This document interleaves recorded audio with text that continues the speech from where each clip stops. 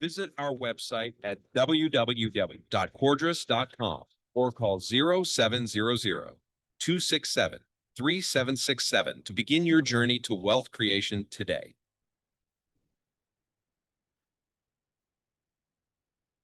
When your name couldn't open doors, you didn't give up. You made your way in anyway, only to find out that there are many doors you still need to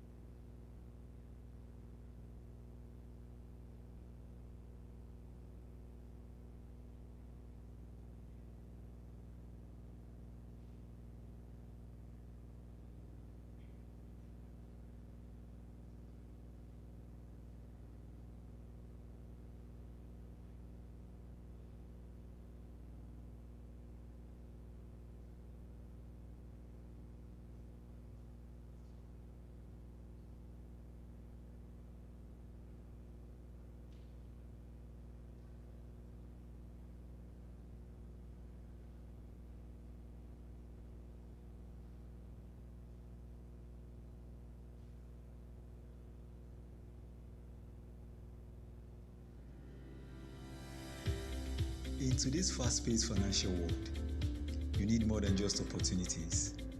You need a partner who understands your goals. At Abuja Securities, we go beyond executing trades. Whether you're looking to grow your wealth through equity trading or seeking expert hands to manage your portfolio, our seasoned team offers tailored portfolio management and strategic advisory services designed just for you. Abuja Securities Limited, your trusted partner in building, managing, and securing your financial future.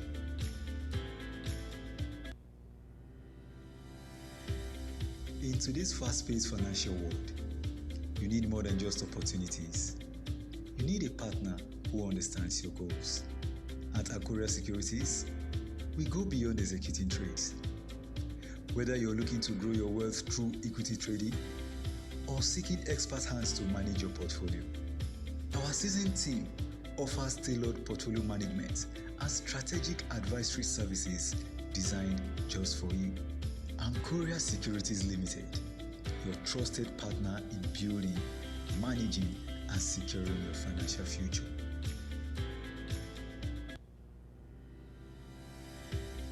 In today's fast-paced financial world, you need more than just opportunities. You need a partner who understands your goals. At Abuja Securities, we go beyond executing trades. Whether you're looking to grow your wealth through equity trading or seeking expert hands to manage your portfolio, our seasoned team offers tailored portfolio management and strategic advisory services designed just for you. Abuja Securities Limited, your trusted partner in building, managing, and securing your financial future. Passion is the secret to extraordinary success, whether in business, sports, the arts, or generally in life. Those who love what they do achieve amazing things. From our humble beginnings in 2004, our passion at APEL has made us one of the leading financial service providers in Nigeria, expanding our business in a way that captures every aspect of your life. APEL Asset Limited is our flagship company specializing in the trading of securities, including shares and bonds. With our flagship online platform, APEL Alpha, anyone with a mobile phone can easily invest in and own a piece of their favorite company. Over time, our customer base have trusted our services to bring their goals and dreams to life. Great, right? APEL Capital Registrars Limited helps you effectively manage a record of shareholdings in your favorite companies. Using world-class data management, we ensure you can easily claim your dividends and maintain accurate records of your shares across various companies registered with us. APEL Capital and Trust Limited offers comprehensive trust services that support you and your family from cradle to grave, ensuring that all your dreams are realized, even long after you're gone. And in building wealth for the rest of us, APEL's fund management license gives us the key we need to effectively balance risk and returns to give you industry-leading returns on your investments. Our mission is to offer top-notch wealth management solutions. We use world-class technology and highly trained experts to ensure you get the best financial support. With our passion driving us, APEL is your partner in achieving financial success. APEL, passion for excellent service. Passion is the secret to extraordinary success, whether in business, sports, the arts, or generally in life. Those who love what they do achieve amazing things. From our humble beginnings in 2004, our passion at APEL has made us one of the leading financial service providers in Nigeria, expanding our business in a way that captures every aspect of your life. APEL Asset Limited is our flagship company specializing in the trading of securities, including shares and bonds. With our flagship online platform, APEL Alpha, anyone with a mobile phone can easily invest in and own a piece of their favorite company. Over time, our customer base have trusted our services to bring their goals and dreams to life. Great, right? Apel Capital Registrars Limited helps you effectively manage a record of shareholdings in your favorite companies. Using world-class data management, we ensure you can easily claim your dividends and maintain accurate records of your shares across various companies registered with us. Apel Capital and Trust Limited offers comprehensive trust services that support you and your family from cradle to grave, ensuring that all your dreams are realized, even long after you're gone.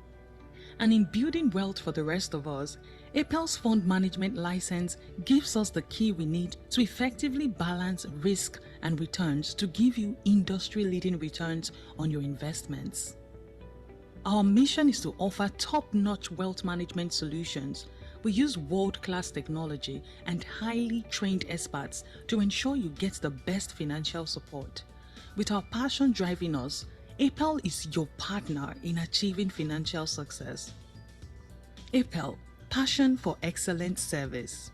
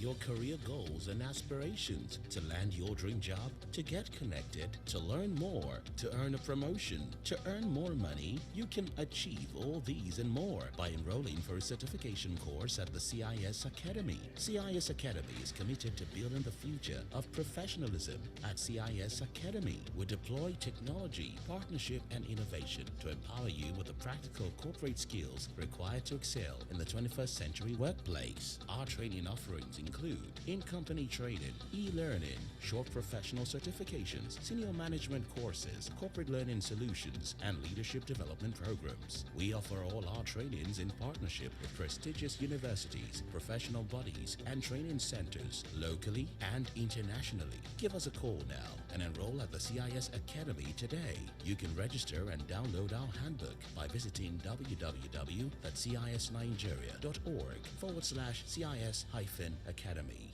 What are your career goals and aspirations? To land your dream job, to get connected, to learn more, to earn a promotion, to earn more money. You can achieve all these and more by enrolling for a certification course at the CIS Academy. CIS Academy is committed to building the future of professionalism. At CIS Academy, we deploy technology, partnership, and innovation to empower you with the practical corporate skills required to excel in the 21st century workplace. Our training offerings include in-company training, e-learning, short professional certifications, senior management courses, corporate learning solutions, and leadership development programs. We offer all our trainings in partnership with prestigious universities, professional bodies, and training centers locally and internationally. Give us a call now and enroll at the CIS Academy today. You can register and download our handbook by visiting www.cisnigeria.org/CIS-Academy. What are your career goals and aspirations? To land your dream job,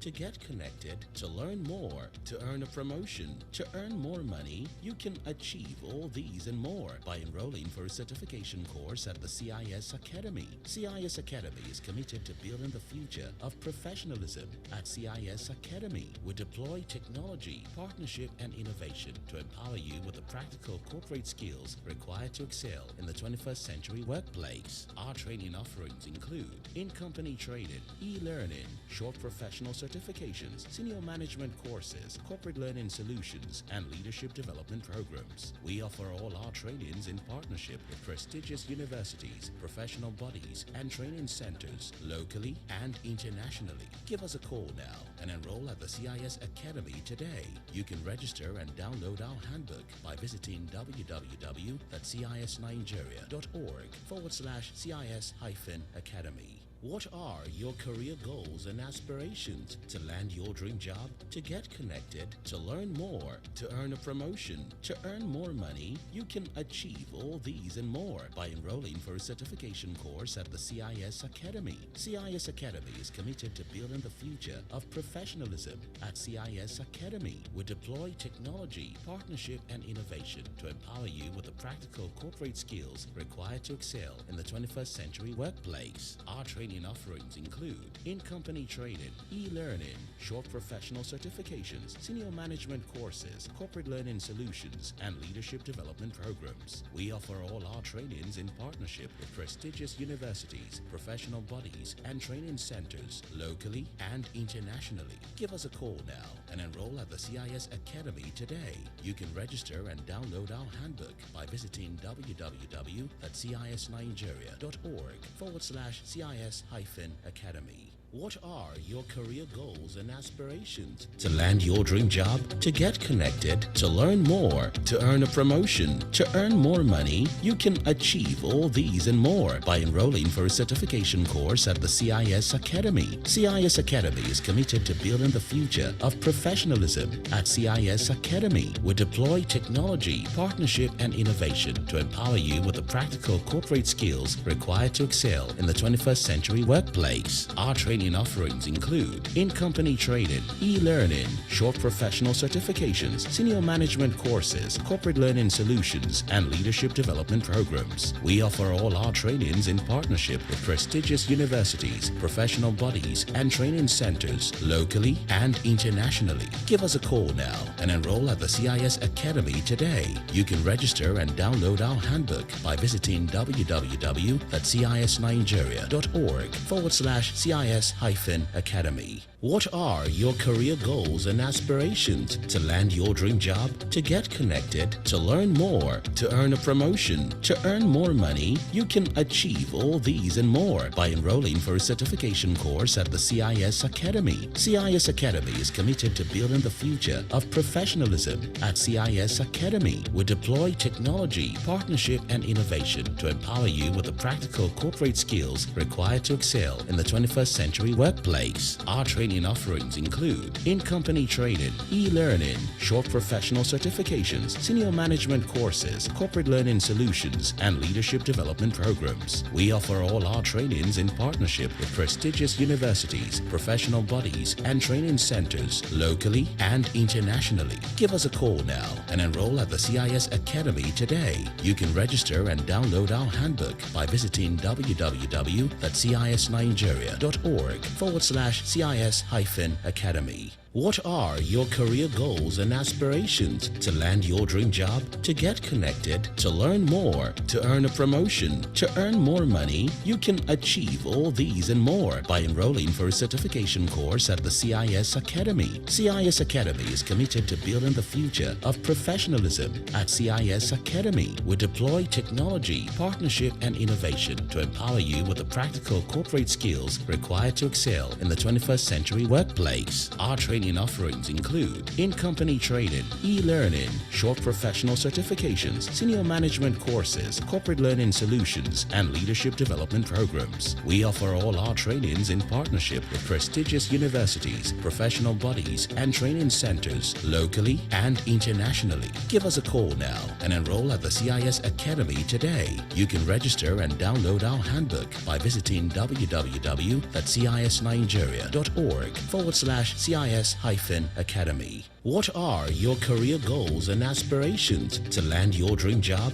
to get connected, to learn more, to earn a promotion, to earn more money? You can achieve all these and more by enrolling for a certification course at the CIS Academy. CIS Academy is committed to building the future of professionalism. At CIS Academy, we deploy technology, partnership, and innovation to empower you with the practical corporate skills required to excel in the 21st century workplace. Our training offerings include in-company training, e-learning, short professional certifications, senior management courses, corporate learning solutions, and leadership development programs. We offer all our trainings in partnership with prestigious universities, professional bodies, and training centers locally and internationally. Give us a call now and enroll at the CIS Academy today. You can register and download our handbook by visiting www.cisnigeria.org/CIS-Academy.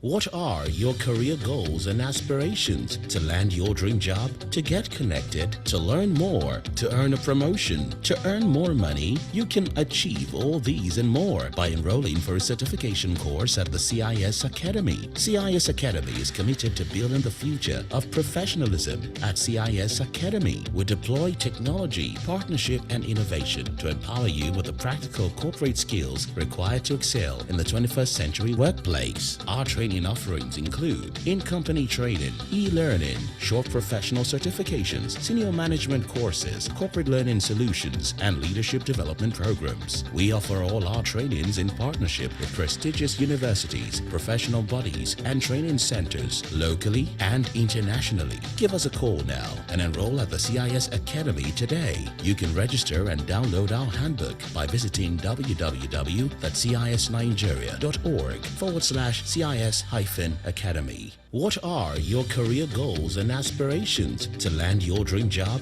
to get connected, to learn more, to earn a promotion, to earn more money? You can achieve all these and more by enrolling for a certification course at the CIS Academy. CIS Academy is committed to building the future of professionalism. At CIS Academy, we deploy technology, partnership, and innovation to empower you with the practical corporate skills required to excel in the 21st century workplace. Our training offerings include in-company training, e-learning, short professional certifications, senior management courses, corporate learning solutions, and leadership development programs. We offer all our trainings in partnership with prestigious universities, professional bodies, and training centers locally and internationally. Give us a call now and enroll at the CIS Academy today. You can register and download our handbook by visiting www.cisnigeria.org/CIS-Academy.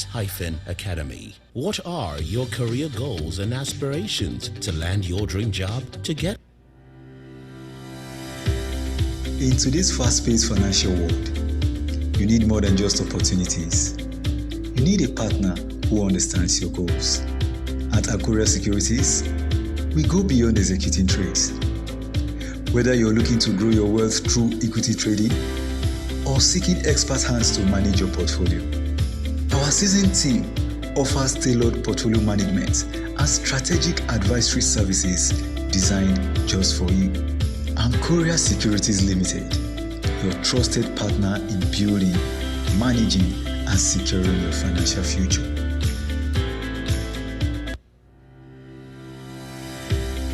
In today's fast-paced financial world, you need more than just opportunities. You need a partner who understands your goals. Passion is the secret to extraordinary success, whether in business, sports, the arts, or generally in life. Those who love what they do achieve amazing things. From our humble beginnings in 2004, our passion at APEL has made us one of the leading financial service providers in Nigeria, expanding our business in a way that captures every aspect of your life.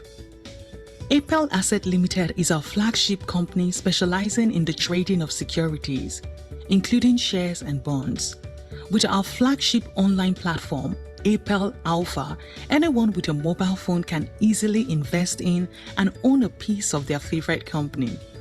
Over time, our customer base have trusted our services to bring their goals and dreams to life. Great, right? APEL Capital Registrars Limited helps you effectively manage a record of shareholdings in your favorite companies. Using world-class data management, we ensure you can easily claim your dividends and maintain accurate records of your shares across various companies registered with us.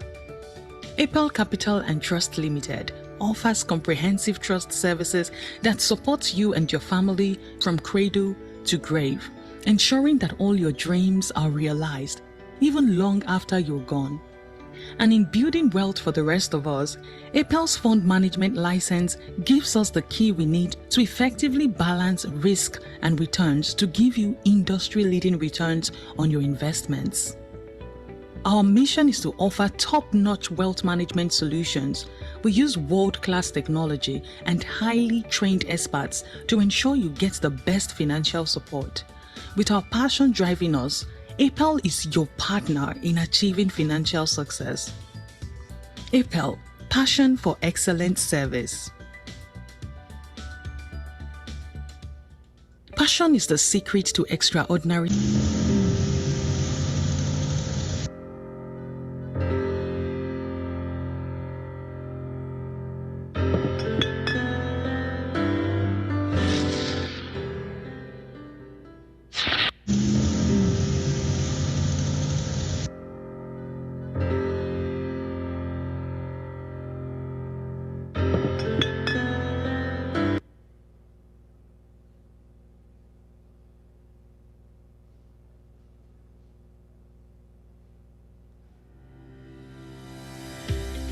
In today's fast-paced financial world, you need more than just opportunities. You need a partner who understands your goals. At Abuja Securities, we go beyond executing trade. Passion is the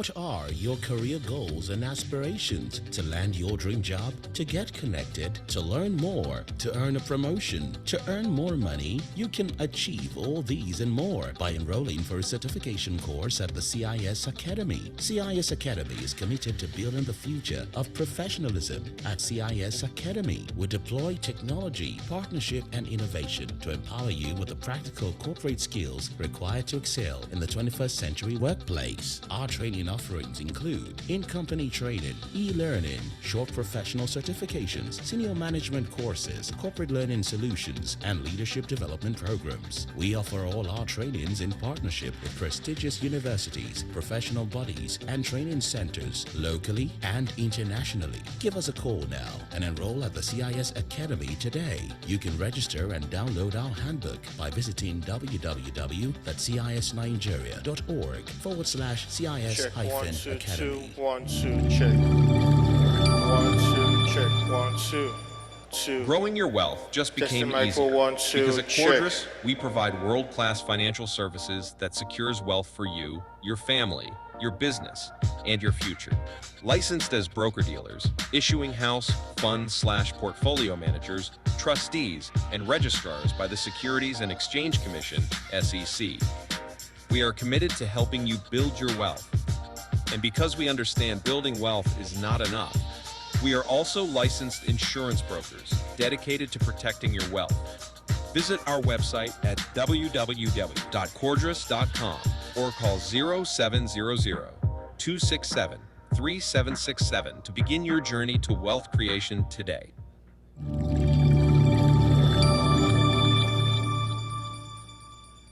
When your name couldn't open doors, you didn't give up. You made your way in anyway, only to find out that there are many doors you still need to open. So you work hard to get the keys until your name began to open doors. Let Meristem help you keep the doors open for generations to come. Meristem, let's grow wealth for you.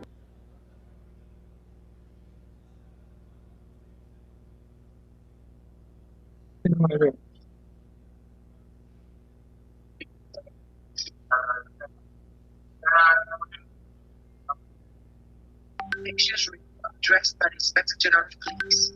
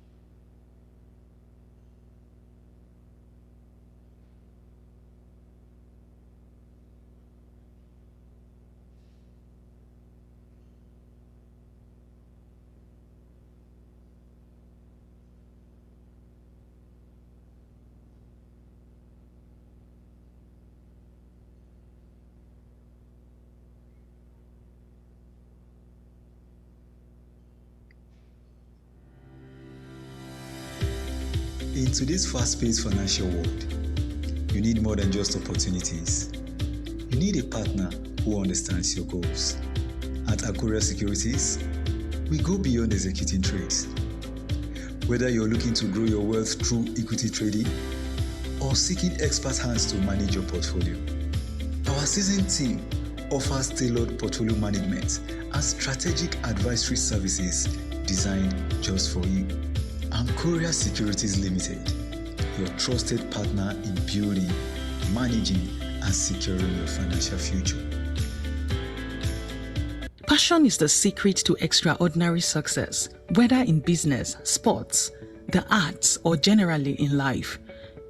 Those who love what they do achieve amazing things. From our humble beginnings in 2004, our passion at APEL has made us one of the leading financial service providers in Nigeria, expanding our business in a way that captures every aspect of your life. APEL Asset Limited is our flagship company specializing in the trading of securities, including shares and bonds. With our flagship online platform, APEL Alpha, anyone with a mobile phone can easily invest in and own a piece of their favorite company. Over time, our customer base have trusted our services to bring their goals and dreams to life. Great, right? APEL Capital Registrars Limited helps you effectively manage a record of shareholdings in your favorite companies. Using world-class data management, we ensure you can easily claim your dividends and maintain accurate records of your shares across various companies registered with us. APEL Capital and Trust Limited offers comprehensive trust services that support you and your family from cradle to grave, ensuring that all your dreams are realized, even long after you're gone. And in building wealth for the rest of us, APEL's fund management license gives us the key we need to effectively balance risk and returns to give you industry-leading returns on your investments. Our mission is to offer top-notch wealth management solutions. We use world-class technology and highly trained experts to ensure you get the best financial support. With our passion driving us, APEL is your partner in achieving financial success. APEL, passion for excellent service.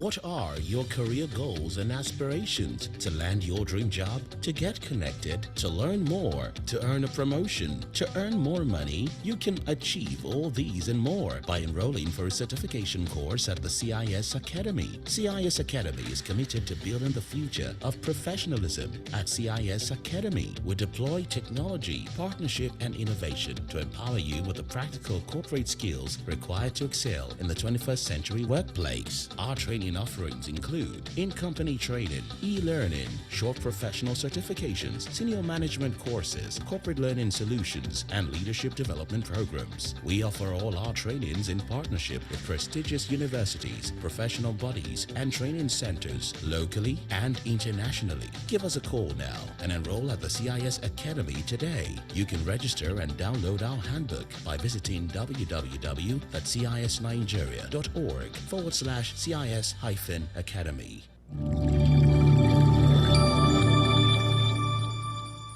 Growing your wealth just became easier because at Cordris, we provide world-class financial services that secures wealth for you, your family, your business, and your future.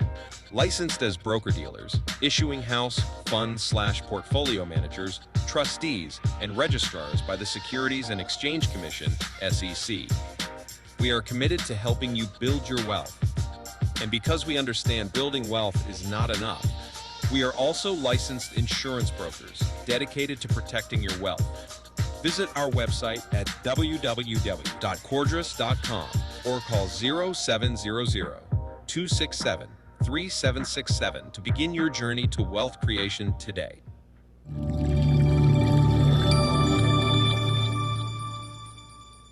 When your name couldn't open doors, you didn't give up. You made your way in anyway, only to find out that there are many doors you still need to open.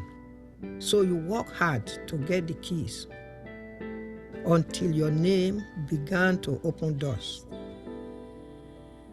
Let Meristem help you keep the doors open for generations to come. Meristem, let's grow wealth for you.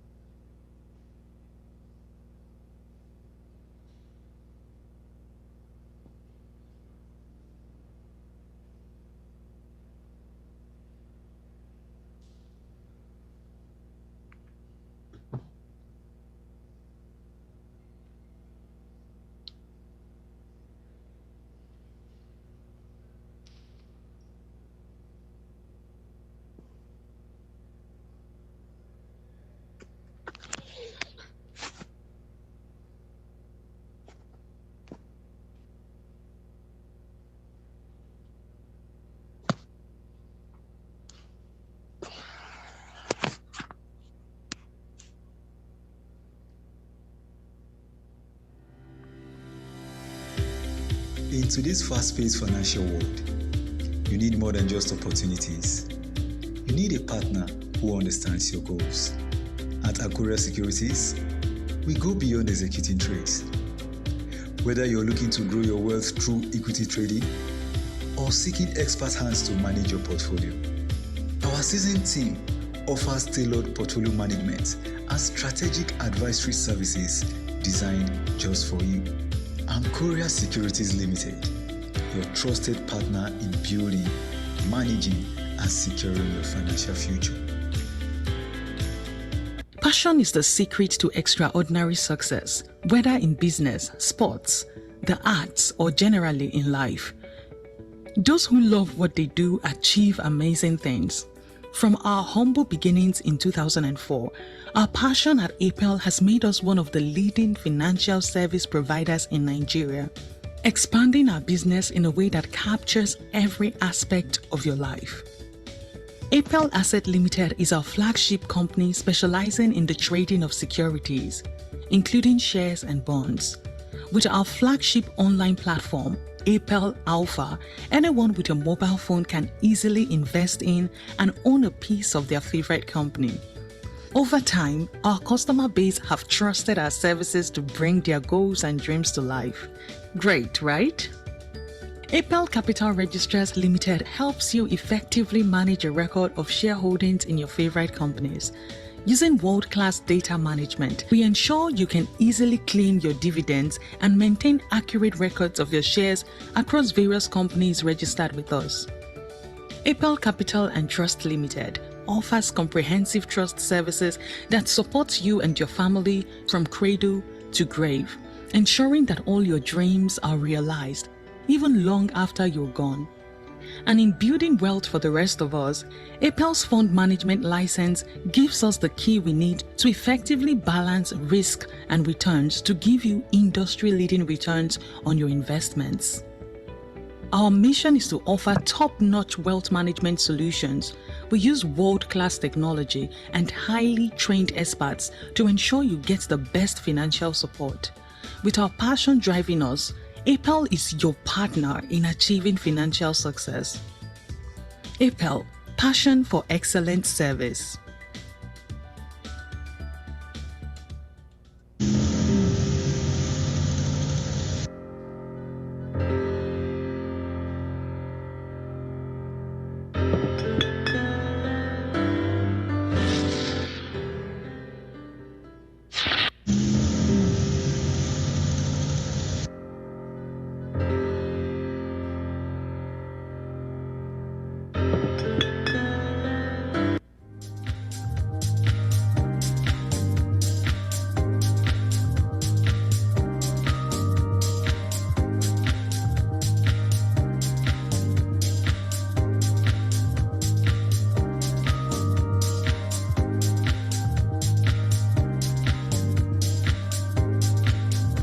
What are your career goals and aspirations? To land your dream job, to get connected, to learn more, to earn a promotion, to earn more money? You can achieve all these and more by enrolling for a certification course at the CIS Academy. CIS Academy is committed to building the future of professionalism. At CIS Academy, we deploy technology, partnership, and innovation to empower you with the practical corporate skills required to excel in the 21st century workplace. Our training offerings include in-company training, e-learning, short professional certifications, senior management courses, corporate learning solutions, and leadership development programs. We offer all our trainings in partnership with prestigious universities, professional bodies, and training centers locally and internationally. Give us a call now and enroll at the CIS Academy today. You can register and download our handbook by visiting www.cisnigeria.org/CIS-Academy.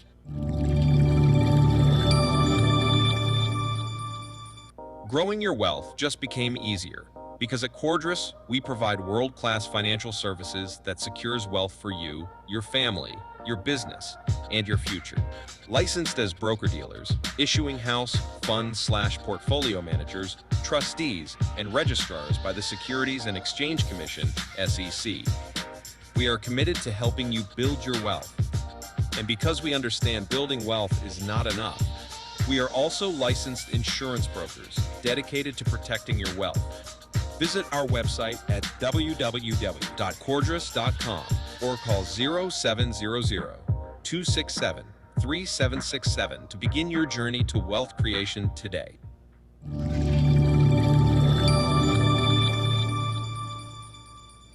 When your name couldn't open doors, you didn't give up.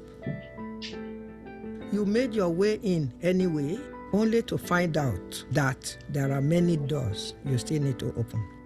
So you work hard to get the keys until your name began to open doors. Let Meristem help you keep the doors open for generations to come. Meristem, let's grow wealth for you.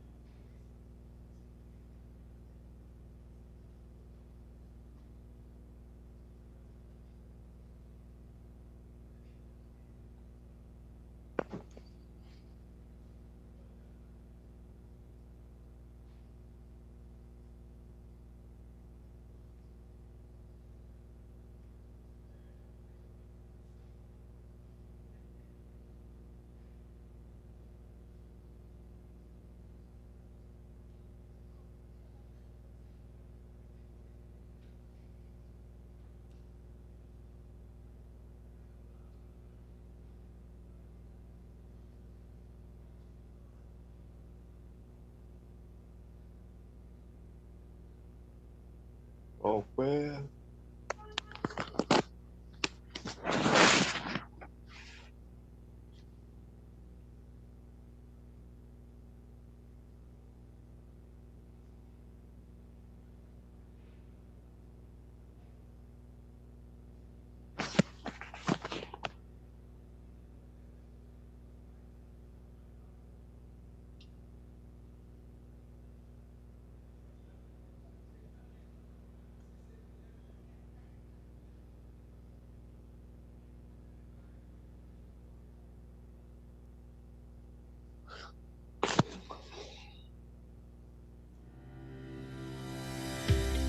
In today's fast-paced financial world, you need more than just opportunities.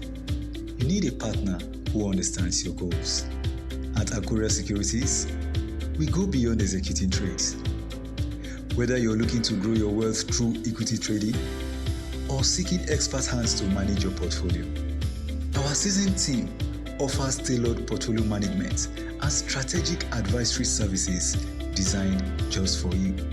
Abuja Securities Limited, your trusted partner in building, managing, and securing your financial future.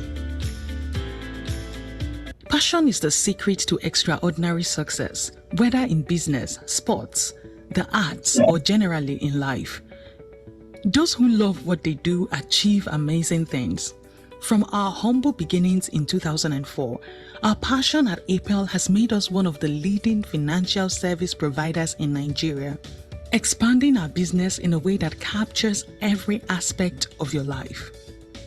APEL Asset Limited is our flagship company specializing in the trading of securities, including shares and bonds.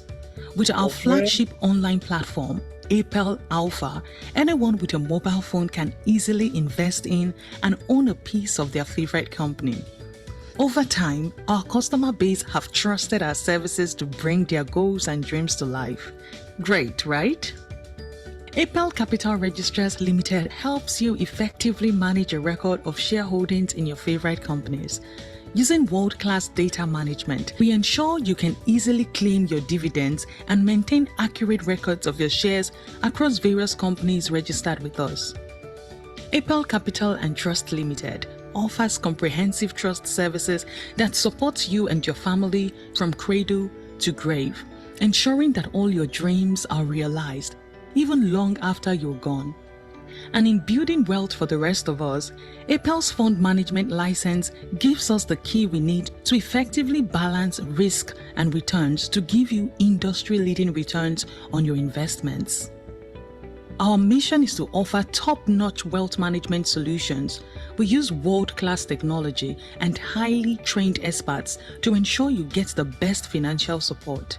With our passion driving us, Apel is your partner in achieving financial success. Apel, passion for excellent service.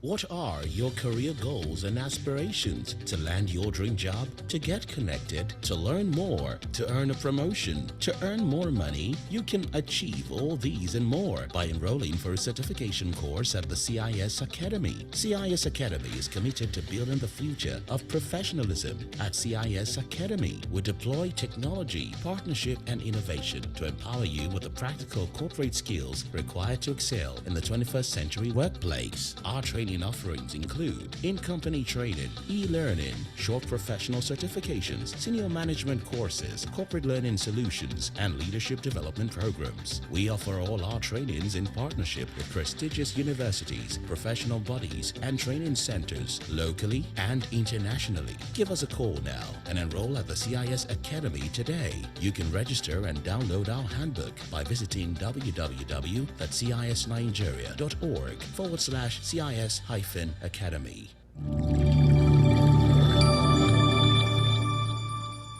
Growing your wealth just became easier because at Cordris, we provide world-class financial services that secures wealth for you, your family, your business, and your future.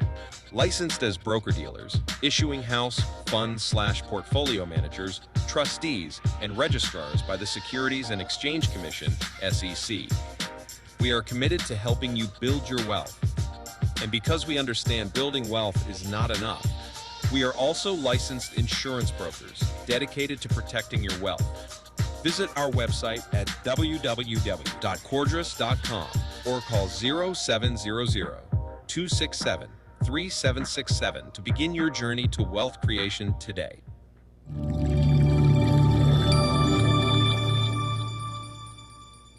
When your name couldn't open doors, you didn't give up.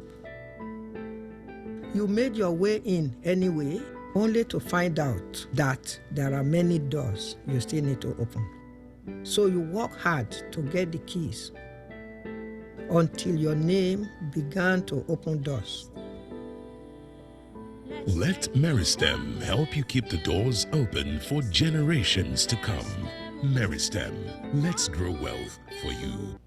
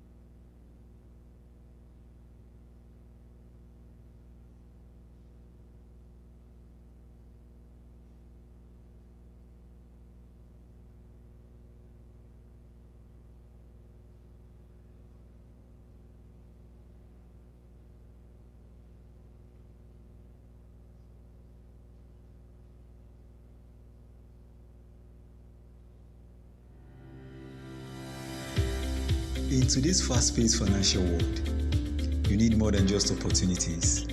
You need a partner who understands your goals. At Abuja Securities, we go beyond executing trades. Whether you're looking...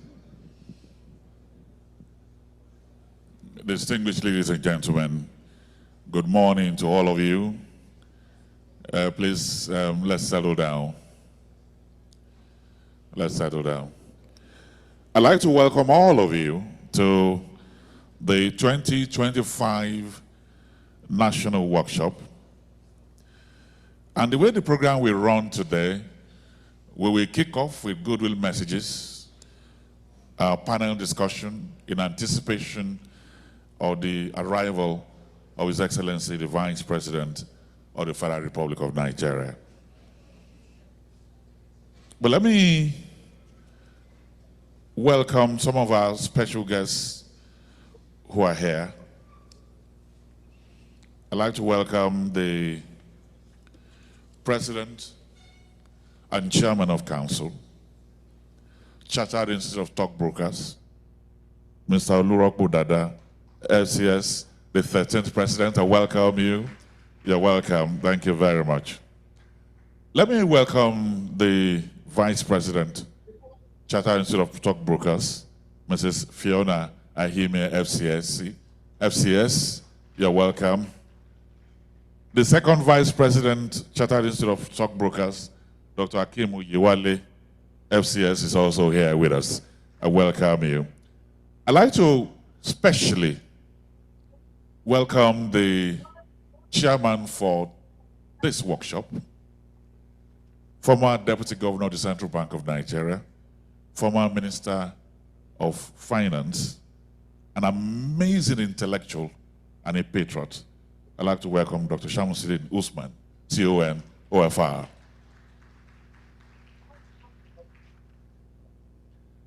Mr. Ayorinde Adeonikpekun, FCS, Registrar and Chief Executive of the Institute, is also here with us. I welcome you. Thank you very much. Thank you. I'd like to welcome the past presidents that are here. Mr. Henry Olayemi, past president of the Institute, 2003 to 2006. Mr. Ariyo Olusekun, FCS, past president, 2012 to 14. Mr. Oluwaseyi Abe, FCS, MNI, past president, 2015 to 2018. I welcome you.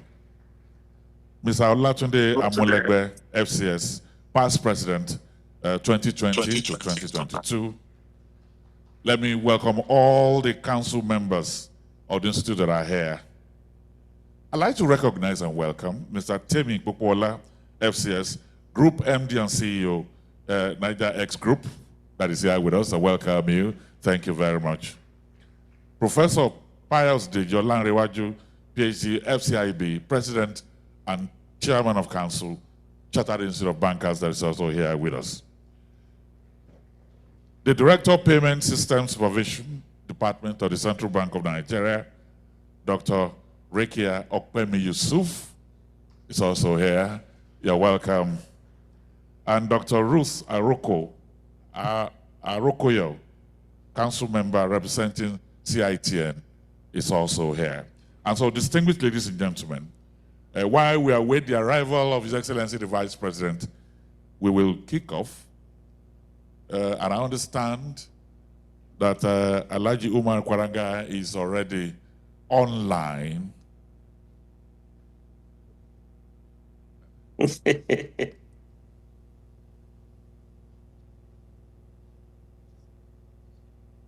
The director, the DG of SEC, Dr. Ebemutimi Agama, is also here. I didn't see you. You're welcome, sir. You're welcome.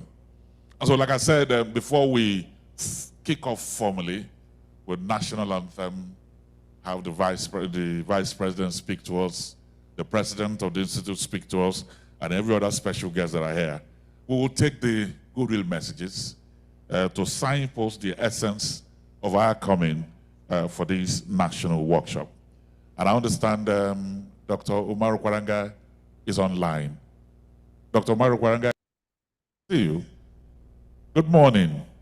Thank you very much, the MC. I hope you can hear me. Okay, we can hear you. We can hear Thank you. you very much. Okay. Let me stand on protocol and apologize for not being there physically, but I'm there in spirit, and I'm totally in support of our CIS.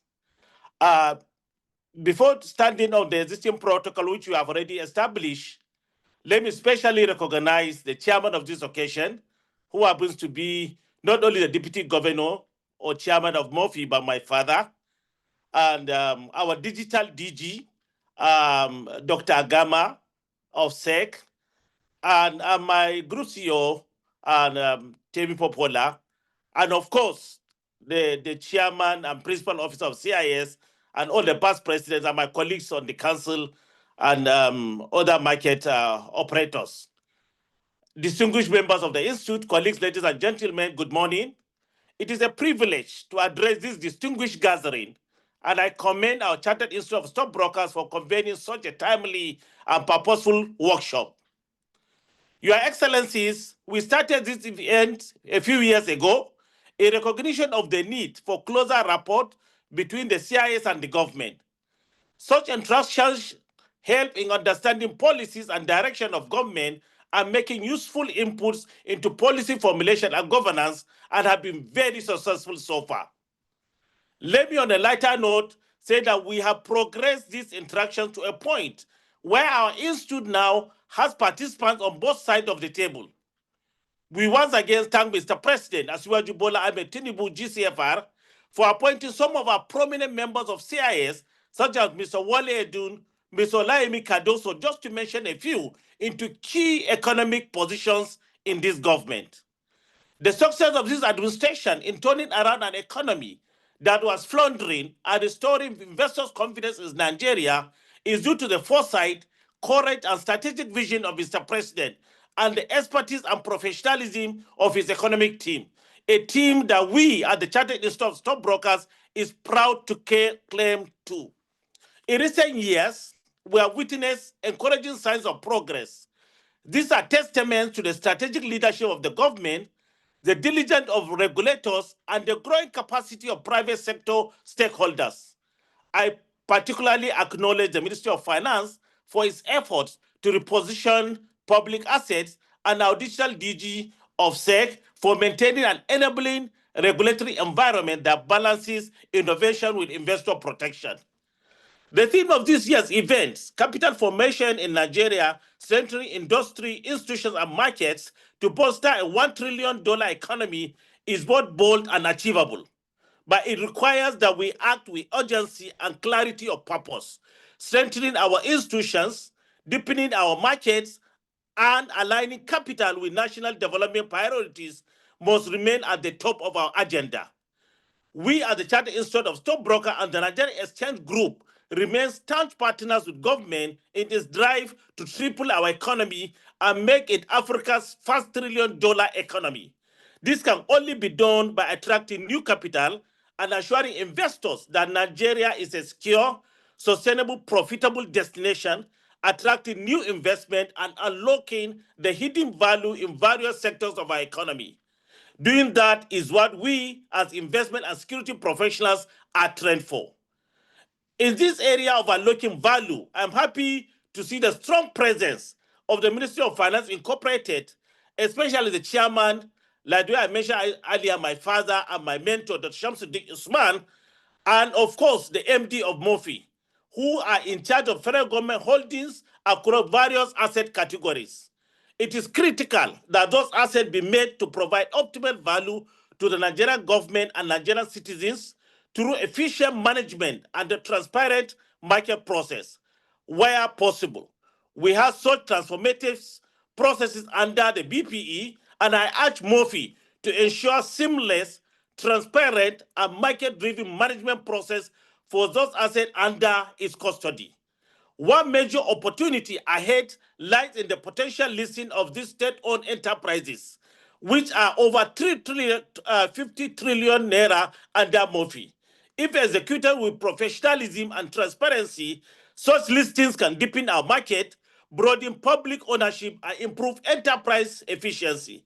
However, this must be done in close collaboration with institutions like the BP, as I mentioned earlier, which are underpinned by globally accepted standards and a commitment to long-term value creation.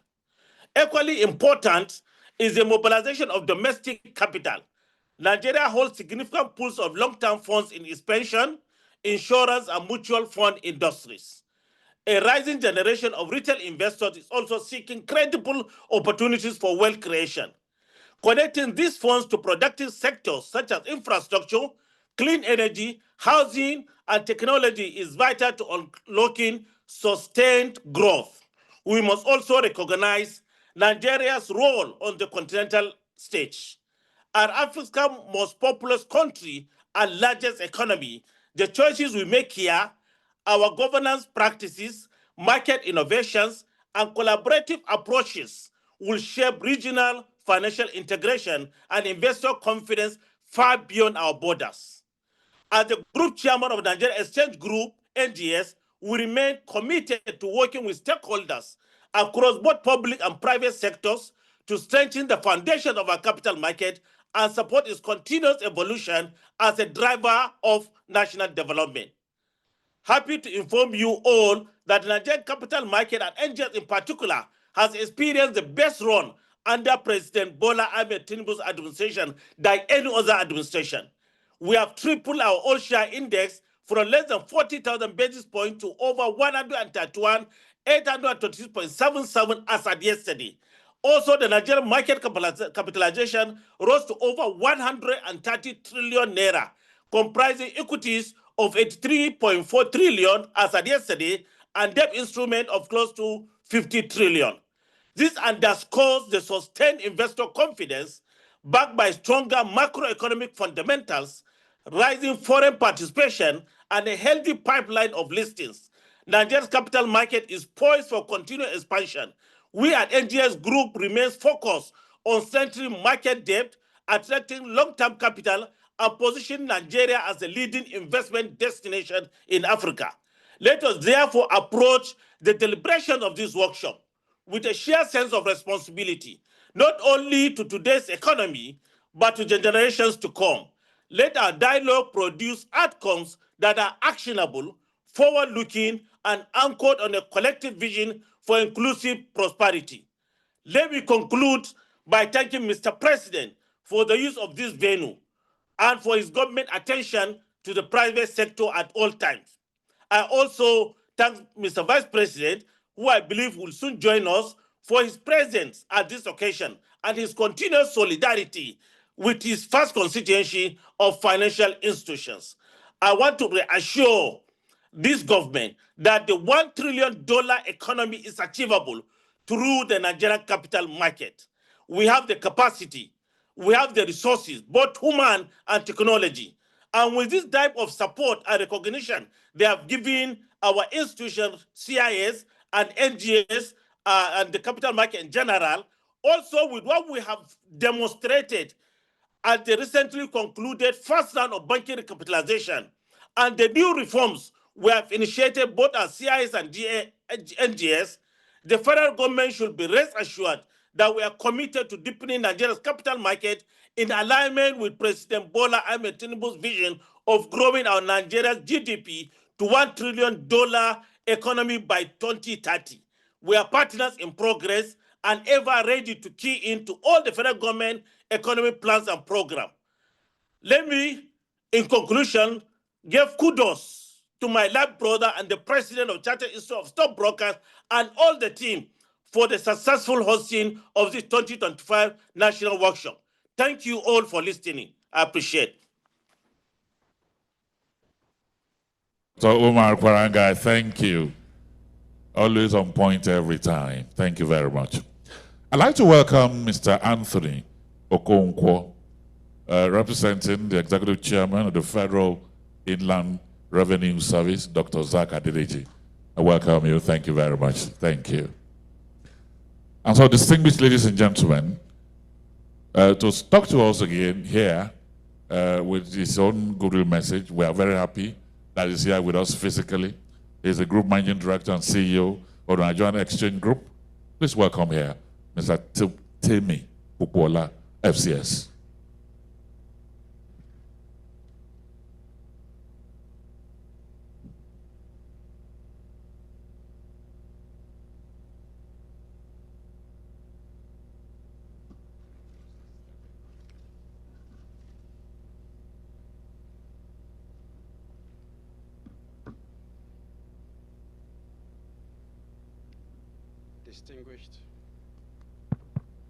Distinguished ladies and gentlemen, good morning. And let me please stand on the protocols that have been established already. I bring you very warm greetings on behalf of Nigerian Exchange Group PLC, and I thank the Chartered Institute of Stockbrokers for convening this very important gathering. I also acknowledge the remarks of our group chairman, who you've just listened to, whose leadership continues to shape the strategic direction of our institution. This workshop reflects the Institute's enduring commitment to developing talent and enhancing professionalism in Nigeria's capital market. As long-standing partners, CIS and the NGX Group have worked together closely to foster a resilient market ecosystem anchored in innovation, transparency, and investor trust, all also under the very able leadership of our market regulators, ably led by the DG here present, Dr. Imomotimi Agama. Today, I speak not just with goodwill, but with a lot of optimism. The Nigerian capital market is currently experiencing renewed momentum, and this is not by chance. It is the result of deliberate reforms, strong macroeconomic signals, and the accelerated development of technology across our market infrastructure. Through platforms like the NGX Digital Gateway, we have made it easier and faster for investors and issuers to access the market. As of today, the gateway has facilitated over 2 trillion naira in primary market transactions, with increasing uptake across banks, fintechs, and issuers. This is already translating into stronger liquidity, deeper participation, and record-breaking volumes across the exchange.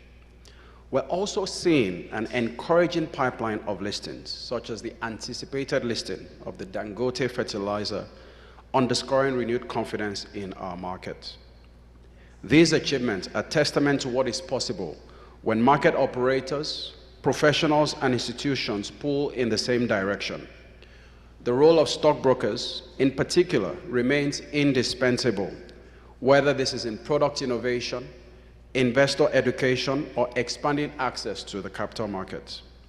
As NGX continues to drive its growth and transformation agenda, we remain committed to working very closely with the CIS to strengthen market capacity and to position Nigeria as a destination for long-term capital. In closing, I encourage all participants to make the most of this workshop. Engage, learn, challenge assumptions, and live with renewed conviction about our joint role in shaping the future of our markets.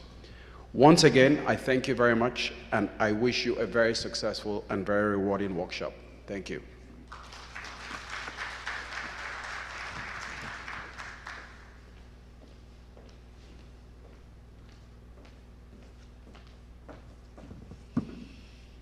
Thank you very much. Lucid, straight to the point, inspiring. We appreciate you. And while he was speaking, His Excellency, the Governor of Plateau State, looking absolutely dapper in his suit. You look like a banker now. His Excellency, Caleb Mufwang, also walked in here. Your Excellency, I welcome you. Thank you very much. Thank you. Let me also recognize the Accountant General of the Federation, Shamsuddin Babatunde Ogunjimi. Where are you, sir? The Accountant General of the Federation. Ah, okay. I think you should have been somewhere in front here. I welcome you. And so, without much ado, Your Excellencies, distinguished ladies and gentlemen, let me invite the Accountant General of the Federation. Doctor, do I put doctor? Okay, Dr. Shamsuddin Babatunde Ogujimi to please step forward here for his goodwill message.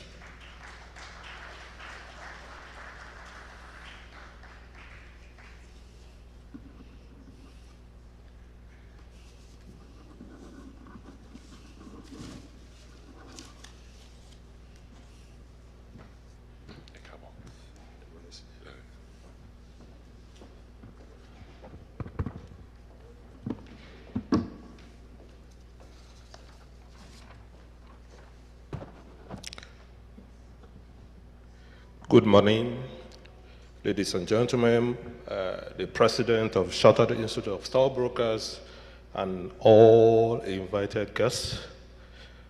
It is my pleasure, and also, sorry, the executive governor of Plateau State. It is my sincere pleasure of being part of this national workshop. Even as a stockbroker, this is my institute. I really appreciate your invitation for being here. I would like to join all Nigerians in expressing my profound first condolence to the President of the Federal Republic of Nigeria and the entire family of our late ex-president, President Muhammadu Buhari, GCFR. May Allah grant him Al-Jannah Firdaus. Amen. It gives me a pleasure to stand before you. This distinguished gathering of financial experts, policymakers, and industry leaders at this pivotal workshop with the theme, Capital Formation in Nigeria, Strengthening Industry, Institutions, and Markets to Bolster a $1 trillion economy. It is not only timely, but also critical as we collectively chart a renewed course towards sustainable economic growth and development.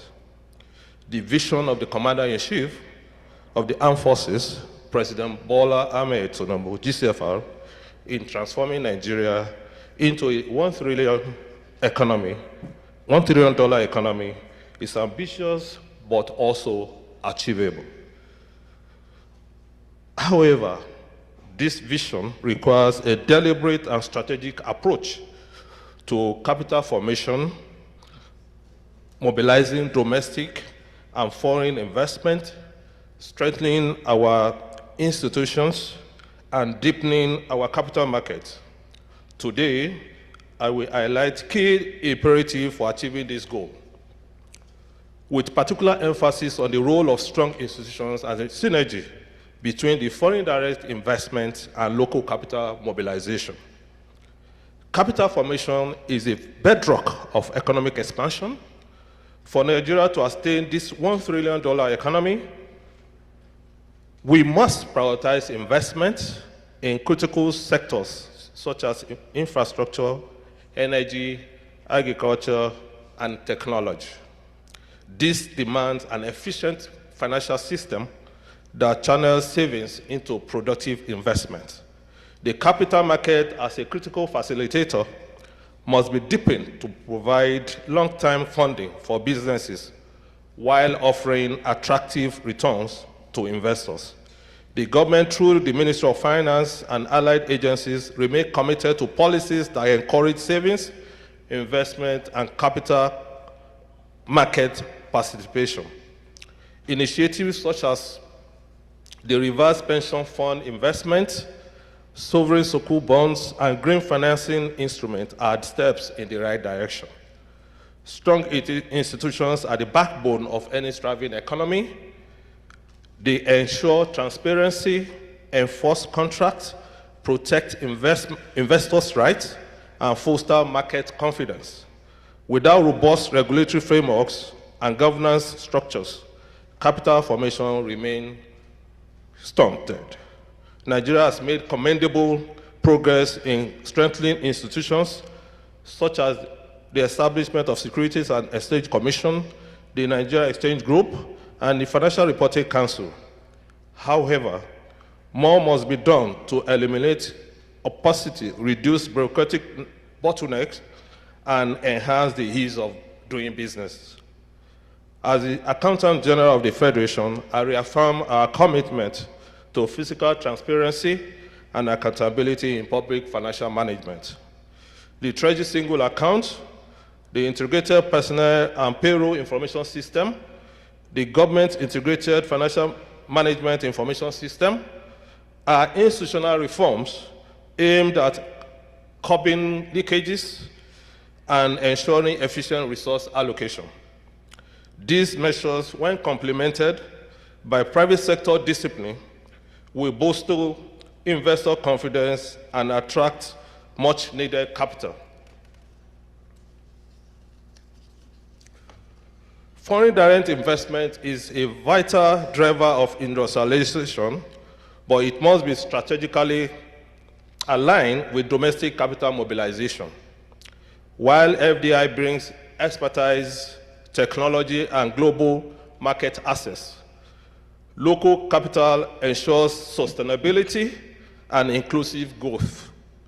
To attain FDI, to attract FDI, Nigeria must address institutional deficits, improve security, and maintain stable macroeconomic policies. Simultaneously, we must empower local investors through tax incentives, access to credit, and capital market motivations and innovations. The recent reforms in Tax Act 2025, Company and Allied Matter Act, and the Finance Act are designed to stimulate private sector participations. Moreover, initiatives like the Nigerian Commodity Exchange and the Development Bank of Nigeria must be optimized to de-risk investment and support small and medium-scale enterprises, which are the engine of industrialization. Ladies and gentlemen, the journey to a $1 trillion economy is a collective responsibility. The government will continue to provide the enabling environment, but the private sector, especially the financial market stakeholders, must lead the change in capital formation. I urge the Chartered Institute of Stockbrokers to champion investor education, promote ethical practices, and advocate for policies that deepen market liquidity. Together, we can build a resilient economy where industry, institutions, and market strive harmoniously. Thank you for your attention, and I wish you fruitful deliberation. Thank you very much. Thank you very much. Thank you, the Accountant General of the Federation, and thank you for the commitment of your institution. We appreciate you. Thank you very much. Thank you. I'd like to welcome here the MD CEO, Ministry of Finance Incorporated, Dr. Armstrong Ume Takand, here with us. Welcome you. Thank you very much. Also here is the Executive Commissioner, Securities and Exchange Commission, Mr. Bola Ajomale, also here with us. I welcome you. Thank you very much. Mr. Lunge Egwarikale, FCS, MD NASDI, is also here with us. I welcome you, sir. Thank you very much. Mr. Akeredolu, MD CEO, Lagos Commodity Exchange, you're welcome, sir. Thank you for being part of this event this year. Let me recognize and welcome Mr. Haruna Jalo Waziri, FCS, MD CEO, CIS, is also here with us. Thank you very much, sir. You're welcome. Mr. Jude Chairmaker, FCS, CEO, NGX, is also here with us. You're welcome. Thank you. And Honorable Mukhtar Umar Zachary, Deputy Chairman, House Committee on Capital Markets, is also here with us. I welcome you. Thank you very much. Excellencies, distinguished ladies and gentlemen, let me welcome here the technical advisor to the President on Economic and Financial Inclusion, also the Executive Secretary of PRISEFI Secretariat Office of the Vice President. Please welcome here for his goodwill message, Nuruddin Abubakar Zaro, PhD.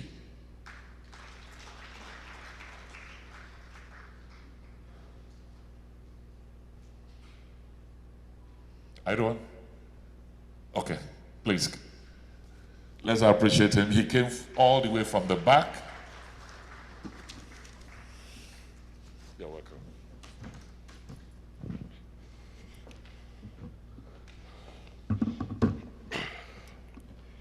Good morning, everyone. Yeah, please, I have a presentation, right? I think there's a presentation there. Okay, good. Good morning, distinguished ladies and gentlemen, Your Excellency, the Executive Governor of Plateau State, His Excellency Barrister Khalef Muftwan, His Excellency so please, can I say that distinguished ladies and gentlemen that are here might know that His Excellency the Vice President of the Federal Republic of Nigeria is expected to be here, but I'm not too sure if his representative is already here. So in terms of protocol, please, the Accountant General, former Minister of Finance, President of the Chartered Institute of Stockbrokers, heads of MDAs, and distinguished ladies and gentlemen, please permit me to stand on the protocol. Whether it has been established or is about to be established, please do permit me for that. Distinguished ladies and gentlemen, yeah.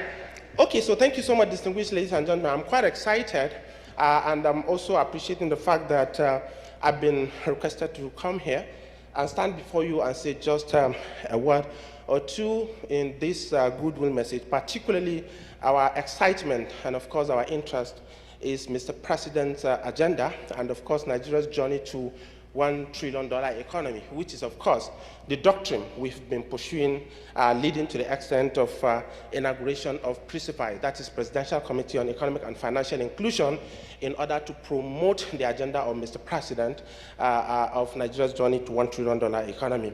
So, ladies and gentlemen, this administration actually signed an ASO Accord on Economic and Financial Inclusion, particularly on 25th of April, 2024. The essence here is to do three things. The Secretariat is actually situated in the Office of the Vice President, which, by his grace, we are actually driving that initiative. And of course, partnership and collaboration with relevant agencies, including Chartered Institute of Bankers, as well as other players within this space, I think become very, very important. That's why our presentation here makes it, timely.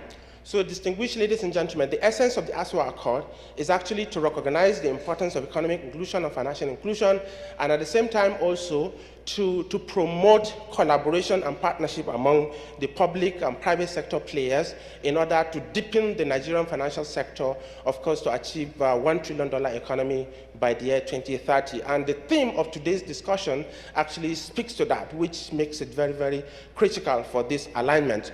So in terms of the financial inclusion space, which we know that is a journey that is, of course, being led by the Central Bank of Nigeria. So at the inception of this administration, it becomes important for us to open also what they call a desk in the State House in order to drive the coordination, to spice what has actually been achieved in Central Bank of Nigeria, which is also a place I have worked, I think, throughout my career. Ladies and gentlemen, this slide is just speaking to just a little bit of the landscape, within the financial inclusion space. We have a number of Nigerians, who are financially included, which as at the last count, which was in December 2023, based on the FINA data, we have 74% of Nigerians are financially included. The flip side, of course, is 26% excluded. Out of the 74%, 10%, of course, are informally included, meaning that we have 64% that are formally served, that are operating within the financial sector. So, and then again, these also numbers are speaking to the opportunity that becomes available. Financial literacy, you are talking about somewhere around 60%. The fact that a lot of Nigerians have enrolled on NIN number with about the last count of 117 million Nigerians enrolled. So, and then again, we also have other challenges because when the National Financial Inclusion Strategy was set somewhere by Central Bank in 2012, we set a target, along in terms of payments, savings, insurance, as well as other sectors. So within that space, the targets that were set, in the implementation done up until last year when the last count was issued, there are still some certain challenges which this administration feels that it brings about the economic inclusion in order to serve as an enabler to financial inclusion. So, distinguished ladies and gentlemen, I think I just have to go straight to the issue because of the timing and all of that. So what we are trying to say here is that a lot of other initiatives are being rolled out by this administration and of course the past administration in order to support Nigeria's journey to $1 trillion economy. But what we are trying to say here is that as for the ASWA Accord, we've been able to come up with a lot of partnership and collaboration leading to the inauguration of the Presidential Committee Secretariat.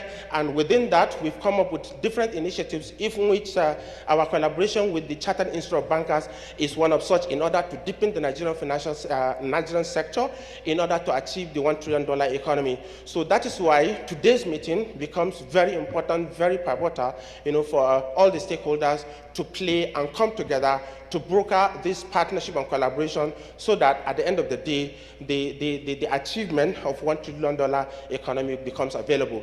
So as you can see, I think we have much less time. So therefore, what is on the PowerPoint presentation might actually be a little bit, wordy. But the summary of it here is that it's about call to action required from all the stakeholders involved, particularly the role of the Chartered Institute of Bankers and the capital market players, so as to deepen the sector in order to achieve the $1 trillion economy. And by that, I assure you of our commitment and support to partner with all the stakeholders in the House. We've been doing that in the past, and we are still planning a lot of things, especially with the president, the current leadership of the Chartered Institute of Bankers and other players, in order to support the achievement of Mr. President's vision towards $1 trillion economy. Thank you so much. Okay, sorry, Chartered Institute of Stockbrokers and of course other players. So thank you so much, distinguished ladies and gentlemen. I think let me pause here so that I can give other people a chance to continue the conversation. Thank you so much once again. Good morning. Thank you. Thank you very much. Thank you. Distinguished ladies and gentlemen, let's appreciate this man. Thank you very much. Thank you. Thank you. Online is the President Emeritus of the Institute, one of the elder statesmen of the Institute, Mr. Lutolamo Bolure. Sir, can you hear me? Yes, I can hear you. Okay, good morning, sir. You're welcome. You're welcome, sir. So the floor is all yours, sir. Good morning. Yeah. All right. Let me start by thanking Dr. Shamsuddin Usman, who has been steady and regular at our workshops. I would also like to thank the governor of Plateau, who was also at our last year's workshop. And then let me stand on the existing protocols. But let me say that a lot of what I wanted to say had been said by the Accountant General, but I cannot expect anything else, as is a member of the Institute. It is the nature of our business. Having said that, let me congratulate the current executive of the Council of the Chartered Institute of Stockbrokers for sustaining this workshop, this annual workshop. And they've taken it to a new height by getting government to actually invite us into the rarefied air of Aso Rock. I think they've done very well, and I hope that it will be sustained. I hope that next year we'll be sitting not only with the vice president, we'll also be sitting with the president. The theme for this year is particularly important in the vision of the president to have a $1 trillion economy. As the Accountant General said, a lot of what will drive us to that station is investment. However, investment does not just happen. It is based on savings. And where can we get savings in Nigeria? We've been building up on the savings infrastructure in Nigeria with the reform of the pension fund, expansion in the insurance space, and even capitalization of banks and institutions like BOI, Bank of Agriculture, and so on and so forth. However, I think we have not spent enough time or effort in developing risk capital formation. Risk capital is so critical because it is the foundation of all investments. Too often, we have focused on providing loans, that is debt finance generally, to businesses in the hope that that will stimulate growth in the economy. Yes, I think it will, but the foundation on which borrowings are built is really risk capital, that is equity. I don't think we have done enough in that space. So I have a paper that will be available to all members, all attendees, that I think that also should be material for us, or at least an instigator for discussions at the plenary sessions. I believe that we can accelerate our journey to the $1 trillion economy if we strengthen our risk capital formation process. You may ask, where will we get the savings in a country where most people are struggling to survive?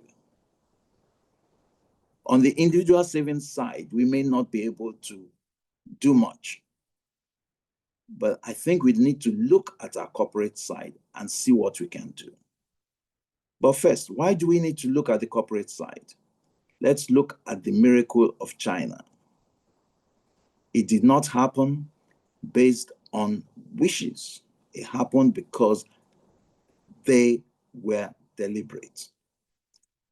Given the structure of the economy and the philosophy or the ideology of China, they knew that the economy will only grow based on investments.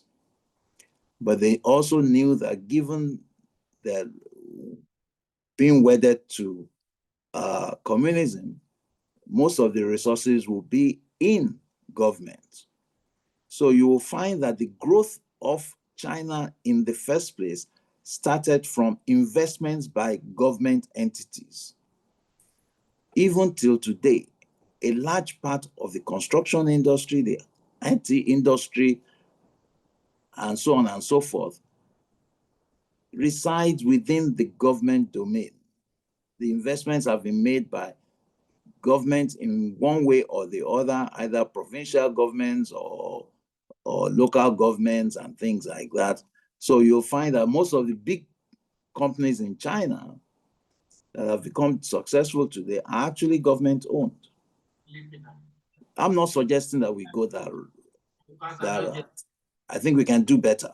We can start by encouraging corporate bodies to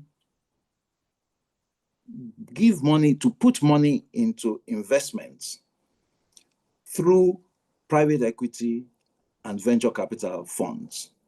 In essence, if we create a domestic venture capital and private equity industry, we will be closer to our $1 trillion economy. Now, why do we need to do that? Because I think that the allocation of funds cannot be left to just anybody.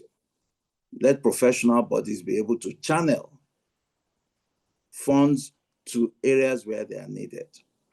My paper sets out and elaborates on all these issues. And I do hope that the plenary session will take a look at it and see whether it's worthwhile for us to adopt. But I have faith that we can change the landscape. The way I say it is that we should be able to allow 1,000 flowers to bloom. And the reason why it'll do that is that anybody with any profitable idea, viable idea, will be able to get the risk capital upon which he can now overlay debt finance. But when all we have in the economy is debt, we are building a risky economy with no base to absorb the risk in the investments. If we have enough risk capital, we can engage in a lot more viable projects. But having said that, let me just quickly say, why do we need to bother about risk capital? One, it's not just the quantum, but because the risk capital is the foundation for every enterprise. The more risk capital we have, the larger the companies we can do, the projects that we can undertake, whether it's infrastructure or in the other industries. And the larger these things are, the easier it'll be for us to scale. And if we scale, it means that we can do a lot more projects, bigger projects than we can do at this time. Today, the venture capital and private equity industry relies heavily on foreign funding. I think by going to our corporate bodies to generate those savings, we can bring about some balance. Foreign investment is good, but like the Accountant General said, it is not inclusive. If we want to really drive the entrepreneurial spirit of our people, they must have access to capital. Two, a lot of diaspora investments in India, for it as an example, was driven by a lot of access to capital when they return to India. We can do the same thing. Our diaspora can come back confident that they have access to risk capital to fulfill their dreams, their entrepreneurial dreams within Nigeria. So it is important that we do that. There are many other benefits to developing a domestic venture capital and private equity industry. For instance, today, there are so many undercapitalized companies that are creating risks to the whole of the financial system. The whole essence of AMCON, or the problems with AMCON and the slow pace of resolution to AMCON problems is, well, partly legal, but partly because we don't have sufficient risk capital to go there and de-risk some of those businesses that have viable business proposition, but there is not enough capital to do it. Again, when venture capital companies and private equity companies invest in a company, they raise the level of corporate governance, which is sometimes the bane of our businesses. And venture capital companies and private equity companies being in a company provides confidence for other investors to come in. And therefore, I would leave us with a hope that this workshop will enable us to take a more comprehensive look at generating capital for the growth of the economy. But we must be balanced. While today there is a lot of debt interventions, BOI, Development Bank of Nigeria, and so on and so forth. Even foreigners are in the game. They're offering all sorts of loans and things like that, but very little risk capital windows exist for people who have bright ideas, but don't have the capital to get it off the ground. I think if we do that, we will multiply and accelerate our journey to the $1 trillion economy. I hope that, the papers will go around and we'll be able to discuss this during the plenary session. But before I close, let me thank the presidency for welcoming this workshop and allowing us into the rarefied grounds of Aso Rock. And while doing this, let me also encourage our National Assembly to please take a look at the draft legislation on Chartered Institute of Stockbrokers. The Chartered Institute of Stockbrokers came into being through legislation. That legislation needs to be updated to ensure that we meet with the realities of today. Thank you very much, and I wish you all fruitful deliberations and expectantly great resolutions that will help our journey to the $1 trillion economy. Thank you very much for listening. Have a great day.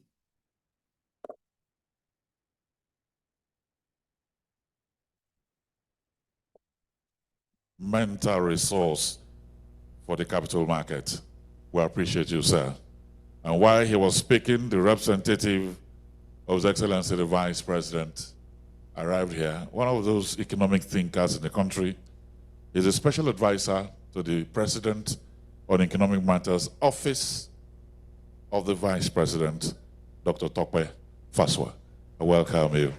Thank you very much. Thank you. And so now that he's here, we will start our event formally as I invite all of us to please rise for the national anthem.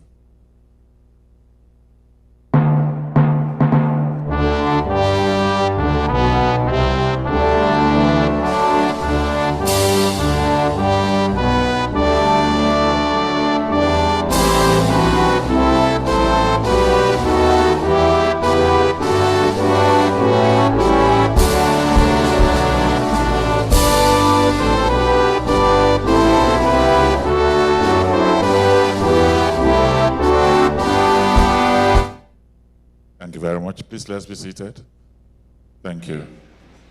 Your Excellency, the Vice President of the Federal Republic of Nigeria, represented here by the Special Advisor to the President on Economic Matters, Dr. Tokwe Faswa. Let me welcome very specially His Excellency, the Governor of Plateau State, His Excellency Caleb Mufwang. Let me welcome very specially the chairman of today's event, former minister, former deputy governor of the Central Bank of Nigeria, Dr. Shamsuddin Usman. Please, let's appreciate him. Thank you. I'd like to welcome the 13th president and chairman of the governing council of the Institute, Mr. Oluropo Dada, FCS. Well, he has risen to step up here. Okay, please sit. Thank you. As I recognize other leaders of the Institute that are here, Mrs. Fiona Ahime, first vice president that is here, Dr. Akim Oyewale, second vice president. Thank you very much. And I welcome all the council members that are here, fellows, professionals, CEOs of capital market companies, all of you. I welcome you to this amazing national workshop. Since 1990, that the Institute has been in existence, it has continued to push the frontiers and bring in issues of national importance to the front burner. And this year, it will be different as we all aim for the $1 trillion economy.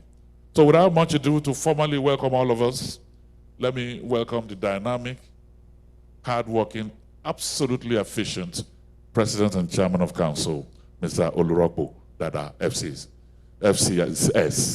You're welcome.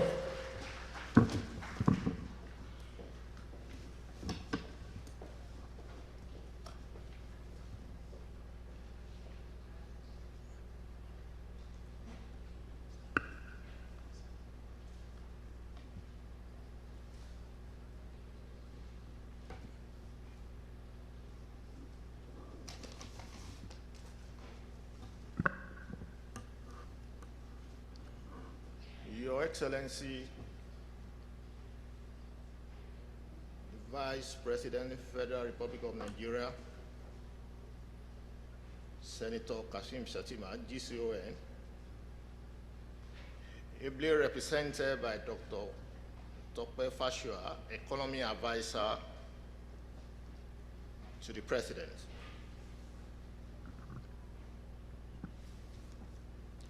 Your Excellency, the Governor of Plateau State, Barrister Caleb Moftak, the Chairman, Senate Committee on Capital Market, ably represented,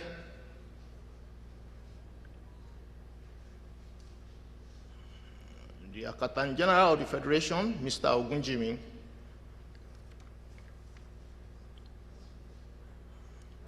our sector regulator and the chief host of this event, Dr. Emomotimi Hagama, FCS, Director General, Security and Exchange Commission, the chairman of this occasion, and our father, Dr. Samsudin Usman, CON OFR.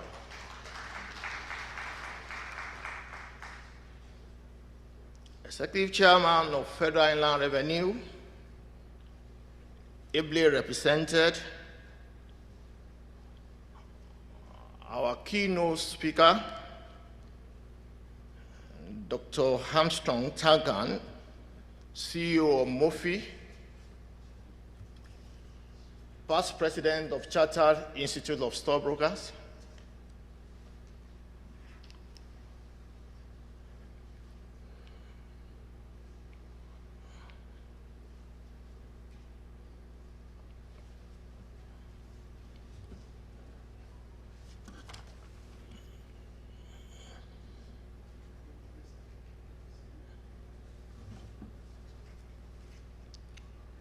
principals, officers, and council members of CIS,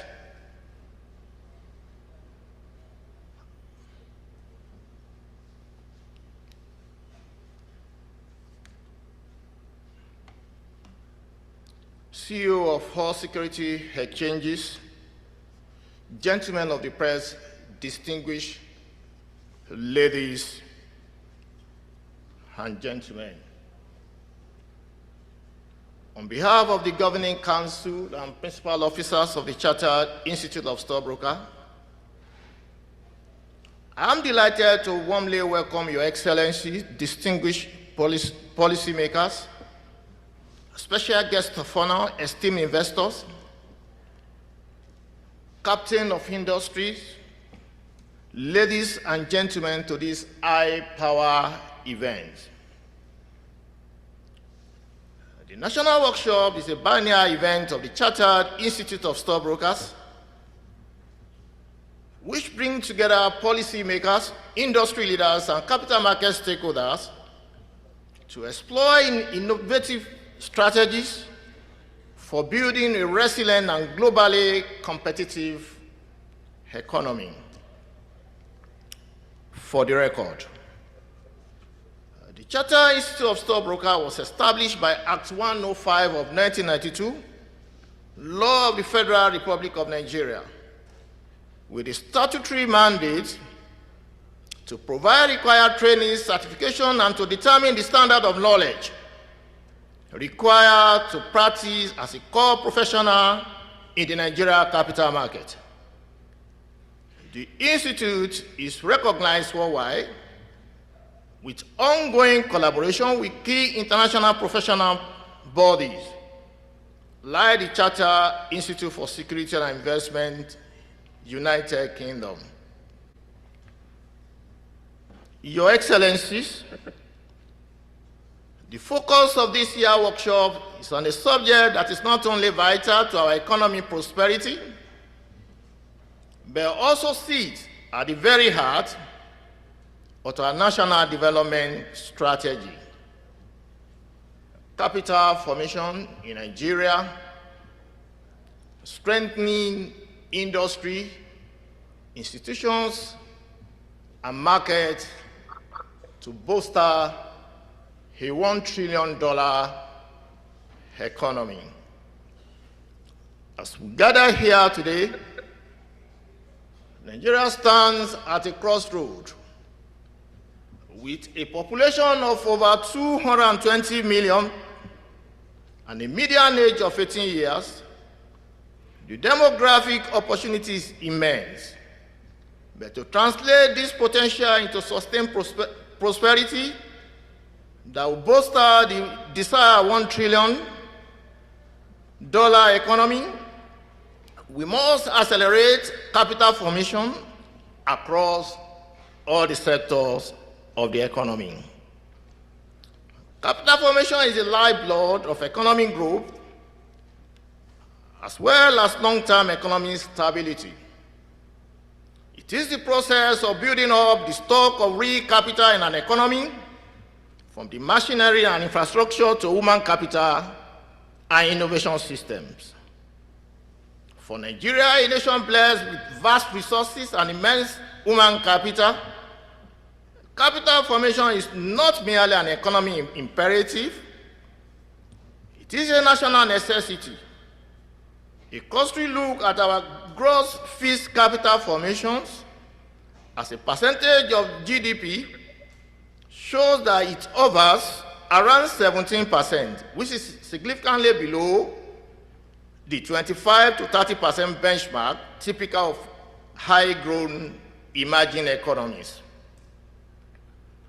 This underperformance limits our capacity to build, to produce, and to compete globally.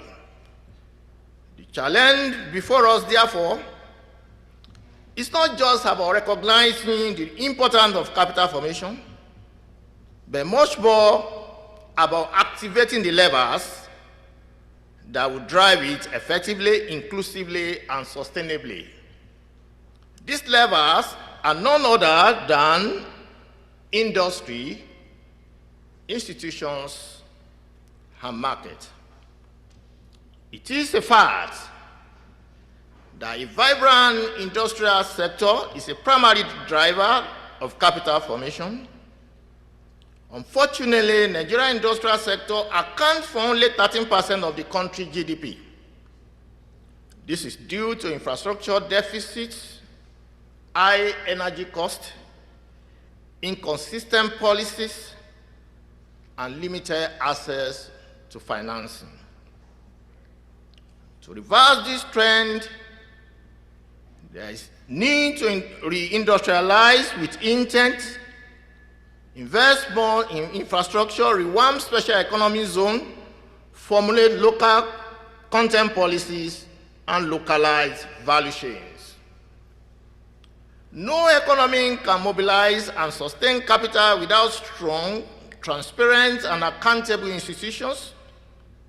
Investors will commit long-term capital where there is an environment of institutional certainty. Some institutions reduce risk, strong institutions reduce risk, protect assets, and signal predictability. In Nigeria, the institutional landscapes need to be reformed in order to curb corruption and enhance governance, strengthen regulatory agencies, and deepen public-private partnership. Capital formation cannot thrive in the absence of efficient markets. Efficient markets are essential for transforming savings into productive investment. Financial markets in particular are crucial in mobilizing domestic savings and directing them to productive investments. In Nigeria, however, financial markets remain underutilized.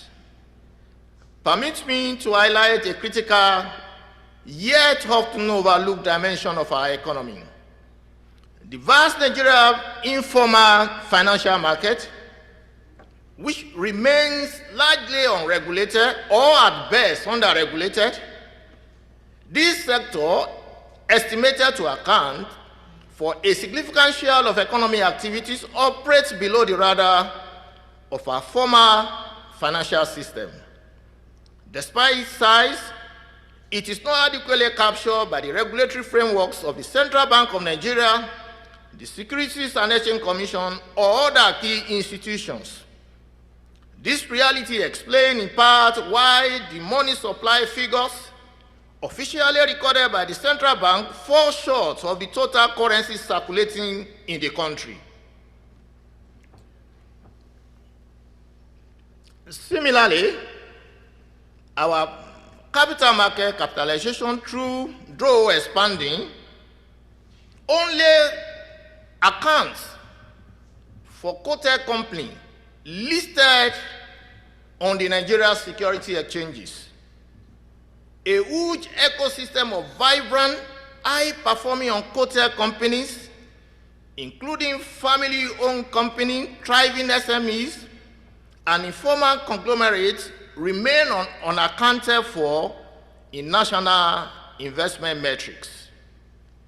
We must also note a turning paradox that many federal government development bonds floated in recent years and be consistently oversubscribed. This trend signals a strong appetite for formal investment instruments.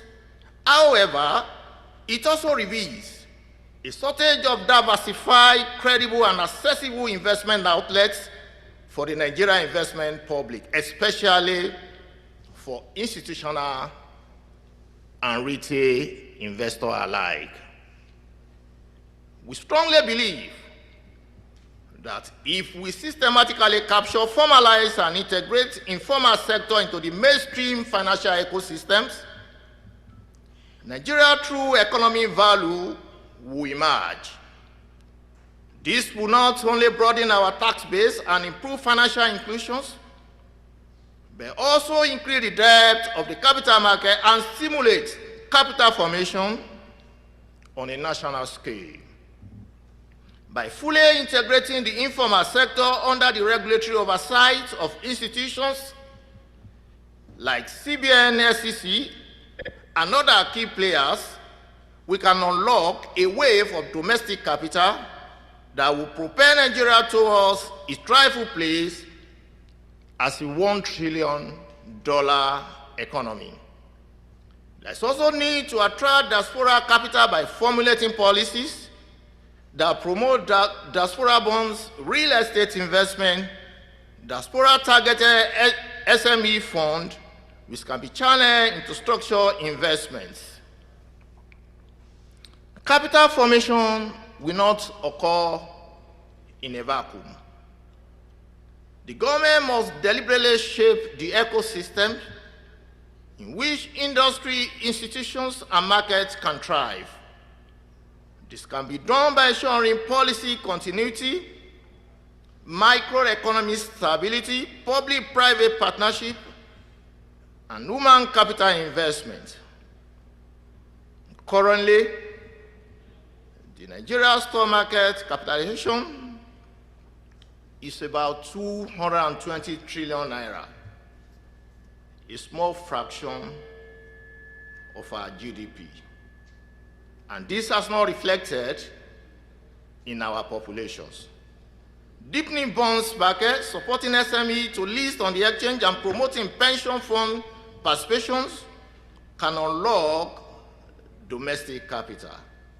Additionally, with pension fund assets of over 20 trillion naira, long-term funds can be channeled into infrastructure bonds and corporate investment if proper frameworks and risk management mechanisms are in place. Your Excellency, distinguished ladies and gentlemen, to conclude, I wish to state that as Nigeria pushes forward toward attaining economic prosperity, there is need to invest more in its stock of real capital to boost a $1 trillion economy that will enhance the productive capacity of the citizens, improving living standards, and ensure sustainable economic development. This year workshop, therefore, will critically dimension the levers that will drive capital formations, from which recommended policy actions will emanate for government and its agencies to consider in creating the required environment that will enable capital to flow freely from businesses to thrive. Thank you all, and God bless the Federal Republic of Nigeria.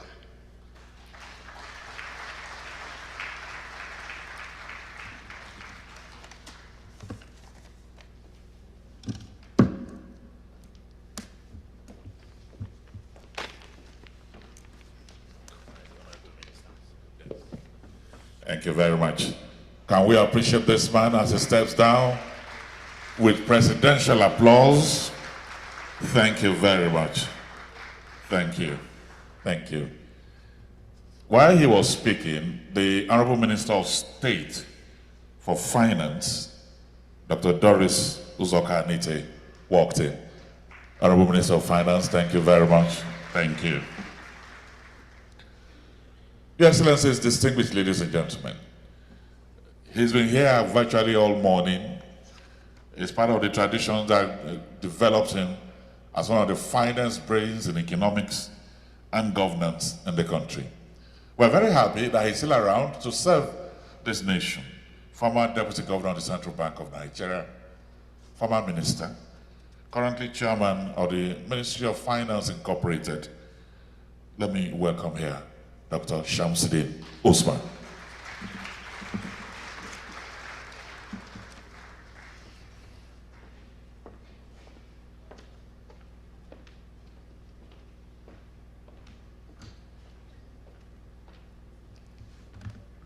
Your Excellency, the Vice President, represented by my good friend, Dr. Tokwe Pashua, Your Excellency, the Governor of Plateau State, Ms. Barrister Caleb Mutwang, I hope I pronounced it better than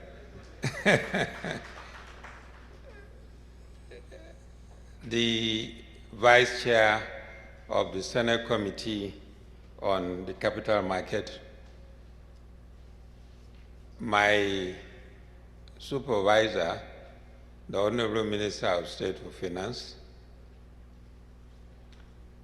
distinguished ladies and gentlemen, it's my great pleasure to be here.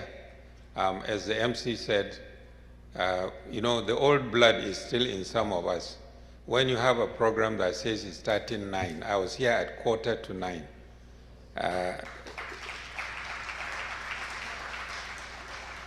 And I asked to speak now. The program has been changed slightly so that I was supposed to speak last. But unfortunately, I have a board meeting taking place starting at 11, but I had pleaded with them that we start at 12, so I don't want to disappoint them as well. But it's even more appropriate that I speak now before the Vice President and before my distinguished MD, Dr. Katang, who is going to be the keynote speaker, so that I do not preempt either the Vice President or the MD of Murphy. So how do I do that? Let me start with some figures. Achieving a number of targets and objectives. The targets say GDP of $900 billion, GDP per capita of 4,000, GDP growth rate of 10 to 11%. In terms then of objectives, institutional, economic, social, political, and environmental reforms that have to support the kind of GDP growth we are talking about. Does that sound familiar to anybody? Well, I think it just shows all of your ages.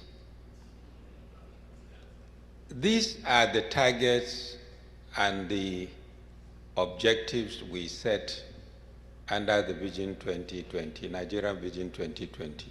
And some of you will recall that I was the, if you like, the prophet, the leading prophet and the leading voice in terms of that exercise, which was put together by some of the best minds that Nigeria ever had. Over 1,500 Nigerians from all walks of life put it together.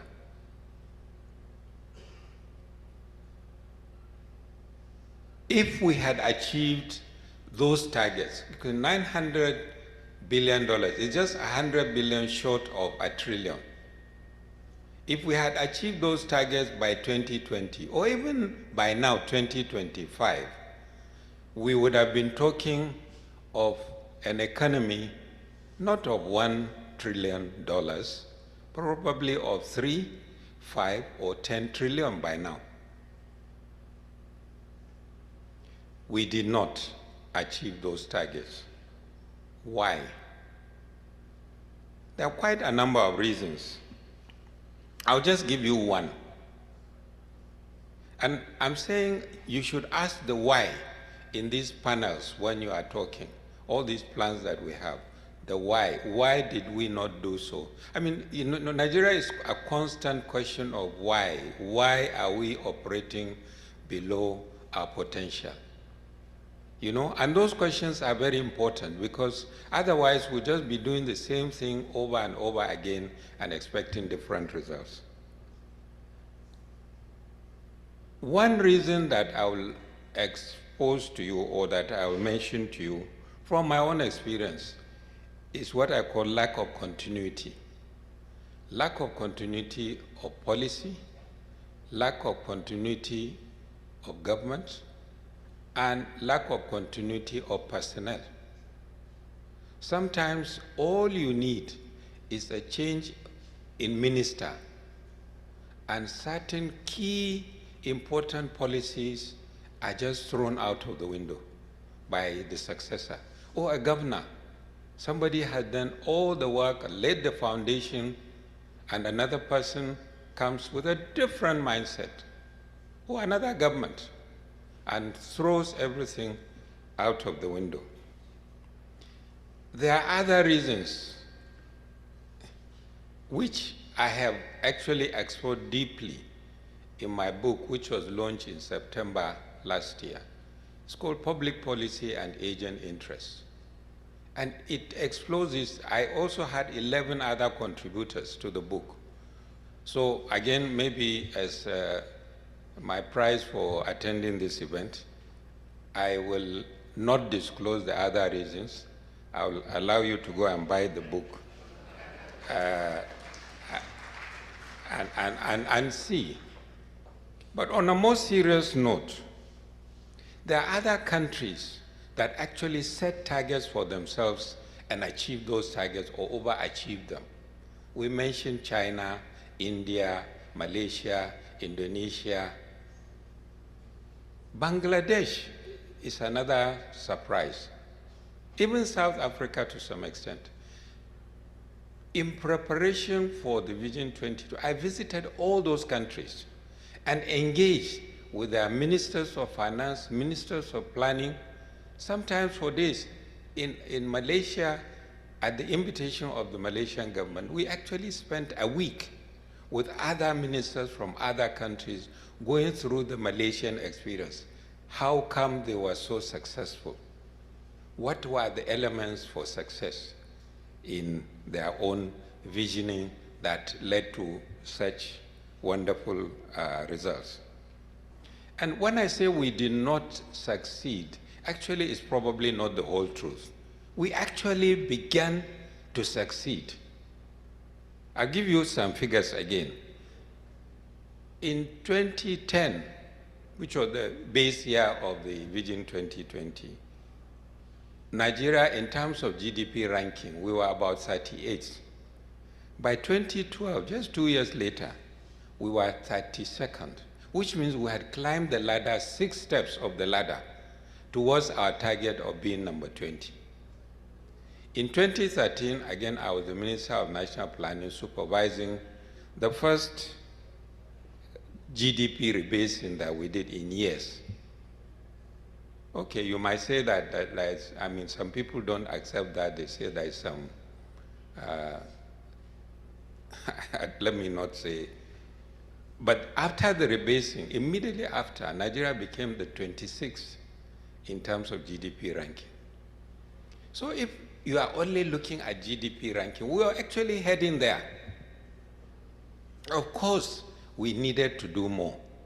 We need to develop the institutions, we need to develop the governance systems, we need to develop the political systems that will support such a big economy. Now, so I'm saying it's more than just GDP positioning.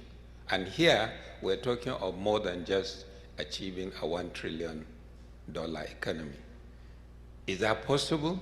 Some people said no. I believe that it is possible to achieve a $1 trillion economy under the President's Renewed Hope agenda. It's challenging, but it's feasible. A lot of elements are needed to be able to achieve this. And again, honestly, I've covered this extensively in the book. But I'll just give you one example, one key one, and I'm happy I've seen that from some of the presentations, especially by the young man, Nuruddin, who is coordinating the effort from the Vice President's office. One key thing is coordinated action.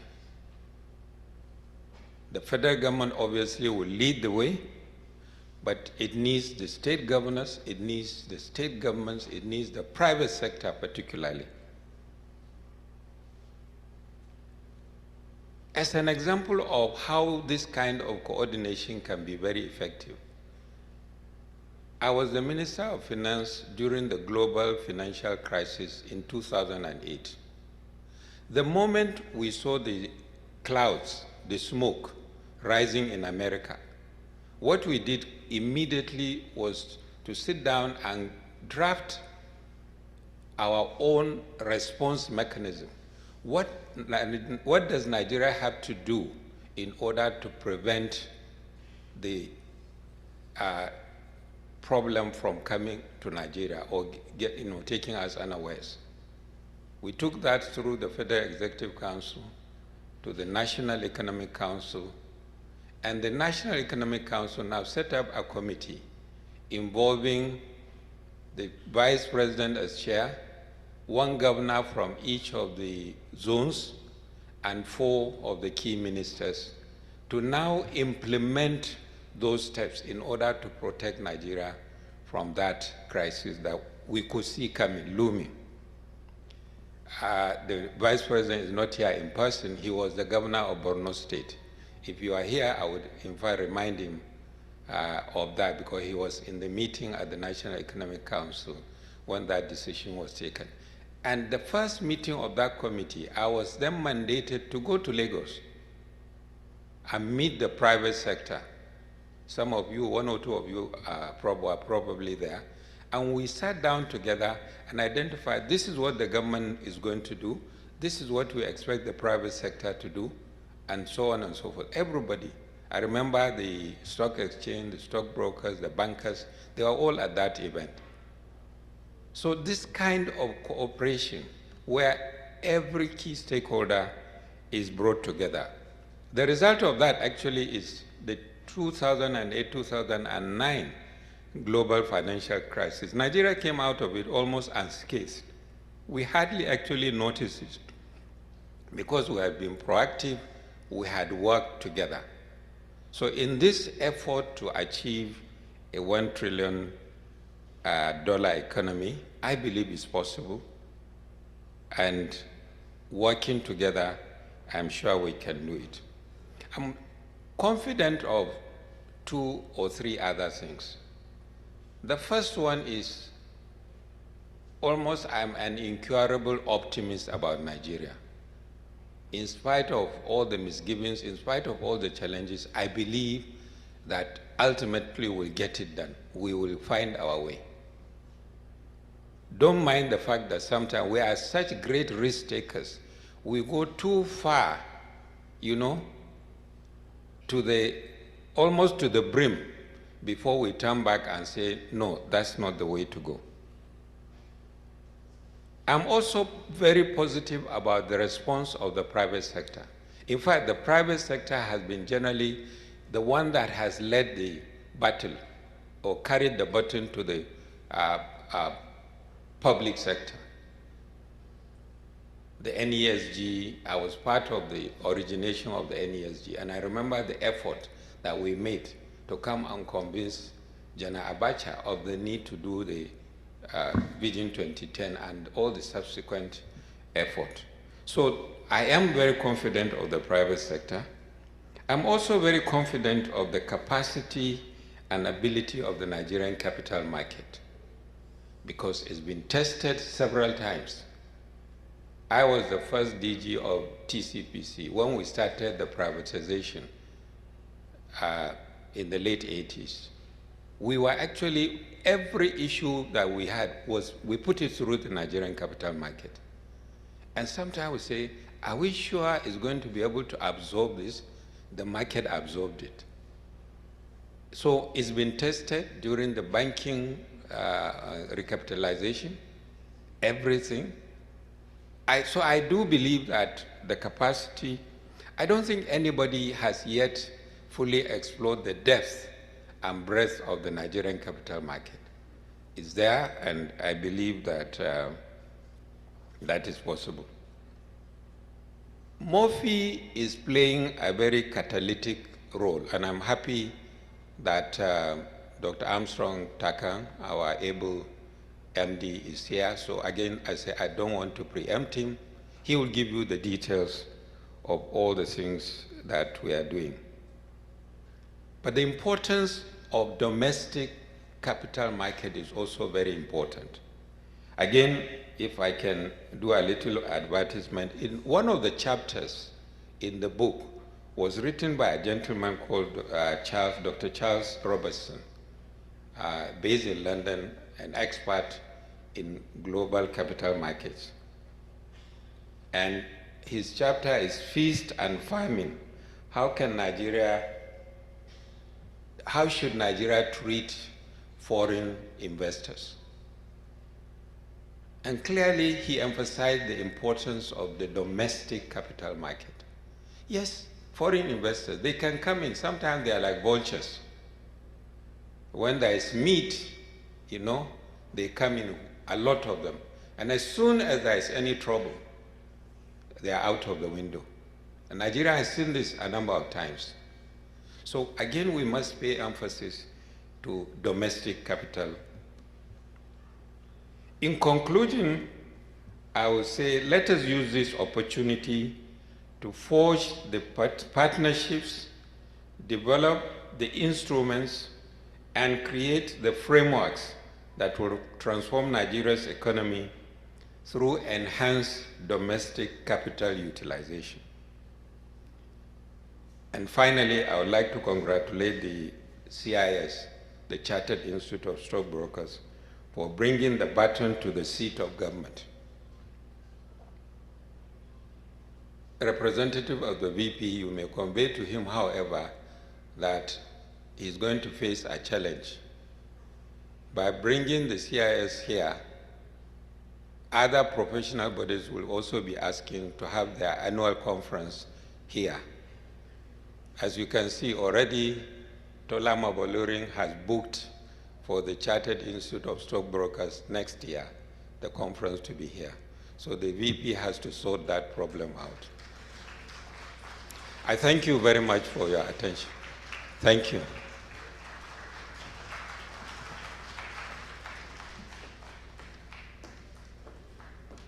In every sense, he is an elder statesman.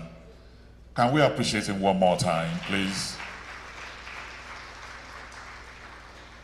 He has served this nation for over 5 decades and is not tired. Dr. Shamsini Usman, we thank you very much. We appreciate you. I'd like to recognize and welcome the former MD CEO of the Nigerian Exchange Group, Mr. Oscar Onyema, FCS OON. He's also here with us. Welcome you. Thank you very much. So without much ado, let me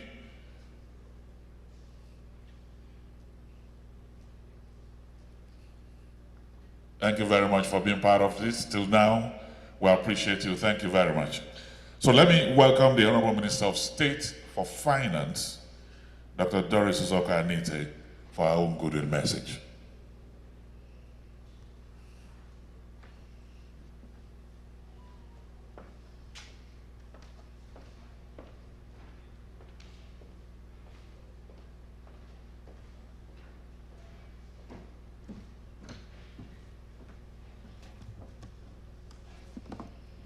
Morning, everyone.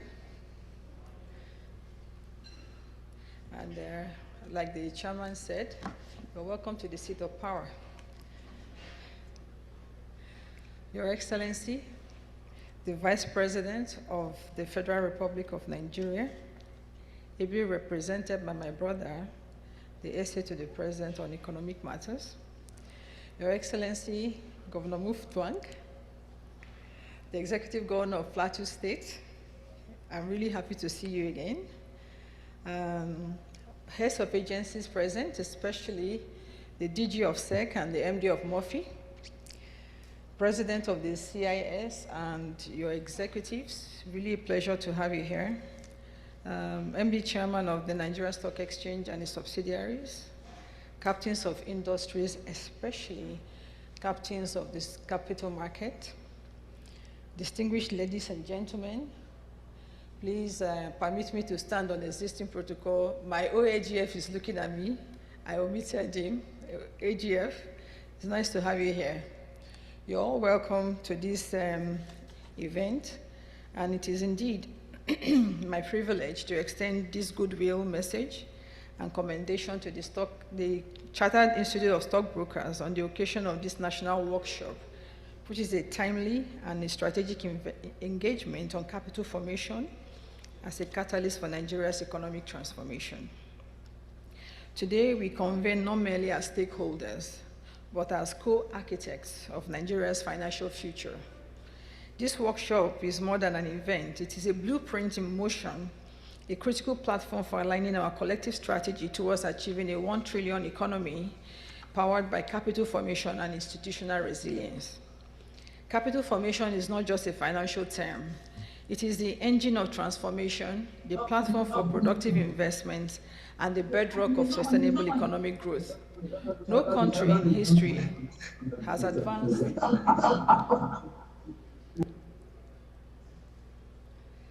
No country in history has advanced economically without developing deep, transparent, and efficient capital markets that mobilize savings and allocate resources to the productive sectors of an economy. Today, Nigeria stands at a fiscal and economic inflection point. Our nominal GDP for 2024 hovers around 188 billion, but luckily with the rebasing, we're We've seen it go higher. Yet our vision, anchored on strategic realism, but not slogans, is to grow this GDP to 1 trillion by 2030. And achieving this will require coherent, sustained reforms anchored on 3 pillars as identified: industry, institutions, and markets. And these are also the core levers of capital formation and long-term productivity. Encouragingly, the will is there, and encouragingly, we are also ready to make it work.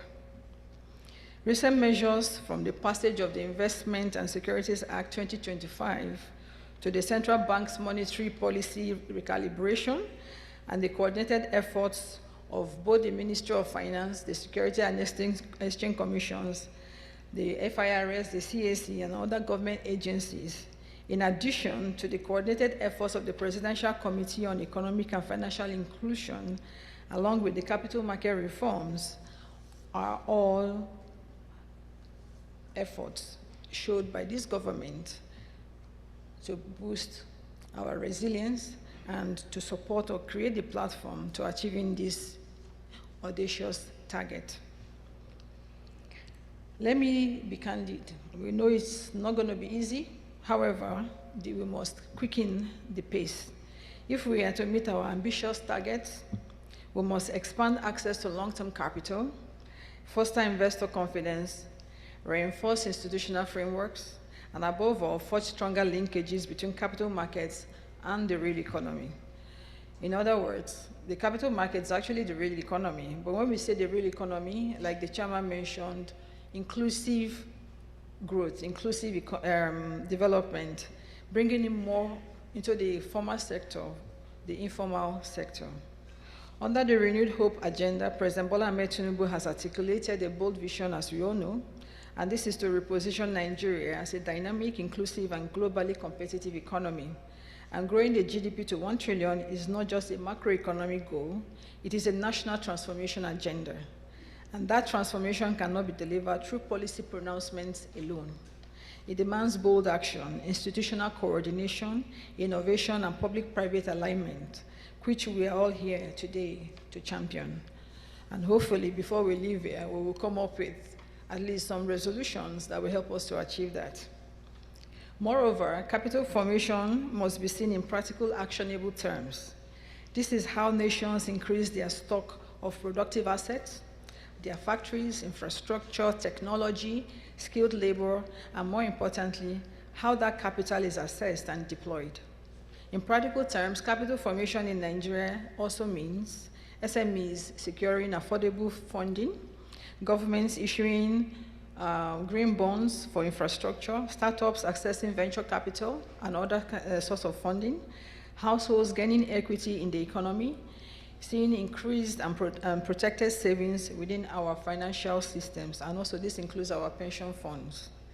Ultimately, we must align long-term capital with long-term development goals, ensuring that every naira invested builds a more inclusive, resilient economic foundation. Historically, Nigeria's capital formation has been constrained by from a low savings to GDP ratio, limited retail investor participation, inadequate access to long-term finance for SMEs and infrastructure, and weak financial literacy and suboptimal investor protection frameworks. To overcome this, the capital market must be a vehicle for transformation, but not speculation. And to unlock this full potential, we must activate 3 critical levers.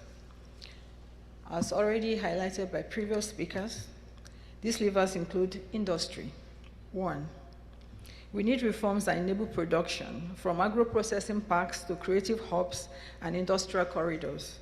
Capital markets must direct its efforts and its resources toward productive enterprises and not be packed in idle instruments. Capital markets must mean more than the stock price that we see trading.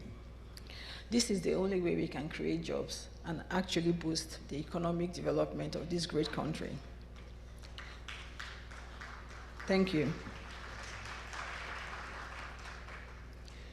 2, institutions. We must build strong, transparent, and resilient institutions. The Ministry of Finance, in working closely with regulators, we are beginning to enhance reporting, accountability mechanisms, and dispute resolution systems that foster trust and investor protection. One of our enforcement agencies is the SEC, and with the passage of the ISA, we've strengthened its capacity to regulate more and to provide the needed support that the capital market requires. Our financial markets must continue to evolve, diversifying from instruments across equity, debt, sukuk, ESG bonds, real estate investment trusts, derivatives, and to expand into retail participation and democratize access. The markets must be efficient, and increasing investor confidence should be your core benchmark. When investor confidence has improved, and we can see improvement in the depth and the breadth of the market, then you know you have achieved your objective. Until then, let me encourage the CIS to not stop until we have, you said the market capitalization of the stock exchange is 220 trillion. I think before we leave, you'll give yourself a target. What should be the capitalization, the market capitalization be by the time you're leaving office? So that will start, and then when you're handing over the baton, what should it be until we achieve a 1 trillion economy? And then we begin, and we say we have started. When the chairman was speaking, he said we failed to achieve it. But in our own time, we will not fail to achieve it. Thank you. Industry cannot thrive without patient capital, and markets must evolve in price. It must evolve to price in innovation, sustainability, and long-term value, and not just short-term profits. A 1 trillion economy cannot be built by institutions alone. It requires broad-based participation, yet fewer than 5% of Nigerians are currently invested in the capital market. The Ministry of Finance remains firmly committed to supporting the Securities and Exchange Commission in advancing reforms aimed at deepening Nigeria's capital market. And in collaboration with development partners, we're strengthening the institutional capacity of market regulators through the ongoing Nigeria Capital Market Development Support Program. Beyond regulatory support, we have prioritized capital mobilization through targeted initiatives, including the operationalization of the Infrastructure Support Fund to boost state-level investments in transportation, energy, and digital infrastructure. We are also undertaking a review of tax policies to incentivize long-term equity investments, promote real estate investment trusts, and improve transparency in capital gains reporting. Furthermore, in partnership with PRICIFI, that's the Presidential Initiative on, hold on 1 second, let me get so I don't make a mistake.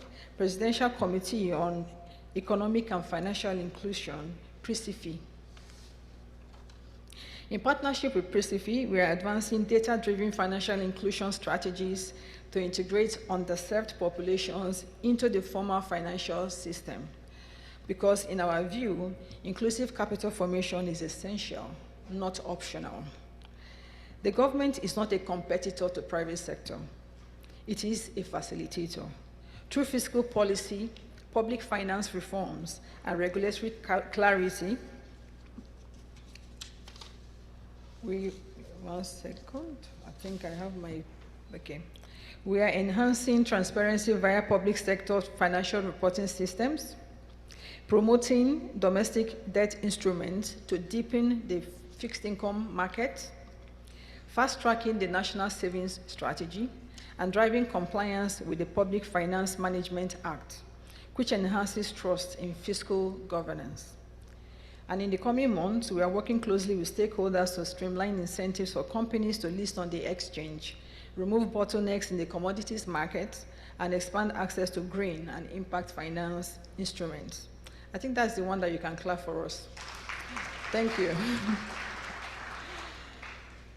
Let me once again commend the Chartered Institute of Stockbrokers for your unwavering commitment to strengthening Nigeria's financial architecture.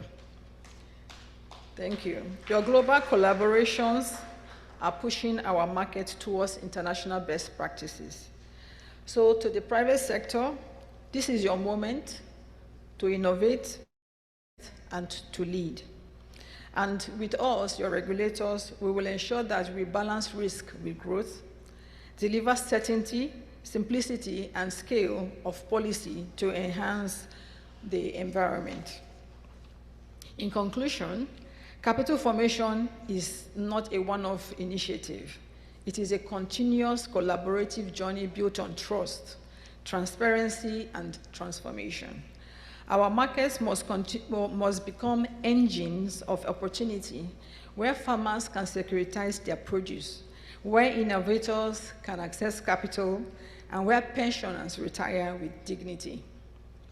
Let us build a system that mirrors Nigeria's energy, ingenuity, and ambition.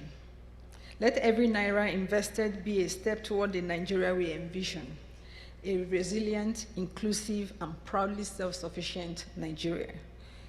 A $1 trillion economy is within our reach, and it will be inclusive, productive, and sustainable, because behind the numbers are people, entrepreneurs, workers, students, and elders whose lives must be improved by our policies and our actions. As we engage today, may our dialogue translate into policy, partnerships, and above all, performance. Thank you very much, and may God bless the Federal Republic of Nigeria.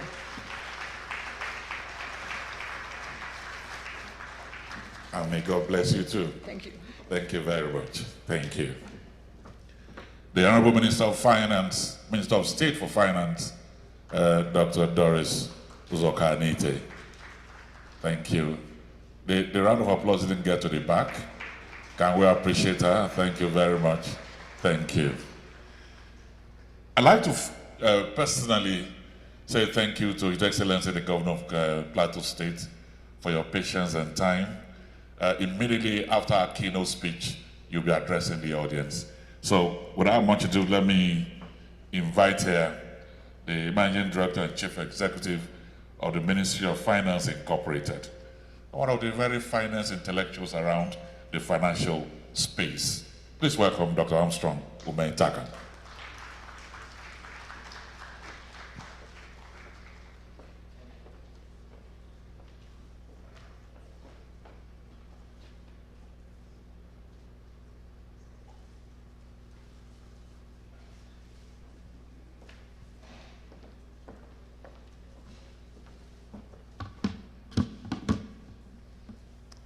You know, when I was in primary school, I was always the shortest person in the classroom. And so sometimes when I'm speaking, sitting in front of others and I'm speaking and people are wondering where the voice is coming from. And so I've learned not to stand at the podium because I might get lost behind the podium. So please indulge me, I might move a little bit when I speak. Let me start by acknowledging His Excellency, the Vice President, who is represented by my brother, Dr. Tokwe. His Excellency, the very Governor of Plateau State, whose presence cannot be missed wherever he is. I'd like to also acknowledge my minister, the Honorable Minister of State for Finance, Dr. Doris Uzoka-Anite. I also want to acknowledge my chairman, the former Minister of Finance, who is also the chairman of my board. And let me acknowledge the Director General and the host, and my brother, the DG of SEC, whom I spent the last week traveling to very unusual destinations last week. I'd like to also acknowledge the AGF, the Accountant General of the Federation, the President of CIS and Chairman of Council, the leadership team, heads of agencies, chief executives of the various private sector organizations that are here present, all other protocols duly observed. When I had the chance to speak here, my team and I had a chance to go through, and in addition to our mandate as Ministry of Finance Incorporated, we believe very strongly that the theme here is very timely and underpins the very reason why this administration has prioritized not only the reform of MOFI, but also the repositioning of MOFI to play the role that it is currently playing. And so I want to thank the leadership of CIS for the invitation. I believe that we have, our partnership is 5 and 6. I have said this before and I will continue to say so. In terms of what the government has set us up to do and what you are targeting for the broader economy. But let me start by saying that, you know, for those of you who like football, if your goal is to play in Premier League, you cannot be comparing yourself to those in the 3rd division. You cannot be a local champion. So long as we desire to say we want to build a $1 trillion economy, we can no longer be comparing ourselves with other African nations with respect to GDP. Where are we at the moment? Based on the recent rebasing, we are at 243 billion, 4th largest economy in Africa. As of last year, we're growing at about 3.38%, and the market cap as a percentage of GDP was about 15.2%. The service sector was contributing to about 54.6% of GDP, and in terms of our FDI, represented about 2.5% of the capital flows or imports. Now, when we look at where we want to be, we are effectively targeting to grow at 4.1x of where we are. We did some modeling, and we said if we stay at the rate at which we are going, let's look at inflation at over 27%. And we assume that there's going to be stability in the FX. And our debt stays where it is. Chances are it will take us a long time to get to this point. In fact, if we say that we want to get to 1 trillion by 2030, for instance, which is 5 years from now, you're looking at growing at about 28% per annum, CAGR. As you know, that's quite a challenging journey. But who are those in what I call the $1 trillion club? There are 19 countries in that $1 trillion club. Because it is important that when we talk about the $1 trillion economy, let's not speak about it in isolation. Let us remember that we are aspiring to become members of an exclusive club. The question is, what is the profile of the members of that club? When you use the current GDP based on the IMF figures, about 19 countries are members of that club. Of course, starting with the US, which is at about 30.5 trillion, followed by China. And then you go down to the likes of Turkey, Mexico, Russia, Brazil, Canada. These are members of that exclusive $1 trillion club. What it means is that if we aspire, and if you look at it here, there is no African nation in that ranking. I remember one of the guest speakers from Kenya when he was speaking that we must, as Nigeria, we must stop calling ourselves the giant of Africa. Because when there is no giant amongst Lilliputians, if we aspire to become a member of this $1 trillion club, we must stop comparing ourselves with other African countries, because that is never going to get us there. That is the first thing. There has to be a change of mind shift. There has to be a change of mindset. So what are the other parameters of that exclusive $1 trillion club? The first is when you look at the disaggregation of the GDP, in terms of what percentage of that GDP is contributed by services, by industry, at a very broad level, as well as agriculture, you would notice a trend.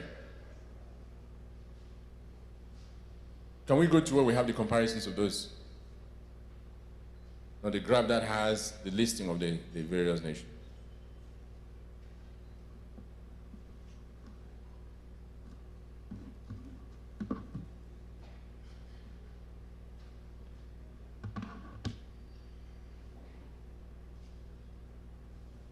Slide number 7, please. So when you look at the composition of it, for services, for industry, for agriculture, you'd find a pattern, and also market capitalization. And I think the market capitalization element of it is key for this discussion. When you look at, for instance, the US is 210%. That is the market cap versus GDP is 210%. You look at China, is 67.2%. Japan, 133%. France, 86.5%. Even Mexico is 35.4% of the GDP. That is the size of the market cap. But where are we? We are at about 15.2%. That is our market cap versus our GDP. So it tells you that there's a significant differential between what where we're aspiring to go and where we are. And I had a discussion with the DG Sec, and Honorable Minister, thank you for putting the DG on the spot. Because I do recall that one of the conversations he and I had, especially when we discussed the fact that we need to diversify the composition of the asset classes in our market to include digital assets. One of the things that was very clear from his view, and I'm sure he's going to talk about that, is the fact that there is a need for us to be aggressive in terms of identifying the types of asset classes that have to be in the market. If we're going to deepen the market, we have to become more creative in terms of what types of companies that we list. Today, as you know, more than 80% of the businesses that contribute to our GDP are not even in the formal sector, which means that we're missing out on the opportunity to even move them towards the capital market. So there is the downside of it, which is the fact that we are way off where we need to be if we're aspiring to be amongst the $1 trillion club. But the good news is that there's significant headroom if we take the right measures to get there. But this is fundamental, and I think I throw this to the members of CIS, because about last year when I spoke there, and I said to the community that the transformation and the reform of MOFI from just a shelf entity to one that is an institution is being positioned, and the mandate and the charge that we have been given is to reposition MOFI as an institution. I get reminded of this by my minister almost every other day, which ties in with one of the components of this workshop, building strong institutions. But it is not just about the institutions, it is what you use the institutions to accomplish that is fundamental. And so if we're talking about building a $1 trillion economy, having institutions such as the Office of the Accountant General is key. And I'm glad that the AGF spoke about some of the reforms that have been undertaken to ensure that there's fiscal discipline. There's transparency, there's accountability in terms of how we use our resources. And I'm sure with respect to the regulator, which is SEC, the DG is going to talk about some of the things that are being done. But there's a coordination between the monetary policy decisions that we're making in terms of ensuring that inflation is under control. Because for us to achieve the $1 trillion economy in the next 10 years, our inflation needs to be significantly lower than 10%. And the reason why I say that it is until we begin to just move away from rhetorics and stating our aspirations and looking at specific things that will get us there, we will never get there. It will be another cycle, like the chairman mentioned, that there was a target for the Vision 2020 that we never achieved. And one of the things that I believe that stopped us is because we spend more time regurgitating the rhetorics and less time talking about the specifics of what it would take to get there.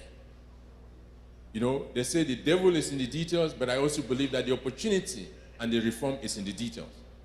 If we don't begin to look at specific details of what it takes to go to that club, we will never get there. It will just remain a pipe dream. And so, in addition to all the other monetary policy decisions that have to be taken, which you and I agree that is outside the remit of what we're discussing here, it is a collective effort in terms of reforms within the monetary policy authorities, the fiscal policy authorities, but also with respect to the capital market and the things we must do. So for now, I'm going to focus on specifically some of the things that we are doing at MOFI as part of the new MOFI. And as I mentioned, the major objective when MOFI was reformed was to say, how do we reposition MOFI to become an institution that is going to play a catalytic role in the economy? By way of history, MOFI was established by an act in 1959. And at the same time, a similar MOFI was established in Singapore in 1959. But the difference in trajectory was that in 1974, the Singaporeans decided to incorporate Temasek, which was the variant of MOFI, and started with an asset base of $350 million. Today, Temasek has assets under management of over $300 billion, operating in over 11 countries around the world. And being a major shareholder in entities such as Singapore Airlines. And prior to divestment, Olam was one of their portfolio companies.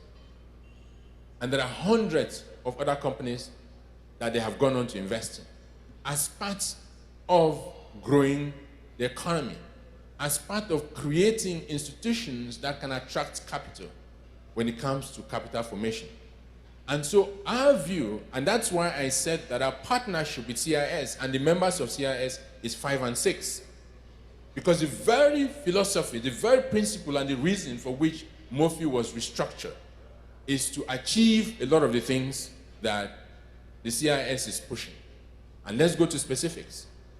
The first part of our goal is to establish a national assets register. What does that mean? Today, most of our conversation in public fora is, oh, Nigeria's debt stock is rising. We are such a highly indebted nation. And to the credit of previous administrations, who've done such a fantastic job in terms of tracking how much we owe and being able to manage how much we owe. But we have not done such a great job in knowing what we own. And if we do not know what we own, it will be extremely difficult, if not impossible, to leverage on our assets to deliver on some of the economic agenda that we have. And so the first assignment that has been given to us is to create a national assets register. And these are not traditional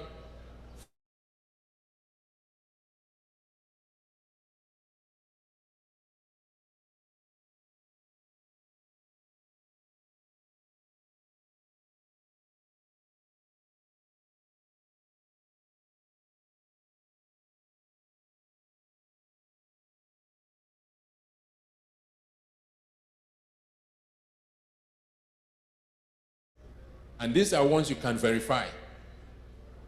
We're working with the Minister of Housing to also create an inventory of federal government-owned assets around the country. If you go to Lagos, for instance, which used to be the Federal Capital Territory, there's a large percentage of real estate assets, and almost every state capital has a lot of that.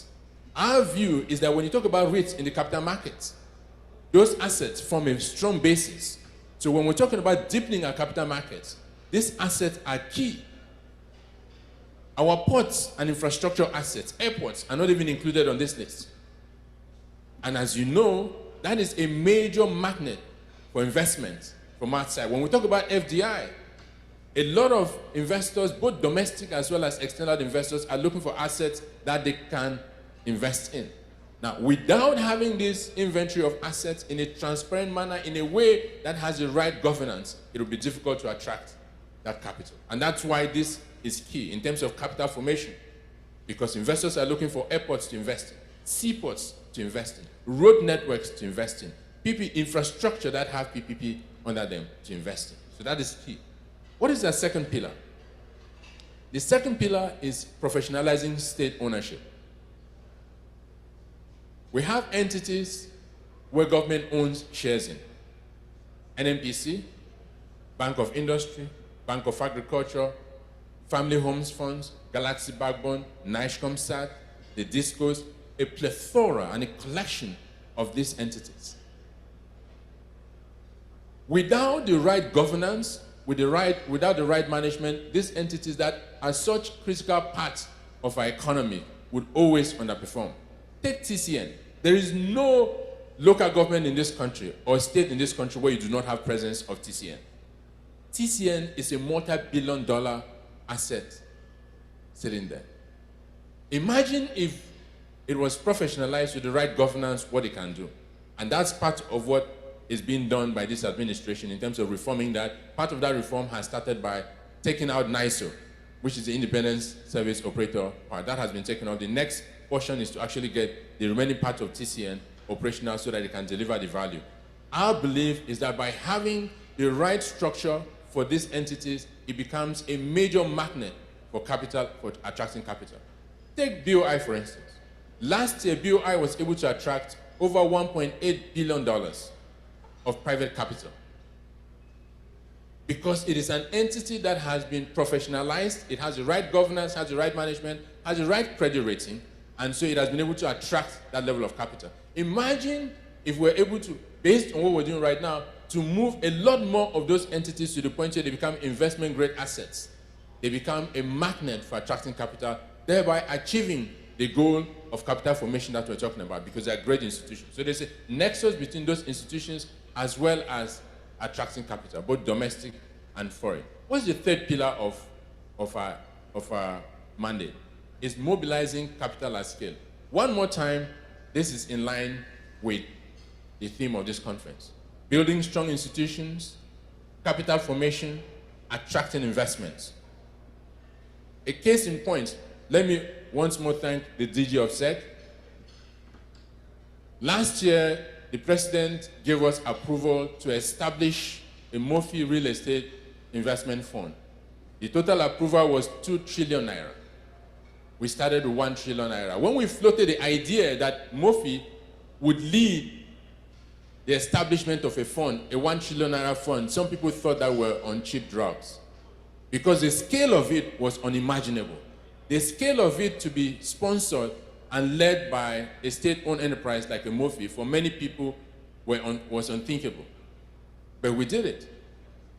And I want to thank SEC, the DG SEC, because what it means is that when we have the right regulators, I thought that would get a round of applause. And this is where government, the role of government as a regulator is key. We got SEC to look at this fund, guided us, and gave us the right approval for it. We established the fund, we went to the market, we got it rated, 2 credit rating agencies, at least AAA for each of them, and we went to the market and were able to raise, we've already closed on Series 1 and Series 2.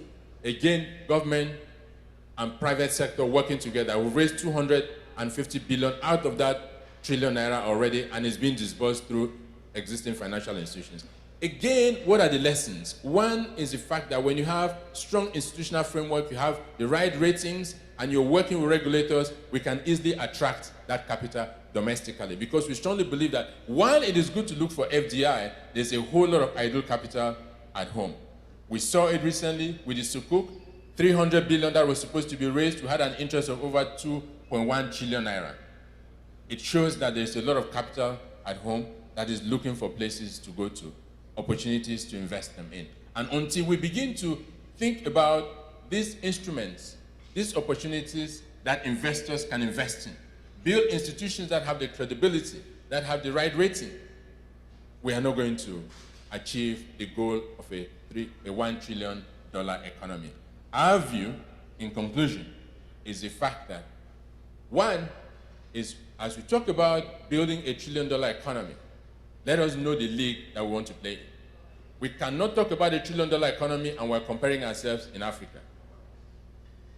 We must be comparing ourselves with the members of that $1 trillion economy and what it takes to belong to that club.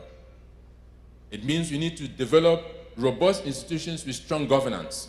And that is why we established the scorecard, governance scorecard, which we launched in February. In April, rather. We launched that to use as a mechanism to track the performance and the level of governance of our state-owned enterprise, our portfolio companies. We believe that that is a key part of that. It establishes a framework for tracking the performance of those institutions. It allows us to determine the level of governance within those institutions. And ultimately, those two factors would help us for capital formation and ensuring that not only domestic investors that will be interested in investing in those entities, but external parties as well will be interested in investing in those entities. And finally, we like to say very clearly that this administration is undertaking massive reforms. We've seen those that are key for establishing a $1 trillion economy, but we all have to work together. And we invite the CIS to partner with us in origination, because as you know, today, over 80% of the investments by the PFAs are in fixed government securities, because we are not putting enough other instruments in the market for them to.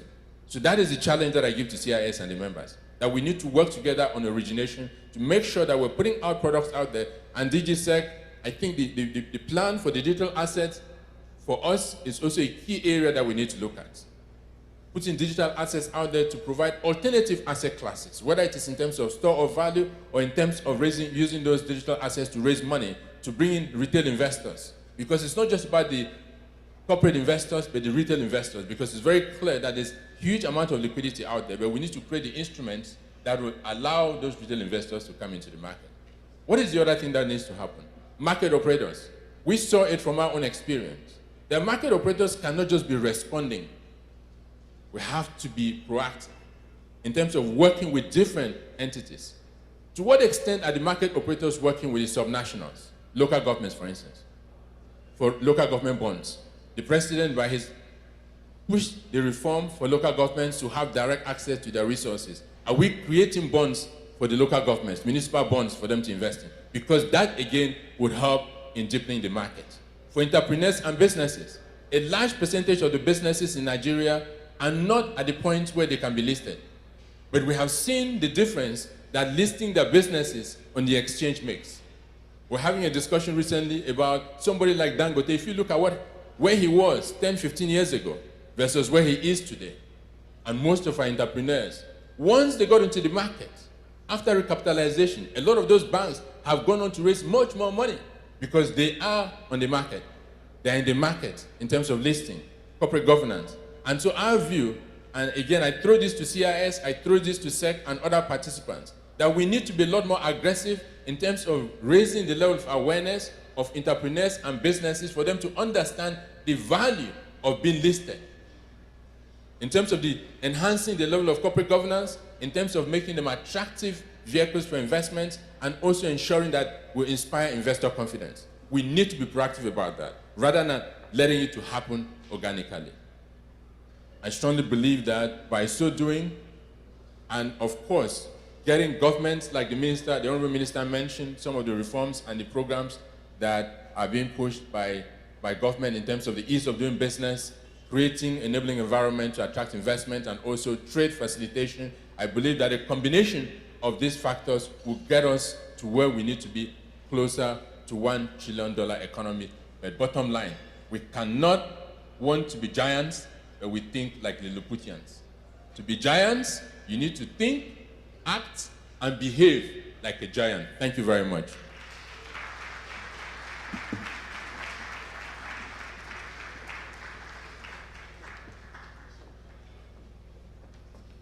Thank you very much. The Managing Director and Chief Executive Officer of the Ministry of Finance Incorporated, Murphy.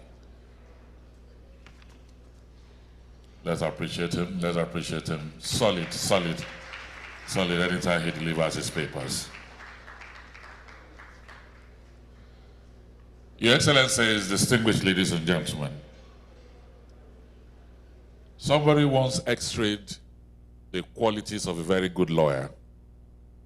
And the person said a lawyer has strong legal knowledge, effective communication, a robust work ethic, strong analytical and critical thinking. And all of these qualities are embodied in our next speaker. He's a man that both understands the two worlds, the corporate world that the capital market represents, and the grassroots, because he used to be chairman of a local government in Plateau State before he became governor.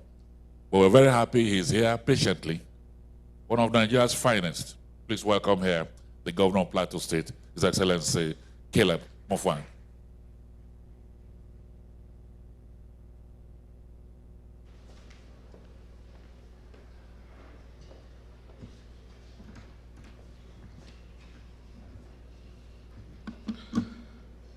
Thank you, MC, for dressing me in borrowed robes. His Excellency, the Vice President of the Federal Republic of Nigeria, ably represented by Dr. Tope Faswa, the Honorable Minister of Finance, Dr. Doris Adete, the President of the Chartered Institute of Stockbrokers, the DG of SEC, the MD of Murphy, the Accountant General of the Federation. Let me say congratulations to you. We're just meeting for the first time since your appointment. Distinguished ladies and gentlemen, for me, this is a real pleasure. I'm honored to be invited to this workshop. And like everybody observed, when I saw the venue of the workshop, I was wondering that CIS is punching above its weight. But I can understand that they are talking about money. And you know, the Bible says that money is the root of all evil, but that money also answered all things. So it's very critical, tangential to our existence. I wouldn't want to say more than has been said by the various keynote speakers and goodwill messages. They have hit the point. But I just want to raise a cry, so to say, of those of us at the subnational level, to talk about a $1 trillion economy. It's quite exciting, it's quite fascinating, and it's an ambition that I encourage by all means we pursue. But having been in the position I am for the last 2 years, I like the illustration by the MD of Murphy of wanting to play in the elite club of Premier League, and then you are thinking like a lower division. I think the journey must begin from a very realistic evaluation of where we truly are. Even though we have the potential to play in the Premier League, we must acknowledge that we are not yet there. We must acknowledge that we are not yet perhaps we are in the championship seeking to get promotion. And therefore, we must be able to put our philosophy right.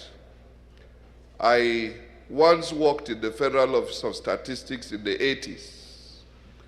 And I became uncomfortable with sometimes the way we put statistics together. And since then, I've always been an advocate that statistics must have integrity.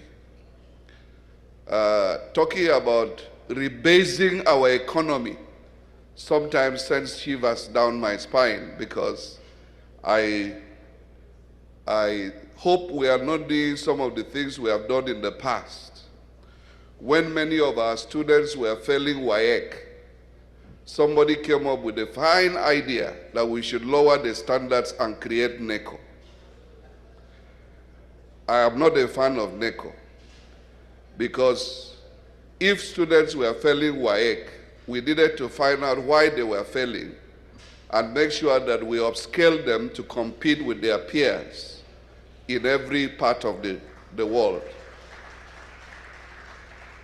And so, as a representative of the subnational, I realized that a lot of data we are generating is not from the bottom to the top.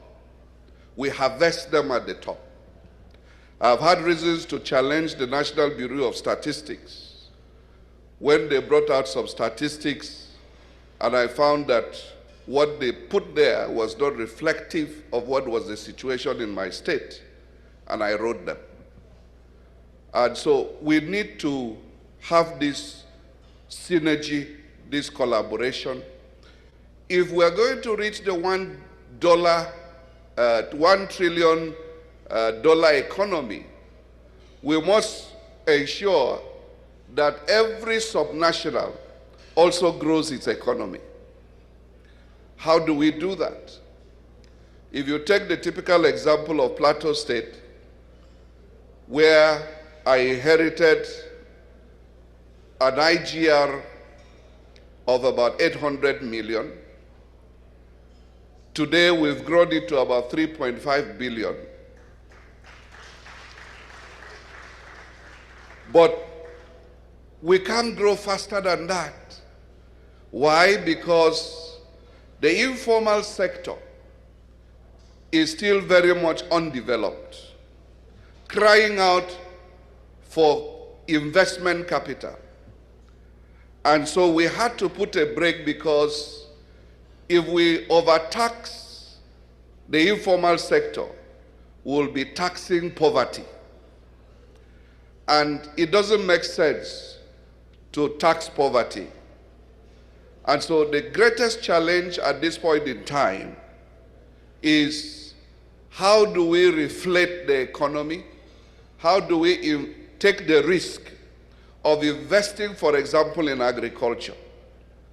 Agriculture, we have kept paying lip service to it, Operation Feed the Nation, Green Revolution, and at this moment in time, we do not even have food security. And if we are going to move to the point where we can guarantee food security, there must be deliberate, intentional investment in the agri sector. We are talking about value addition, and that's where Murphy comes in. I'm glad Murphy is here because they will soon hear from me. We are talking about expanding the value chain. But I realized that we cannot even talk about expanding the value chain when we have not invested in the baseline of production. We don't even have sufficient quantities to guarantee processing, for example. Now, if we don't have the quantities that lead us to processing, how do we talk about value addition? So the first thing we must deliberately do is to go back and see how we can invest in production, because up till now, our production is still manual with overaged seedlings. And so we are looking at agriculture from the basics. We're trying to generate new seeds. We're trying to bring in technology to improve agricultural practices, and so that we can boost our tonnage per acre. What we are producing per acre as a nation in any of our crops is below the global standard. In fact, below the African standard. If you take corn, for example, in many places like South Africa, they will be doing 10 tons per hectare, while we are doing about 4. So we need capital. We need capital. Now, how do we de-risk the capital so that we can be able to enhance production at the very basic level? Let me take housing, for example. An investment outfit came to pitch for investments in housing to me, and they were already putting funds together on how to be able to pay 80%, for example, of the cost of housing. And they expect the beneficiaries to contribute 20%. Now, I then told them, even the 20% is a problem. How does the beneficiary generate the 20%? Because if you look at today's income levels, both at the state and the national level, what is the purchasing power that a typical civil servant has? So that if you are talking about savings from that perspective, it will take him several years to save enough to get the 20%. And if he cannot raise the 20%, he cannot access the 80%. So we have to look at fundamentals. And this is where the capital market comes in. I've been challenging some of the capital market operators since I came in. I have a debt overhang of about 60 billion in terms of gratuities to retired workers. How do I draw 60 billion? It cannot be in terms of short-term funding. Can we find a mechanism that brings us long-term funding to be able to address those needs? And the people that own the 60 billion, many of them have aged, they are sick, they are dying, and we are looking at the situation helplessly. I'm looking at very innovative ideas. Can we find a way to raise the 60 billion, but make sure that we commit those beneficiaries of the 60 billion into some form of agricultural production instead of just giving them cash? These are things that we need to think through. I therefore want to celebrate the Chartered Institute of Stockbrokers. I'm a member by association, having associated with people like Mr. Olayemi and the rest of them. At the end of the day, I said it before, I am a bottom line economist. What is the purchasing power in the pocket of the ordinary Nigerian? That is when we know that the economy is actually functioning. And I hope that this workshop will lead us to coming up with creative ideas that will translate into reflecting the economy back in the rural areas and not just looking at the bigger players in industry and the rest of them. Unless we can get the informal sector, much of which is the rural areas, most of which is under the subnationals, to be able to build their capacity, we may not be able to get to where we want to get to. And I pray that this great institute, I congratulate you for this forward thinking, and I pray that this workshop will add value to national development. Thank you and God bless.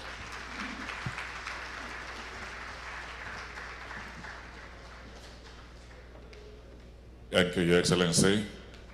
We appreciate you. Thank you very much.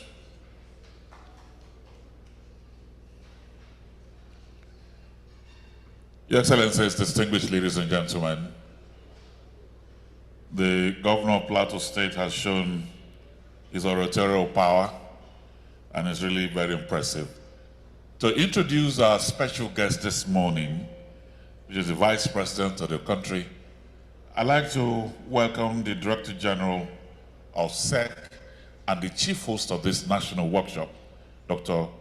Emomotimi Agama, FCS.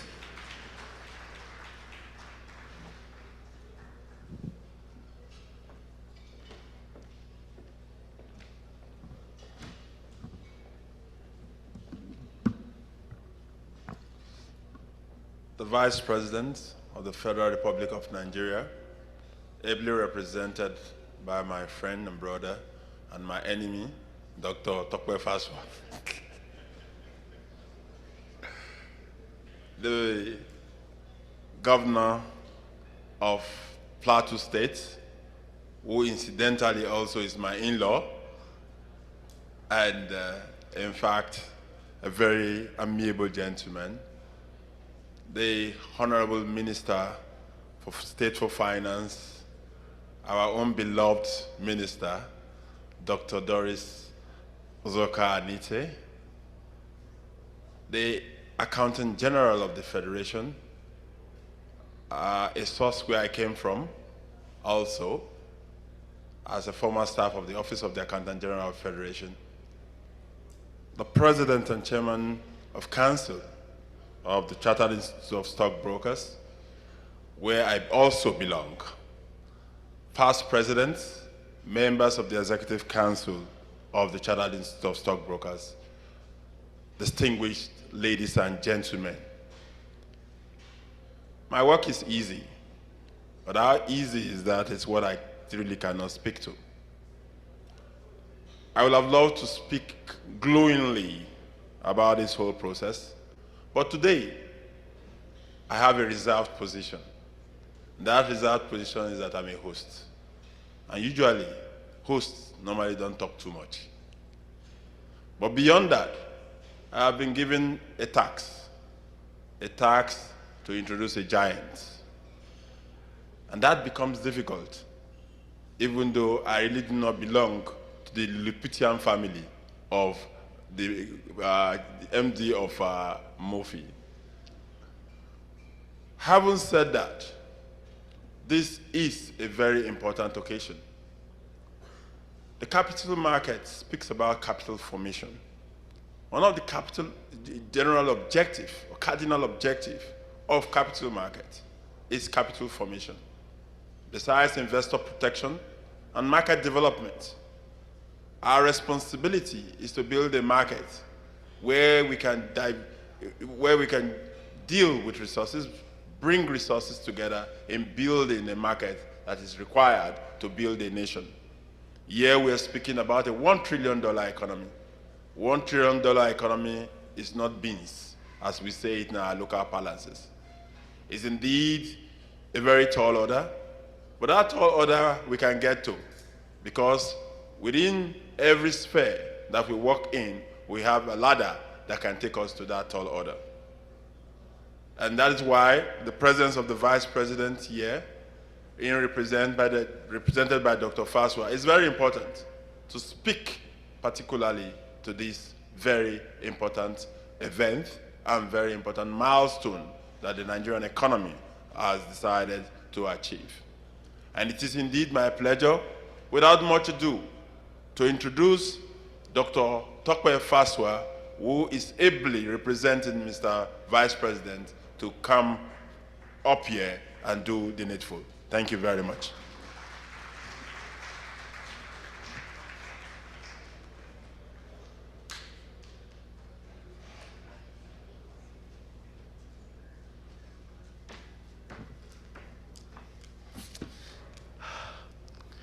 Good afternoon, ladies and gentlemen.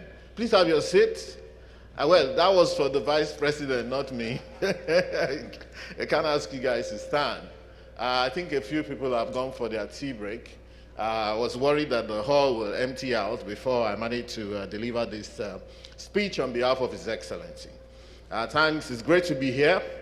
And to make things faster, I will try and rest on the established protocols, very well laid down by Dr. Emomotimi Agama, only to say mea culpa, I'm not his enemy, I'm only his friend.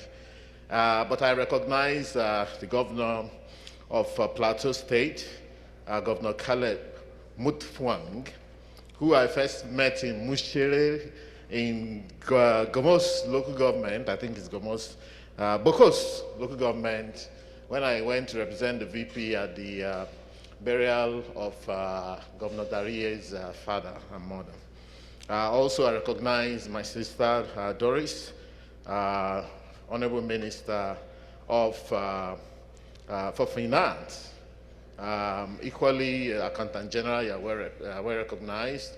Dr. Agama, President and Chairman in Council, CIS, other dignitaries here present. I'll just speed on to read the Vice President's speech. Ladies and gentlemen, it is with immense pleasure and a profound sense of optimism that I stand before you today at this crucial gathering, the 2025 National Workshop of the Chartered Institute of Stockbrokers. I extend my sincere gratitude to the leadership and members of this esteemed institute for the kind invitation,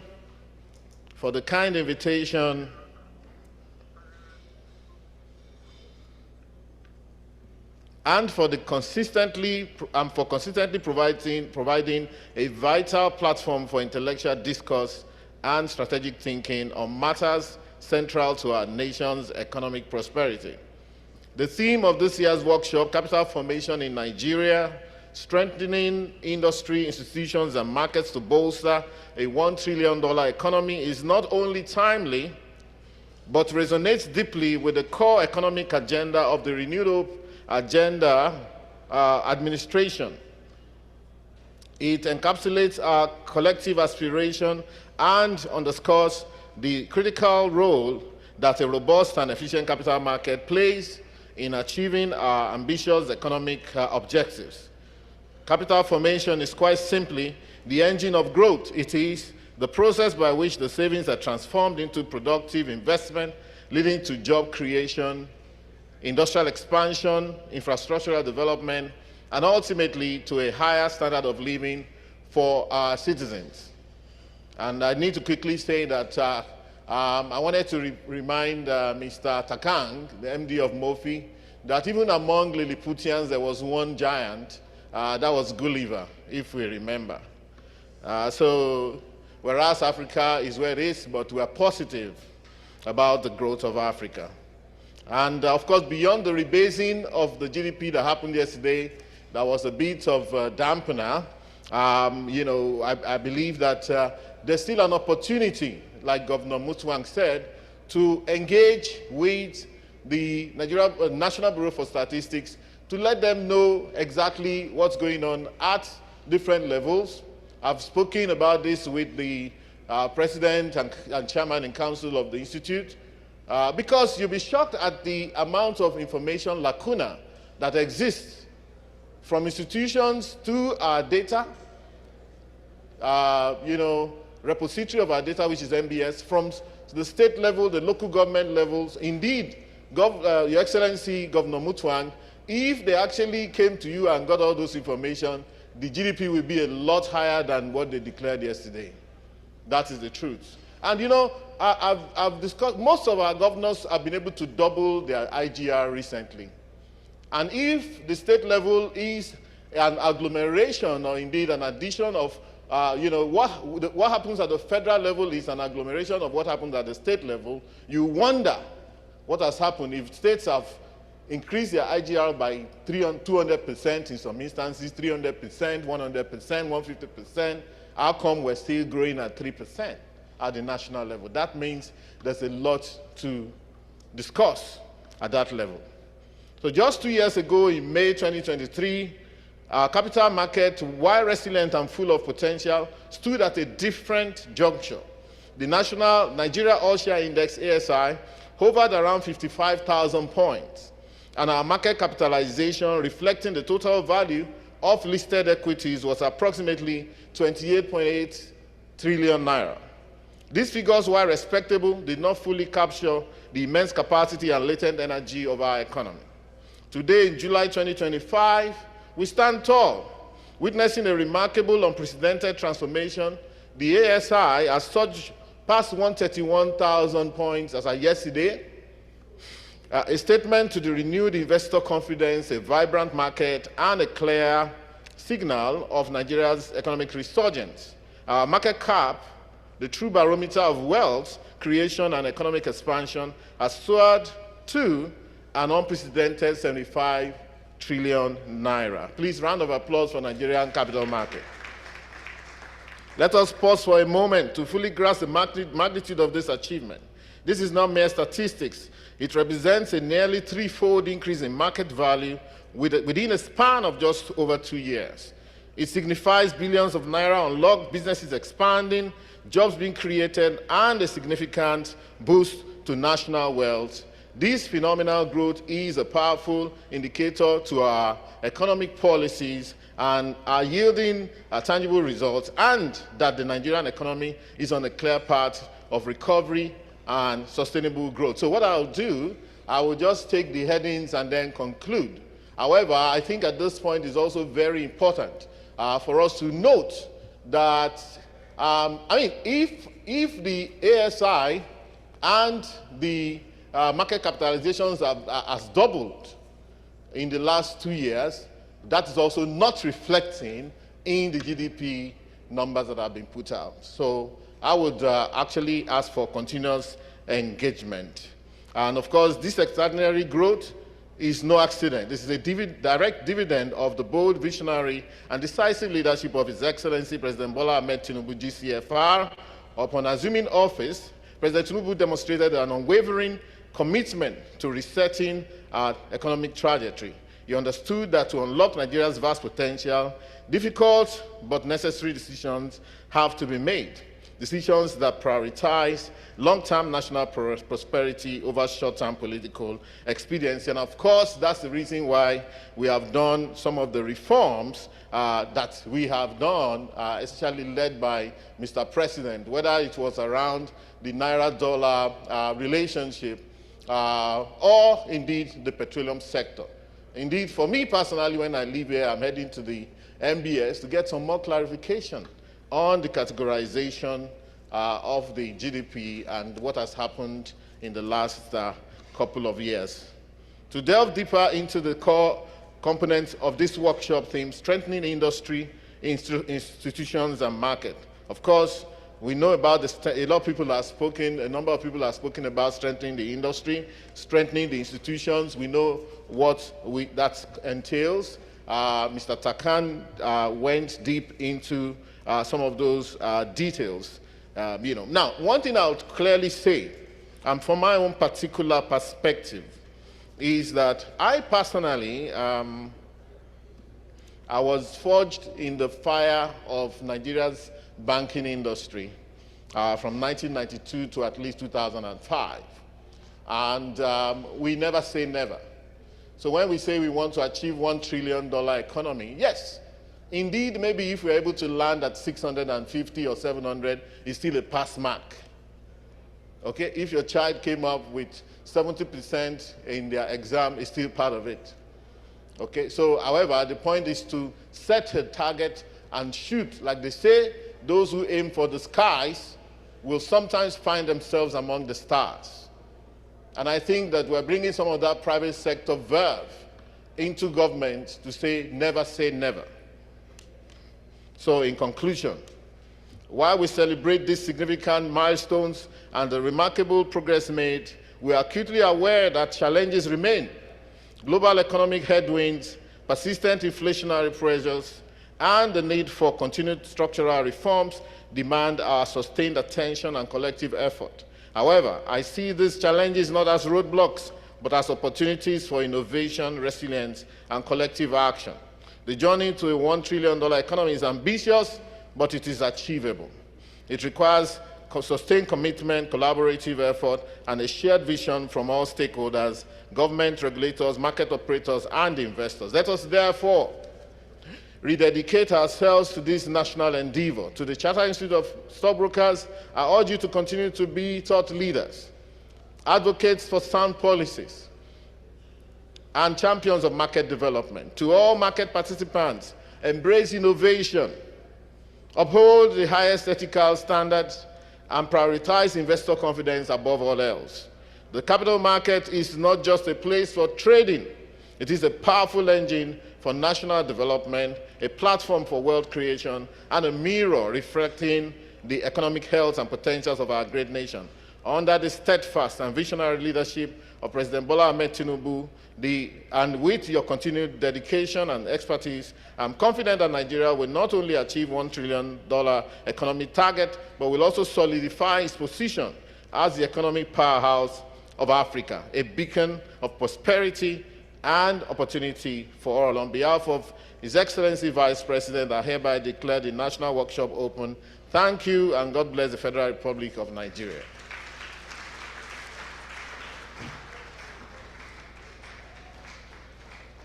Thank you very much, Dr. Tokwe Fasua, the Special Advisor to the President on Economic Matters, Office of the Vice President. Thank you very much. I'd like to also quickly recognize here the representative of the Honorable Minister of Marine and Blue Economy, His Excellency Adegboyega Oyetola, Mrs. Obiageli Nwosu. I'd like to welcome you. Thank you very much. Thank you. So this is how we'll run. We'll have our group photographs, and it will start small and start to expand.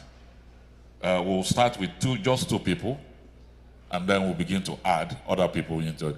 So as the rep of the Vice President is shaking hands, I'm inviting him on stage right now with the President and Chairman of Council to kick off the photograph.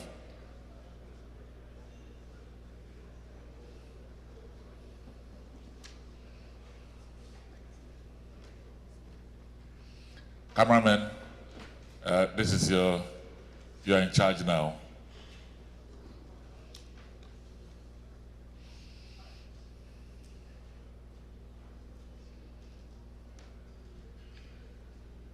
Now, after this, principal officers of the Institute,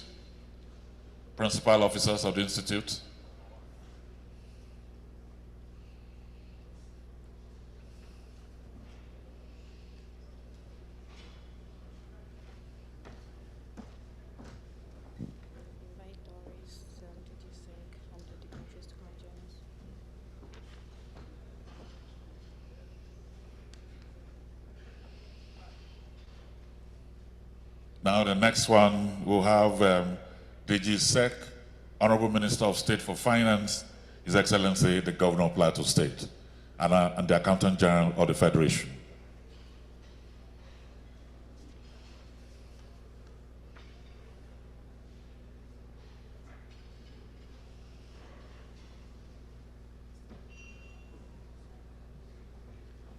It is gradually expanding.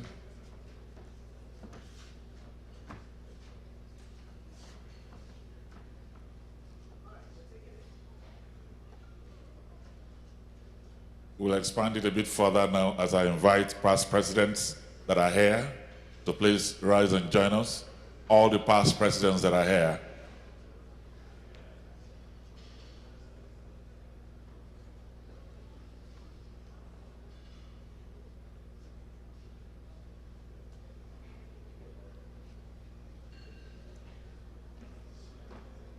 Our keynote speaker, Dr. Takang, if he's still around.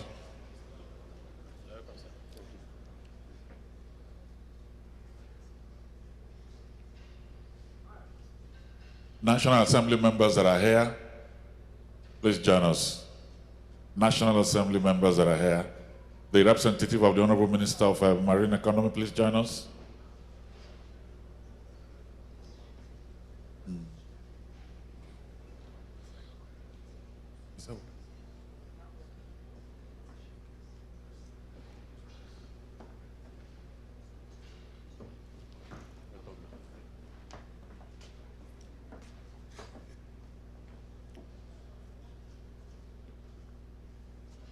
Now let me invite the sponsors and council members. Sponsors and council members. Yes, okay. Sponsors and council members.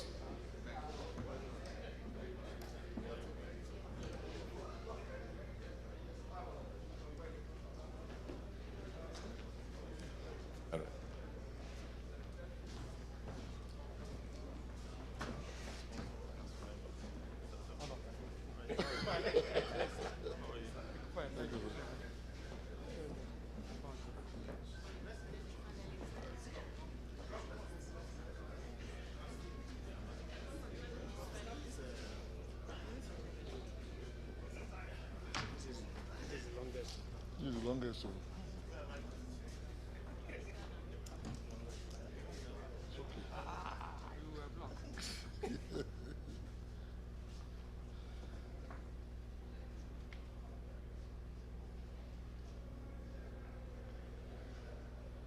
And finally, the presidents of professional bodies, if they are here, please join us. Presidents of professional bodies.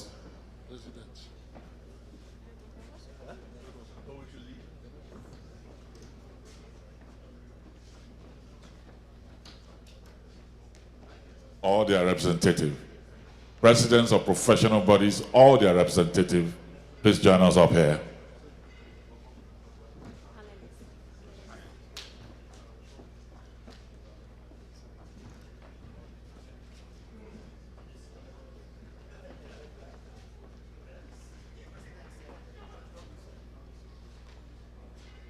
You can go to that. Immediately after we say thank you to His Excellency the Vice President with the national anthem, we'll kick off with the panel when we have two panels.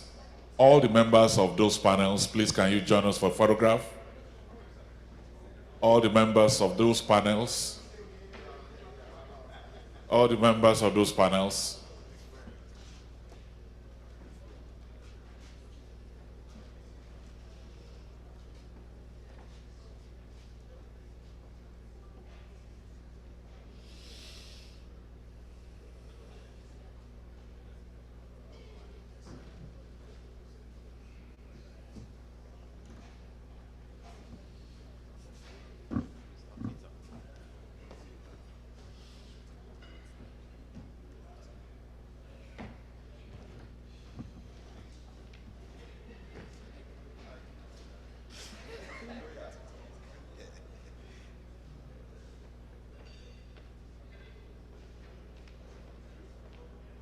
Thank you to all of you. We appreciate you.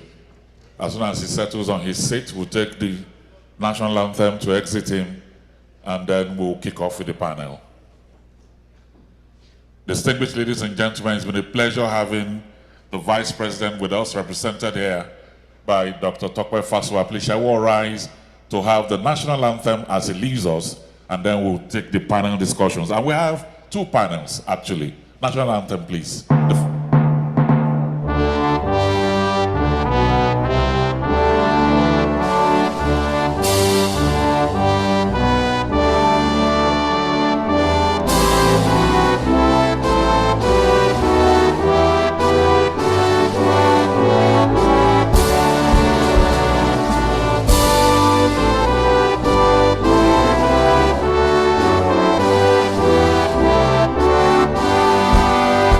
Thank you very much.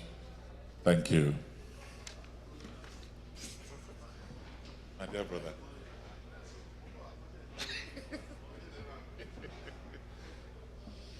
Thank you, Dr. Fasua. We appreciate you. Thank you. So we'll move straight to our panel. And the first panel here, we appeal to the moderators, maximum 30 minutes. Our first panel will be on the role of strong institutions in capital formation. Professor Seth Akutsin, Professor of Economics and Capital Market, Institute of Capital Market Studies, Nasarawa State University, will be the moderator. Professor Seth Akutsin. Oh, okay, yeah, you're welcome.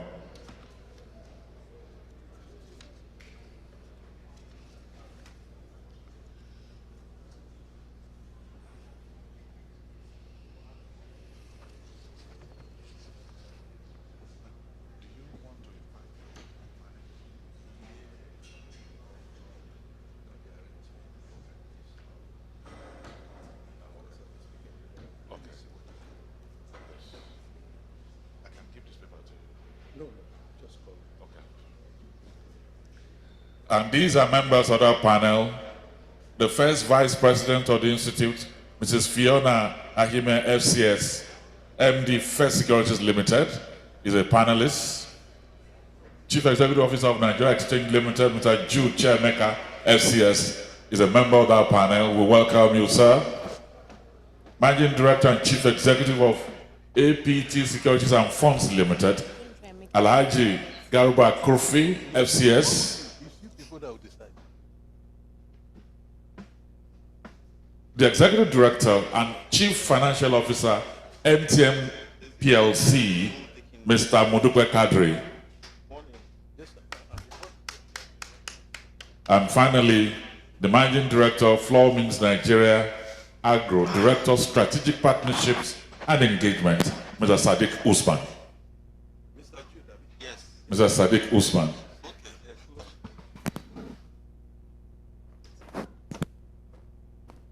Oh, is a fruit of the old tree. His father, Dr. Shamsuddin Usman, just spoke to us earlier. I welcome you. This way. This way. Yeah, that's the moderator's seat here. Yes.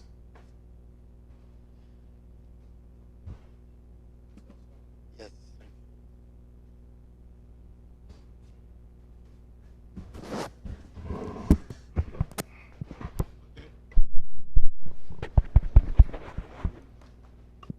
Okay. Okay, thank you very much. Let's maintain the existing protocol. We are starting. The panel is supposed to last about 1 hour, 15 minutes, or 1.5 hours. But given that we have taken more than enough time, we are about 2 hours behind. So we'll try to make it about 30 minutes. Instead of the panelists speaking for 4 or 5 minutes, they'll be speaking for about 1.5 minutes. A minute and a half. Thank you very much. So what are we doing here today? We are looking at strong institutions, the role of strong institutions in capital formation. That's what we are looking at here today. Here we have with me Mr. Jude Chiemaka. He is the CEO of Nigerian Exchange. He's here. He'll be looking at corporate governance, innovation, and global experiences. And then secondly, we have next to him is Mrs. Fiona Ahime. She is the first vice president of the Chartered Institute of Stockbrokers, a fellow at that. She'll be looking at investors' confidence and professional standard. And then thirdly, we have a fellow in the institute, my colleague. We used to mark CIS together about 20-something years ago in Abuja. He's here today, well experienced in that field. Mr. Garba Kurfi, a fellow of the Institute. He'll be looking at market liquidity, institutional infrastructure, and investment vehicles. Then next to him is Mr. Modupe Kadri, Chief Executive or Executive Director and Chief Financial Officer of MTN PLC. He'll be looking at corporate governance, capital mobilization, and institutional credibility. Lastly, but not the least, we'll be looking at Mr. Sadiq Usman.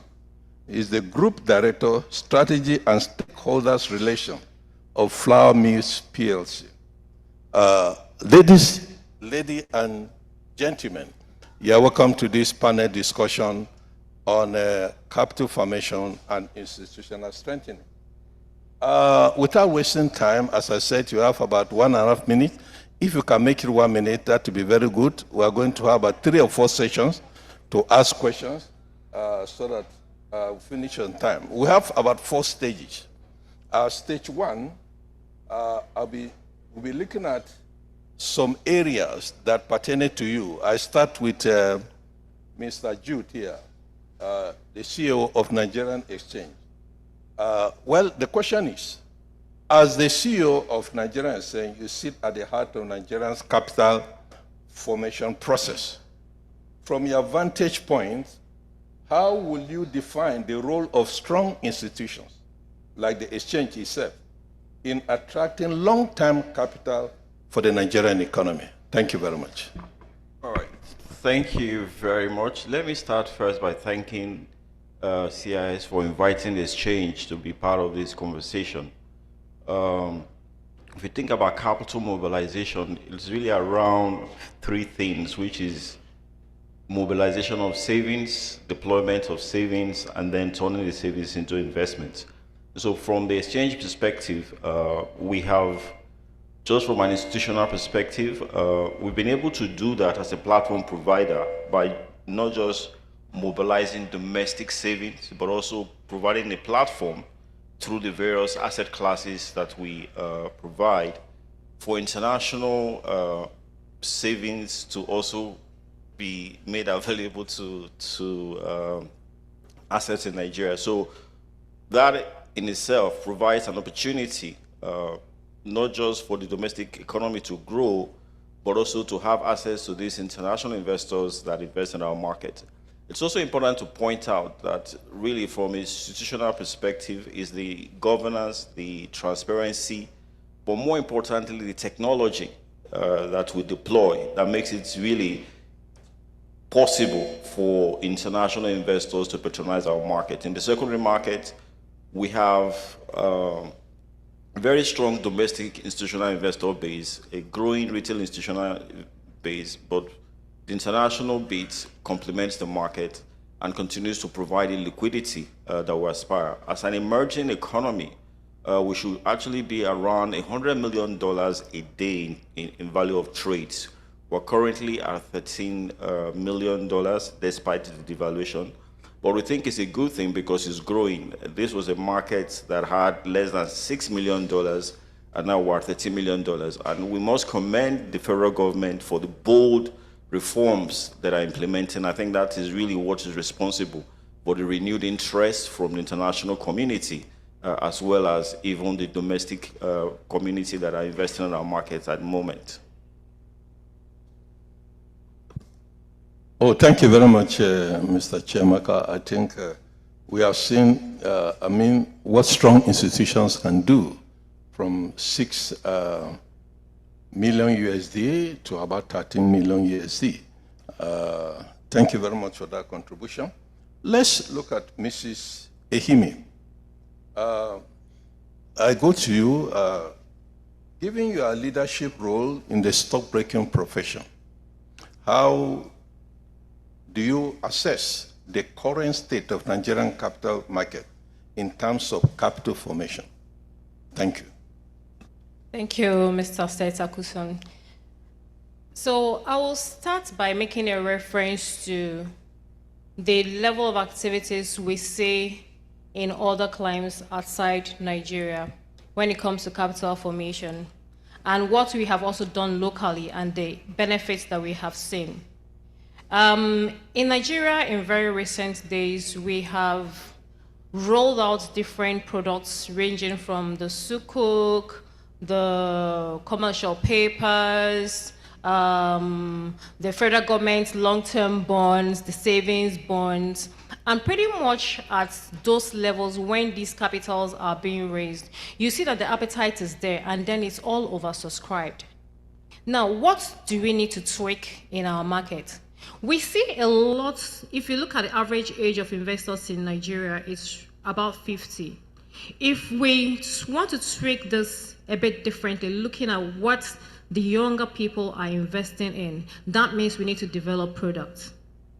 Products, developments, innovation in our capital market will go a very long way. In the past, it was just traditional loans, CPs, whether it's long-term, no matter how short it is. But immediately Sukuk came in, you saw that the appetite increased astronomically, so that the people that subscribe to these products are way much more than the people that would have invested in the market.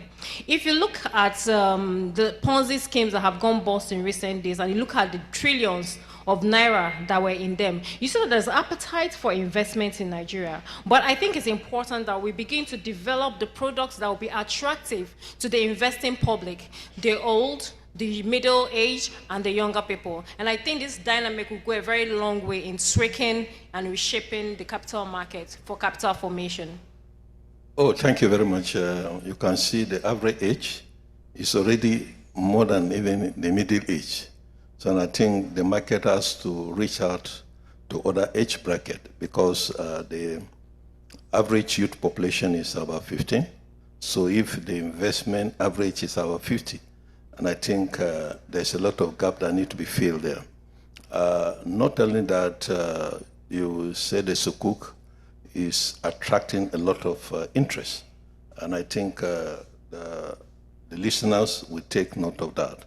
Well, we're trying to save time. I go to Alaji Kurfi of the famous APT, stockbroking and fund managers, just to ask, as a seasoned market operator in the field, what are the biggest institution bottlenecks limiting capital formation in Nigeria, in particular equity and debt markets? Thank you very much.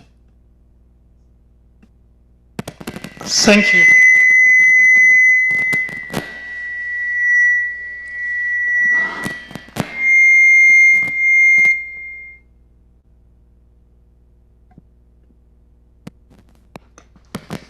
Okay, thank you for having me.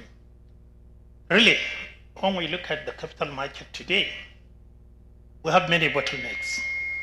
And these bottlenecks need to be cleared in order to encourage more investors coming to the market.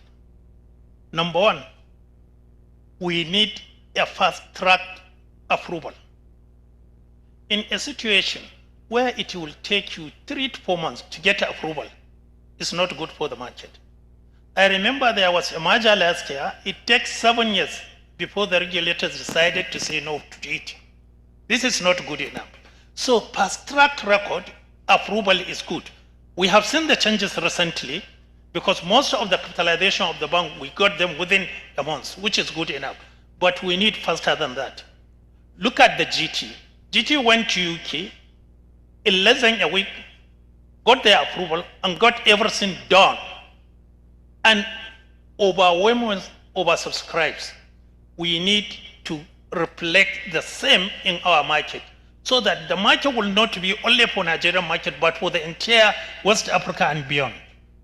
The other issue is the regulatory issues.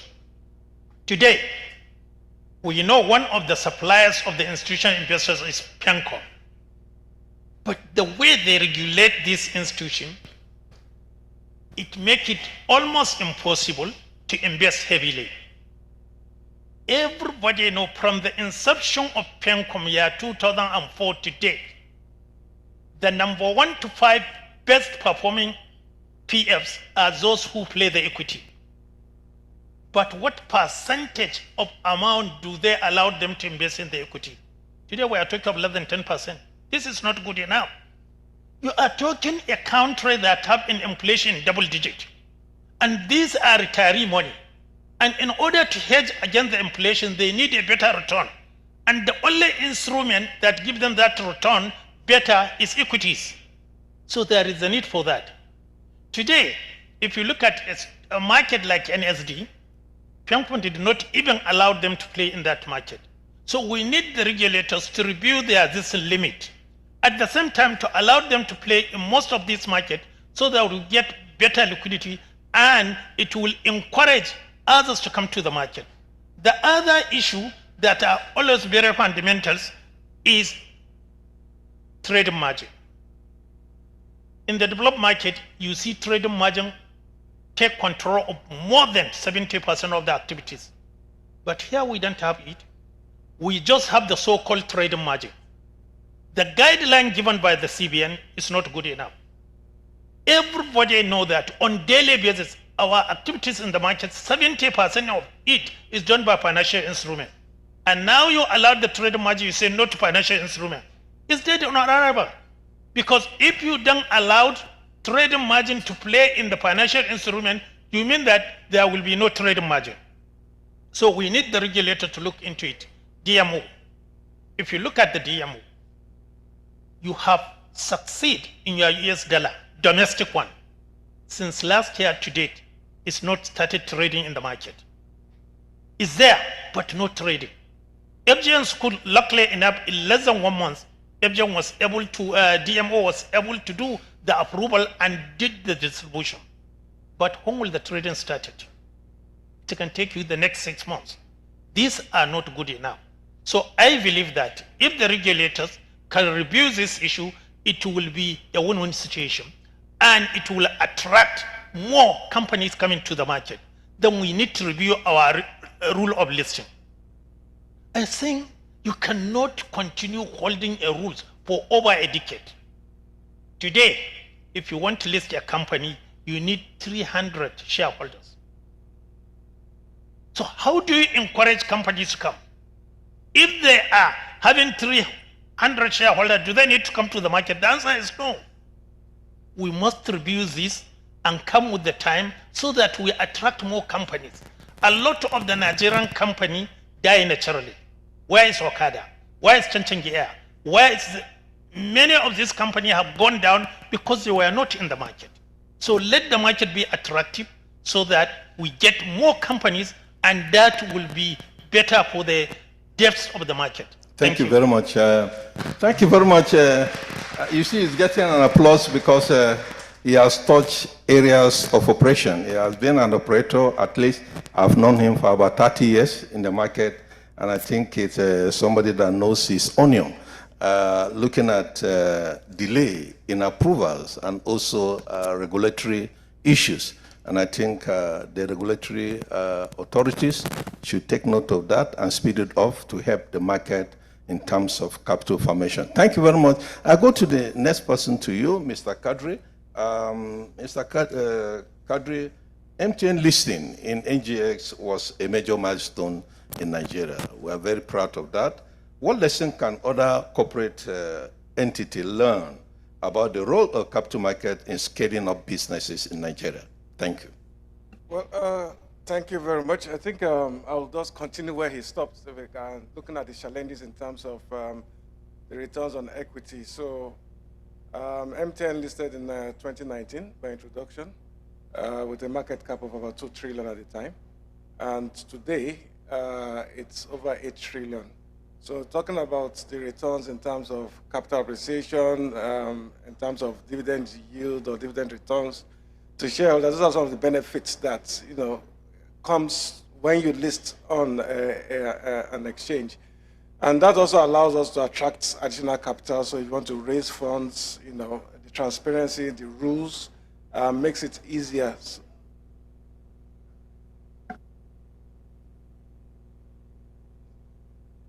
Now, okay, right.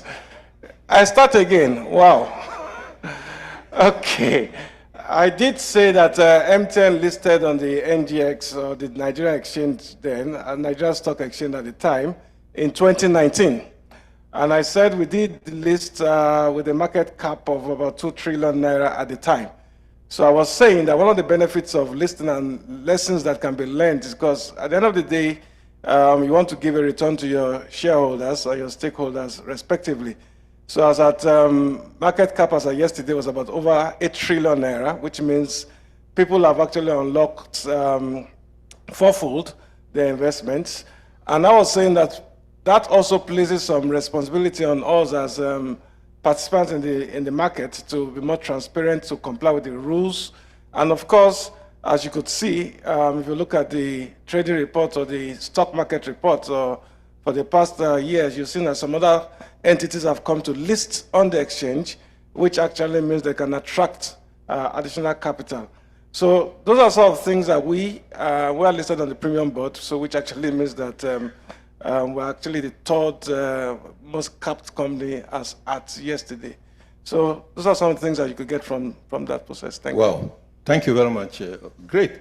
Fourfold return. I think that's great. MTN, within the last 5-6 years that you've been there, it's a very, very great milestone. Without wasting time again, I go to the last, but not for this first session. Mr. Usman from Flour Mills. Flour Mills has a deep history in Nigeria. Have a strong, or rather weak institution impacted your ability to raise and deploy capital over the years that you have been in existence? Thank you. Thank you very much, and good afternoon. Thank you, Mr. Moderator. And thank you also to the CIS for inviting me to speak.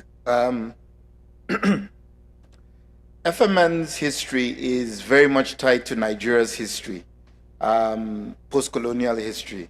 For those who don't know, FMN got incorporated 2 days before Nigeria's independence. So we've been around for as long as an independent Nigeria has been around at 65 years.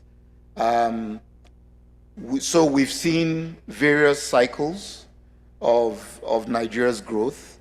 And if I may make my comments because of time, specifically over the last 25 years, since it presents a good context in terms of being quarter of a century. I think in the early 2000s, as said by a few speakers, we witnessed quite a few reforms, which is what led to the reform of the pension fund industry, the reform of non-bank financial institutions, and even the fund managers. I think many of them that exist today came onto the scene at that period. So that was a boom period, similarly just for us in terms of having access to capital, having more diversified access to capital. But as we came to the late early century, we witnessed the global financial crisis and then the Nigerian banking crisis and the effects of that. And pretty much one would argue that since, and it's interesting, the rebasing figures came out yesterday, which is actually quite relevant for this discussion. So Nigeria is effectively half the size that it was from a GDP basis versus 2014, which shows you that since things started to decline or deteriorate a little bit, even though reforms have somewhat tried to keep up at pace, we've never really quite recovered to the heady days that we were in the 2010 to 2014 period. And we've witnessed a succession of crises, particularly foreign exchange crisis, the most recent being a couple of years ago. So with that, obviously our ability to raise capital has been very much shaped by these trends, I would say, in the last 25 years. We've seen particularly the development and growth of the CP market for corporates. I was witness to be on the other side in government at the time when a lot of that framework was put in place over the early 2000s. And now ourselves and the likes of MTN, I think, are tapping significantly into that market today. However, that market is a bridge because it's not really a substitute for the actual type of capital that we require, particularly in industry. We require long-term, low-interest, patient capital. And I think without the fundamental reform of the DFIs, whether from a capital perspective and from a governance perspective, we're not going to be able to address that issue of funding industry on a sustainable basis. Oh, thank you very much. I will still come back to you again, Mr. Osman. Plow mills, of course, given what you said, of course, just to buttress us, flour mills operate in the agro-business. How can Nigerian institutions better support agro-industrialization in Nigeria to unlock capital in the rich sector of the economy? Thank you. Thank you. As a colleague of mine used to say, or always tells me, a factory without a farm is scrap metal. A farm without a factory is weed.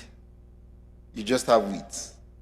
So for agro-based industrialization to happen, you need to develop surplus value in agriculture. If you're still living on subsistence and trying to produce enough food just to feed yourself, you are not going to have agro-based industrialization.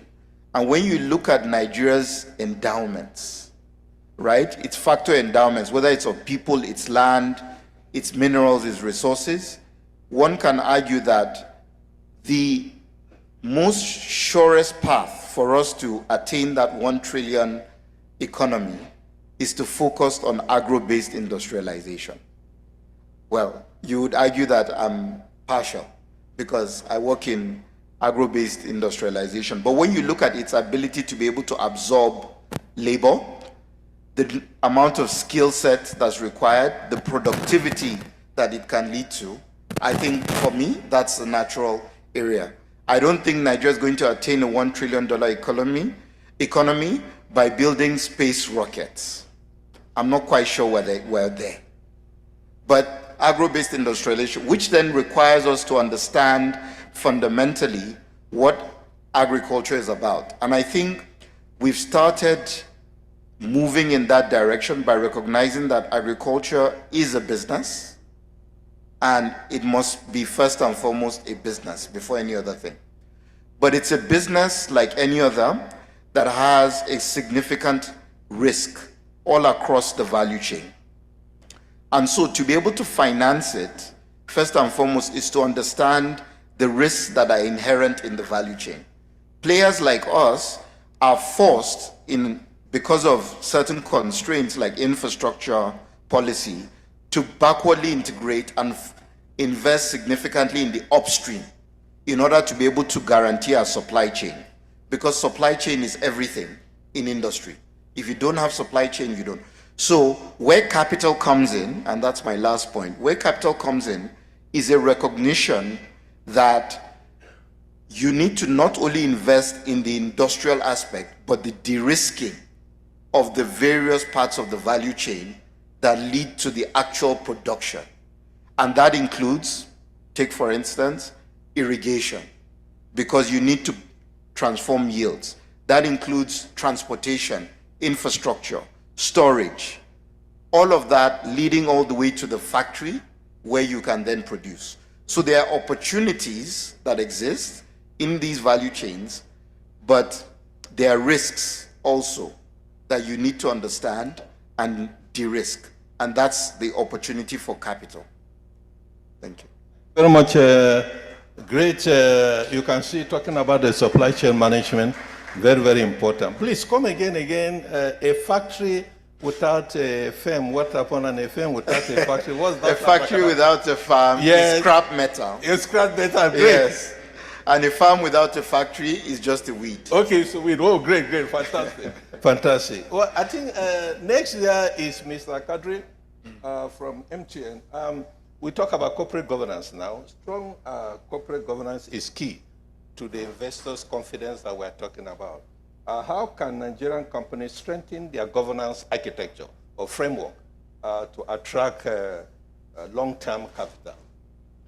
Okay, so I think looking at corporate governance as a topic, some people see it as ticking a box, but I think it goes beyond that. It's actually establishing a framework where you're able to, attract a diverse board, a board with different skill sets to address different needs in the business.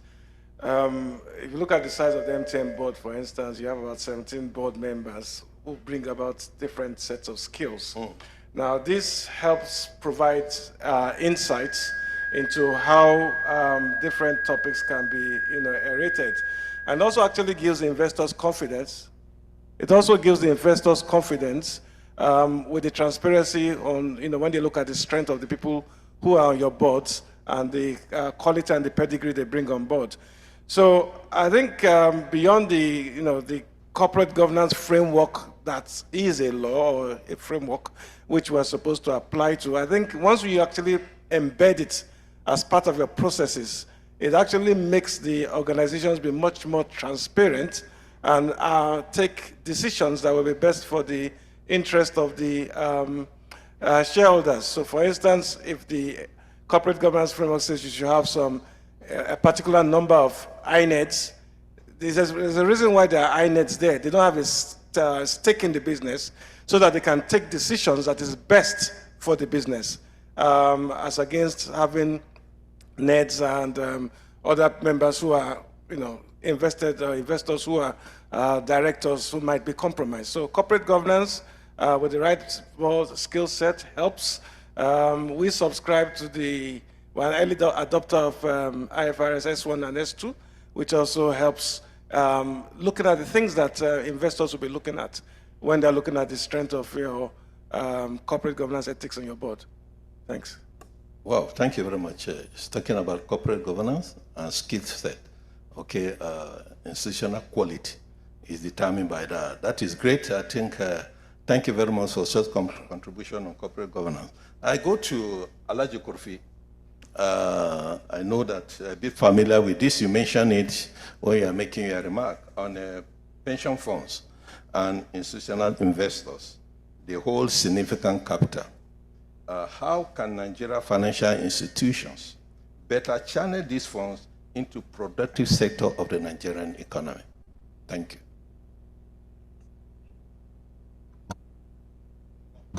Thank you very much.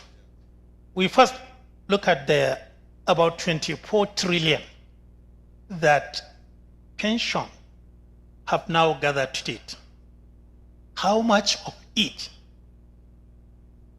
distributed to the economy? 62%, which is about 16 trillion invested in the federal government bonds.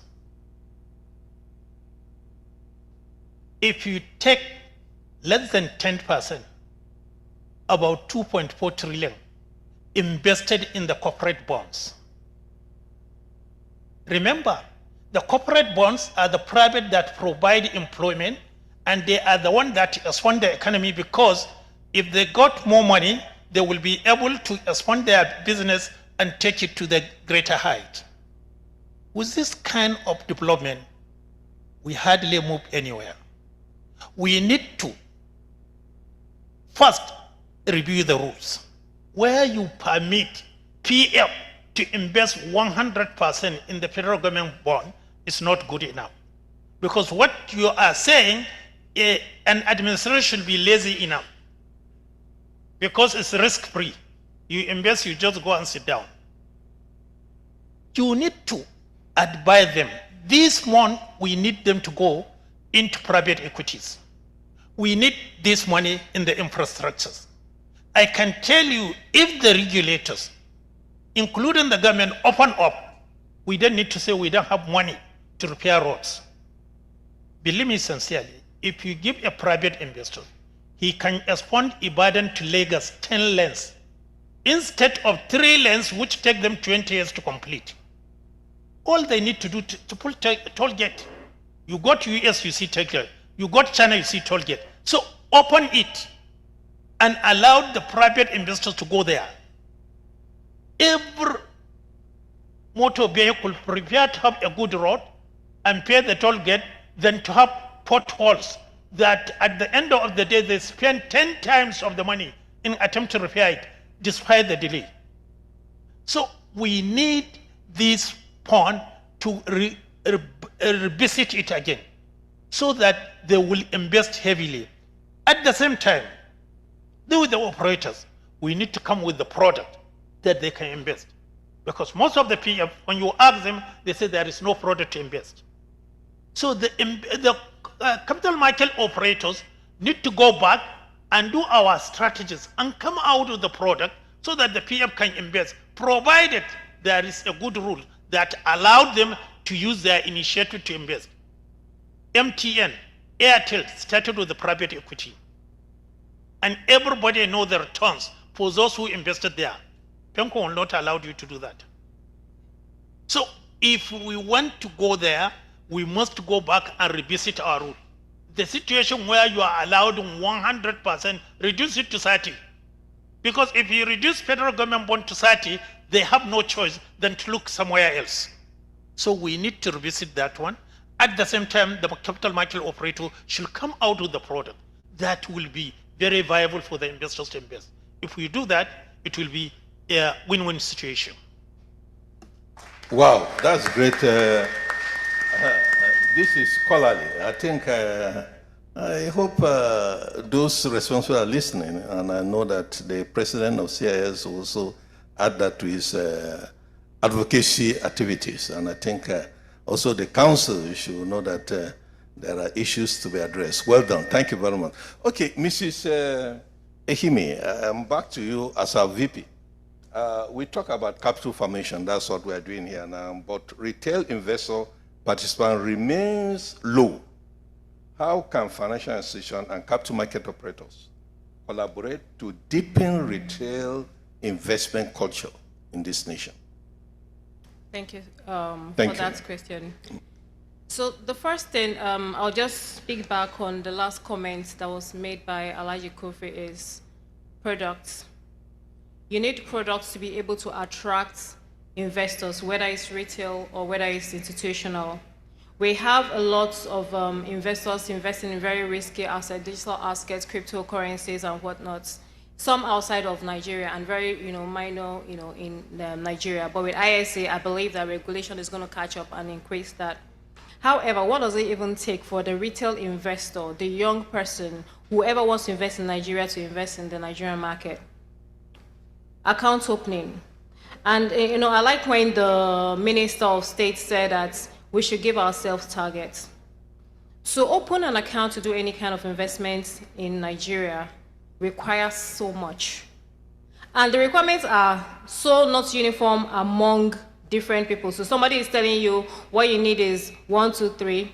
I will tell you what you need is 1, 2, 3, 4 because the lenses the regulator is looking at me from the other person is different.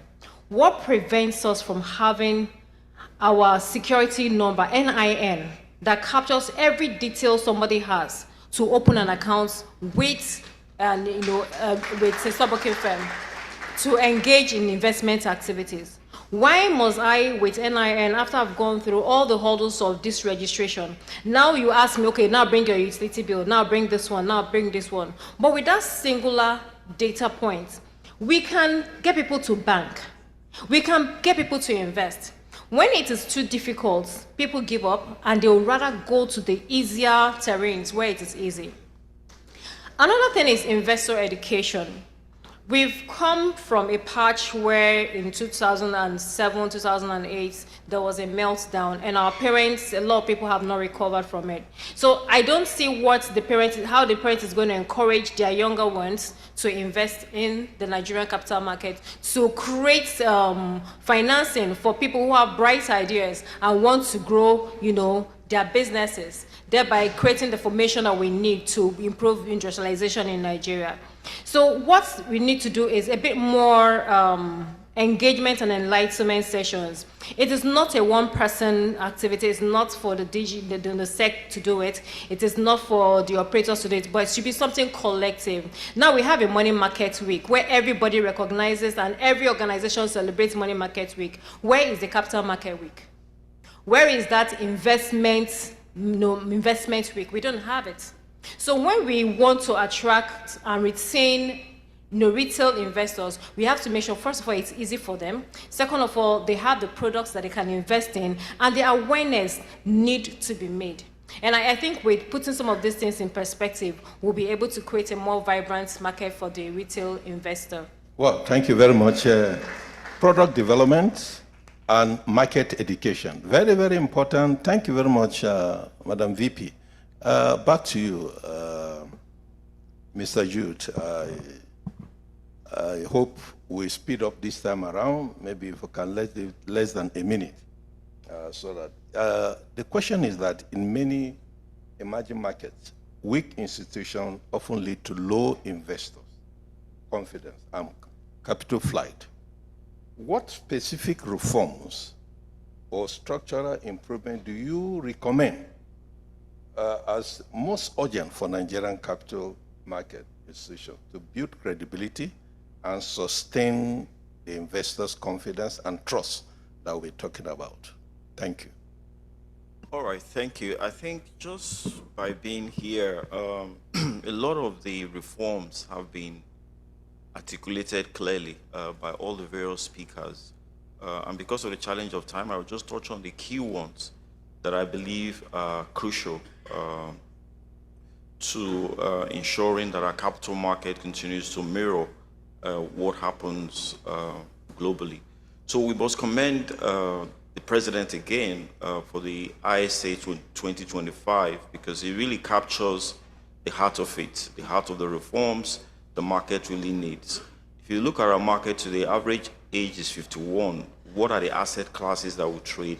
Equities, fixed income, ETFs, perhaps REITs, and now more recently derivatives, which is muted. But 65% of our population is under 35, but they're not really in the market. So one of the ways to bring them in is through the digital assets, because they invest heavily in cryptos, there's tokenization of assets. So that is one clear reform that I believe will create another asset class and create opportunity for the use of technology again, because that works on a different tangent entirely, away from our traditional trading, clearing and settlement system. That will work on the blockchain technology and will become so seamless with the mobile phone, so start to finish. People will be able to invest. I think that will bring a lot of the millennials and Gen Zs into our market, because the sort of returns you'll find in those asset class will be much more higher than what we currently see in our traditional vanilla asset class. The other thing to think about is really clearing and settlement. Okay, so today we have a T+3 settlement cycle. By November, thanks to all the work has been done and the DG of SEC really made that possible. By November, we'll be going to T+2. That is still not good enough for this microwave generation, because they want to invest today and they want to be able to sell today. So nobody's going to wait 3 days or 2 days to get settlement. So the reduction of the settlement cycle it's one trajectory that I think we still need to move it a notch higher from a T+2. I'm believing that the digital asset class should actually be trading on a T+0 in order to sustain the interest of the millennials as we see it in our market. The other thing we are looking at, even from an exchange perspective, is the way we trade today. You talk about the retail investors not participating in the market. So we have an active universe of 3 to 4 million retail investors in the market, right? But if you talk about the active number of retail investors in the market, it's still less than 1 million. So there's a challenge there. So what you want to do is identify affordable products, right, that they can participate in. Identify access. Market access is critical. And that's why we've been able to invest heavily in technology. The NGS Invest was very crucial in the banking recapitalization exercise that just happened, raising over 2 trillion naira for the banks. In general, the exchange has been able to raise last year over 8 trillion naira. These are heavy figures, but I believe that the reforms that we need to make along this line that will allow the retail investor participation is really more around, I think it's been articulated here, the ease of onboarding and the ability to use technology to access products that are easily available. That will really help. If you look at India, right, they have this mobile invest that they do, and they've been able to raise their retail investor participation to over 100 million retail investor participation. And we have a very huge population, a very young population, and so reforms along those lines will certainly unlock that. We've talked about investor education, which is very critical. Not all asset classes should be invested in by everyone. So that knowledge has to be ingrained in the local environment. The other last thing I will say is there has to be that collaboration so that we're not working at cross purpose. This is very important because it helps to build capacity. And I like what CIS is doing. If you talk about capital market conference, capital market conversation, so that there's a lot more collaboration, so we're not working at cross purposes. That will also help when you have a singular, it was said here that one of the ways they responded to financial crisis was to bring all the stakeholders together. So the sort of reforms that we should be talking about for the capital market should really focus around listings, because that's really the main issue, and that is policy that will drive that, right? And it doesn't have to be different exchanges talking about it. It has to be looked at collectively because it's a problem that the country needs to address. To be able to reach that $1 trillion economy, we really need to have a strong capital market. Everybody agrees. But how do you build that strong capital market? Is by ensuring that there's the monetary side, the physical side, talk to each other. Today, we're all happy with what is going on with the market. Our market cap is 134 trillion, right? It's huge, but we think it can go higher. And one of the ways it can go higher is when you have a strong macroeconomic environment, a strong fiscal environment. So that harmonization has to be in place. Today, the reforms of the FX reforms is really what is bringing international investors in our market. The year before, we had 11% participation by internationals. Last year was 15%. Year to date is 30%. Why? Because you now have a stronger macro, you have a more liquid FX market, and that is restoring investor confidence. So we need to harmonize all the various elements, the monetary side, the banks working with the capital market operators in creating products. We've talked about DMO, right? If you look at what DMO has done for the country in terms of capital raise, over 2 trillion has been raised from Sukuk, and we can see the productive impact of that. If you talk about green bonds, we have a market of 30 billion green bonds. Now, if you add this new one that the DMO is raising, that's about 80 billion. But there's so much scope that can be done. So we should try and harmonize the various elements of the capital markets and expand our thinking beyond just the traditional vanilla asset classes, because we can raise a lot more and have a lot more deeper market. Given the size of our economy, given our population, we should be able to have a very strong and viable capital market. Oh, thank you very much. I think we have covered the syllabus. Normally, this thing should extend for additional 1 or 2, 3 hours. But as you can see, very exciting, very engaging. Of course, we've seen the triple helix here, the academia. I'm from the academia, although I've worked in the capital market. My boss, Mr. Henry, was there in 26 when I was in the institute as head of research. And the academic, we have come from the academia, from the private sector, and you can see the government here with us. This is the collaboration that we're talking about. But all institutions need to be strengthened, apart from the financial institutions or the capital market. We need the regulatory institutions, even educational institutions. In fact, that is where the problem is. Look at the ecosystem, global ecosystem of capital formation, the $1 trillion club. Nigeria is nowhere to be found. We are not even near a quarter as yet. So what it is, the summary of it all from what we've heard from our panelists here is to strengthen the institution and make them efficient for a transformative economy. And I want to thank you very much sincerely for your coming and then the contribution you have made. President CIS, you can see that you have a lot of people on ground. And I want to commend the contribution, want to commend everything I've done. Thank you for coming, 100% attendance. So great. But let me apologize here. I came to represent Professor Uche Waleke, who is my boss in the capital market. He was stranded. His flight disappointed him. So he stayed there. He would have been here with us. So I apologize on his behalf.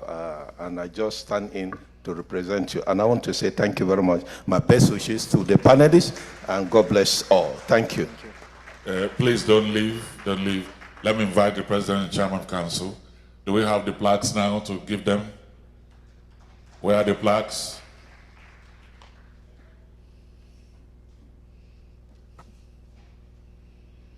It's an amazing panel.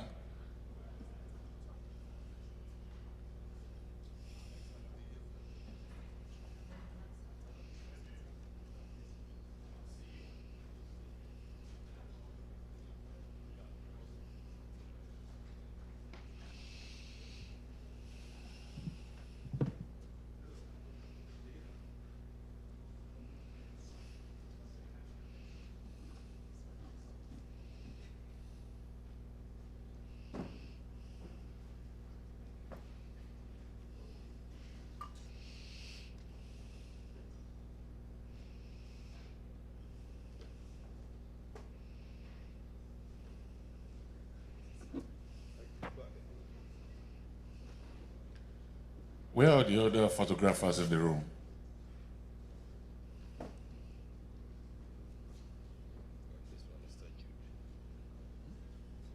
Okay. So we'll be handing the plaques over to the President to give to all the members of the panel. Mr. President, the plaques are here.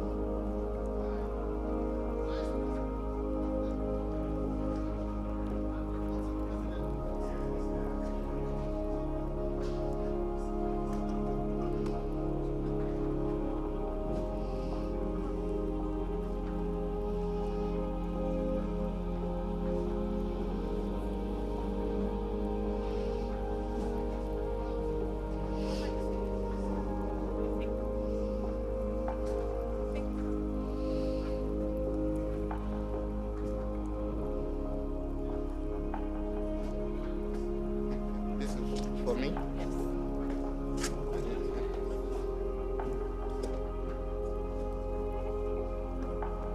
Thank you very much. We appreciate the panel that just finished. Where's the one for Professor Waleke?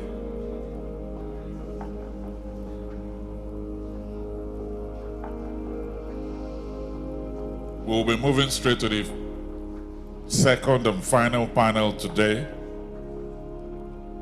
And this will be taking a look at foreign direct investment and the local capital mobilization for industrialization. Our moderator is the Chief Economist, West Africa of Deloitte, Ms. Damilola Akinbami.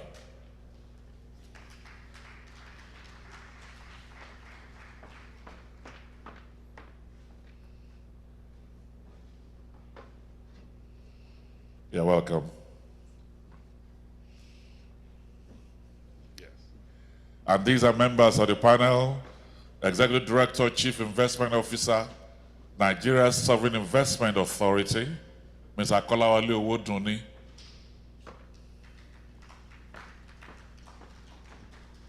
The Director, Lagos Business School, Public Sector Initiative, and Professor of Strategic Management and Governance, LBS Pan-African University, Professor Franklin Nnaemeka Angu.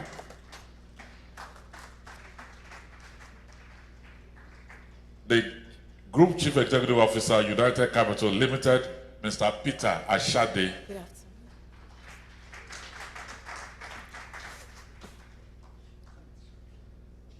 And then finally, the Treasurer, Stanbic IBTC, Mr. Dari Utitoju.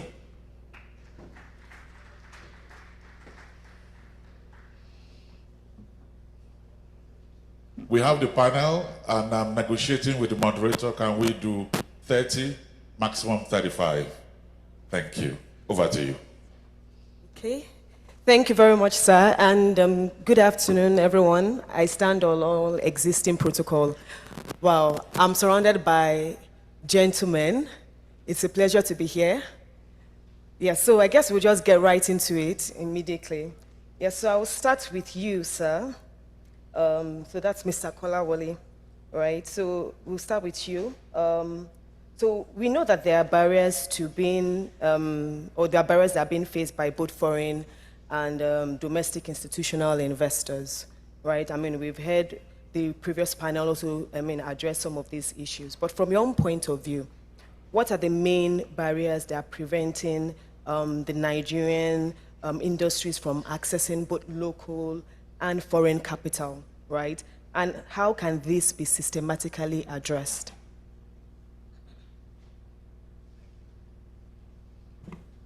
Thank you very much. Firstly, I'd like to thank the management and team at the Chartered Institute of Stockbrokers for inviting me today. It's a pleasure to be here and to talk to such an esteemed audience. From the NSI's perspective, I would say that one of the biggest barriers is the quality and number of bankable projects that have been developed with all the prerequisite studies having been done before they come to financiers. That number is not as many as we need it to be to move the needle to get into a $1 trillion economy. That, I think, is the first one. Also, the relatively high cost of local currency financing is a bit of a catch-22 situation.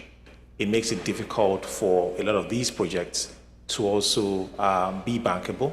And a lot of projects, especially infrastructure projects that need local currency, long-term financing, cannot be financed at the current rates we have right now. Lastly, the volatility in the FX rate means that a lot of foreign investors have shied away from Nigeria. They are only recently returning, and we expect to see more over the next few years as our currency stabilizes. Thank you very much, and I like the fact that you went straight to the point. Thank you. So, to you, Prof. Yes, sir. So we've seen that the Nigerian federal government, they're implementing quite a number of reforms that, are being executed, and they're designed to support local industries. Right now, these reforms, they include macroeconomic adjustments, policy changes, they are targeted initiatives to enhance domestic production and also to decrease the reliance on imports. So what role should the Nigerian Stock Exchange play in strengthening capital markets and fostering the growth of indigenous players? Thank you very much, moderator. But let me first of all, just give me 1 minute to thank CIS for this program, and to also say that when I told some people that I'm coming for this program, they say, are you not a member of CIS? The reason being that LBS and CIS have been collaborating, and I believe that that collaboration will continue, and we thank you for all you're doing to, for example, this conference. But let me also say something, that when I came into this room this morning, I was wondering, are we talking about capital formation or capital exportation? Because if you look around the rooms, most people are wearing suits, so, and all these suits, any suit you see here, any tie you see here, is capital exportation, that they are sending money outside, outside Nigeria. So I think that next conference, we should agree that all of us should wear Nigerian dresses to come here. Point taken. So imagine if the federal government will say that 5 days a week, that workers in Nigeria, both public and private sector, should wear Nigerian-made dresses. It means that there will be industrialization, there will be jobs and all that. But let me also mention something that we need to take into consideration. The sovereign wealth funds in Africa manage about $100 billion. Then the pension industry have about $600 billion. Then Africans in diaspora, they remit about $100 billion. So we have about $800 billion. Then the central banks in Africa, our, what do they call it? Foreign reserves, about $400 billion. That is about $1.2 trillion. So the question we have to ask is, are we really looking for foreign direct investment, or do we already have capital within Africa that we are not using properly? Interestingly, which is the reason why I believe that most of us are wearing suits, that because we also believe in these Western-oriented approaches to doing so many things. So they will tell you that for you to get AAA rating or AA rating, for those who are giving out loans, that you have to invest, your loan to asset ratio should be about 30%. That means that the 70% has to be invested in US Treasury, in European Treasury, and all that. So it means that 70% of our assets, of our capital, are more or less outside Africa. So what we are supposed to be focusing, and what the capital market is supposed to be focusing, is how do we ensure effective and proper utilization of the capital that we have in Africa to be used in Africa and to be used in Nigeria. So we rebased the GDP yesterday, and we are saying that we are now the 4th largest economy in Africa, which we've been. We were the biggest before. But the question is, what happened that reduced us from 1st, 2nd, 3rd, and now 4th? There are 3 key or 4 key factors that investors look in any country before they invest. And these are key governance indicators. One is rule of law. Second one is regulatory quality, which talks about SEC, CBN, NDIC, and all the regulatory authorities. And the third one is government effectiveness. In these 3 key variables, Nigeria has consistently performed badly. So our focus should be on how do we ensure that in these 3 variables that we behave well and do things properly. And what I suggest, the 2 main areas that we are supposed to focus on is on governance reforms and also legal reforms. Because at the end of the day, everything revolves about legal reforms. We did a research and we got judges, we got traditional rulers, and we asked Nigerians, which of them will you want to take your case if you have a case? Many Nigerians preferred traditional rulers, so they don't want to go to the formal legal system. We also asked them, if you have money, will you want to save in the Nigerian banking sector? They say they don't have trust. So what we are supposed to be thinking about is how do we leverage on these key areas and look at that economic output is a function of policies, policy is a function of law, and law is a function of sociology.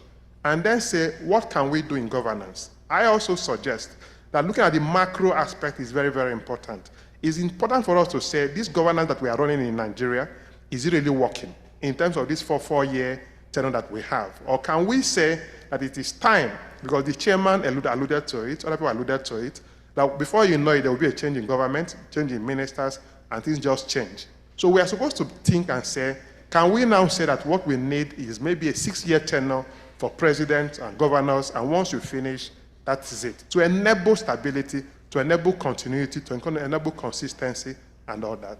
Thank you. Thank you very much, Prof. So I'll go to you, Mr. Shadi. Yes, so they say charity begins at home, right? And we've seen that domestic institutional investors, they've maintained a strong presence in Nigeria's equity market. Following the global shocks that we're all aware of, the trade wars, what's happening in the Middle East, right? And there's increased uncertainty as a result of what is going on, right? Even amongst the foreign investors. There's now an opportunity for greater involvement from local players. Now, what practical steps can be taken to encourage domestic institutional investors to participate more actively in Nigeria's industrialization efforts? Thank you so much. It's indeed a pleasure being one of the panelists for this great workshop.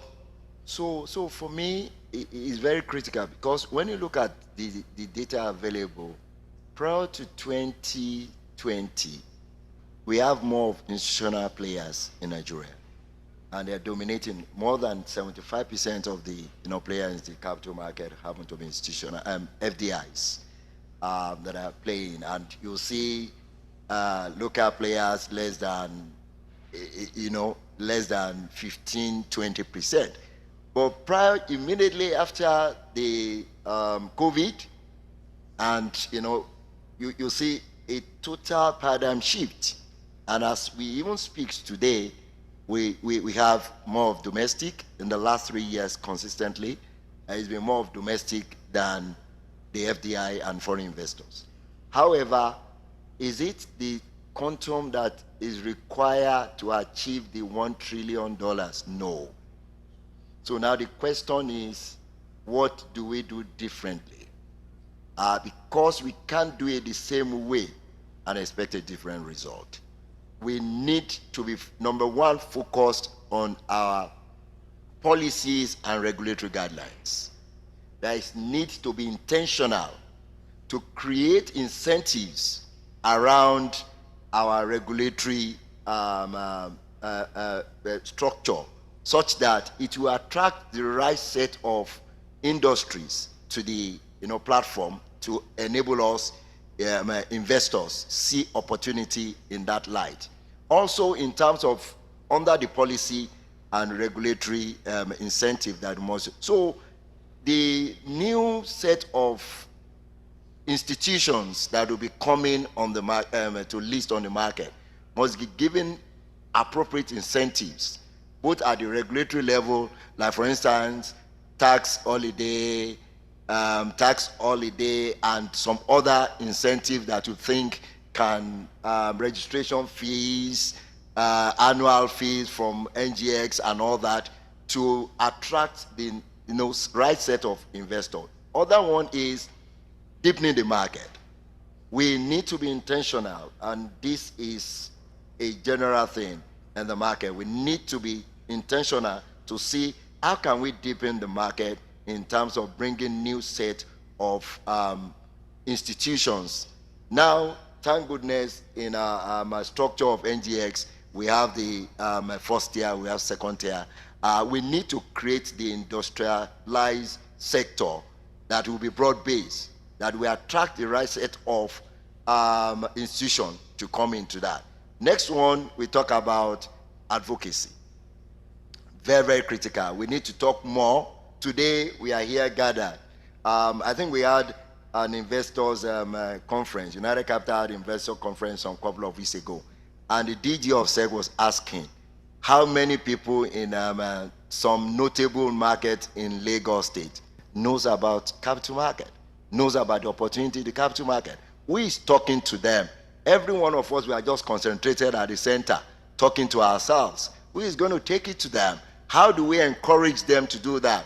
Today, as far as market is concerned, do we have any products at all that anyone can invest with as low as 250 naira, 500 naira? And these are things that we're going to, and we have the population that can really drive that. So we need to be intentional to now demystify from the center. We need to come down and ensure that we are able to, in terms of educating the public, and because by the time they have an understanding, the other time the vice president was talking about retail. To what extent is our retail playing today? If you dissect the domestic market today, it's still more institutional. But we have the retail, we have the population.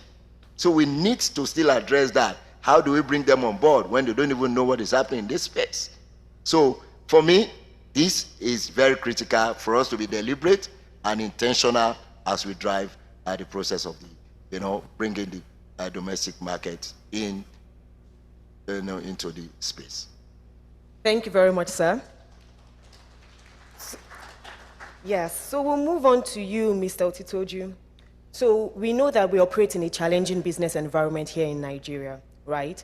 And the financial sector, it plays a crucial role, right, in helping us achieve this $1 trillion economy target, right?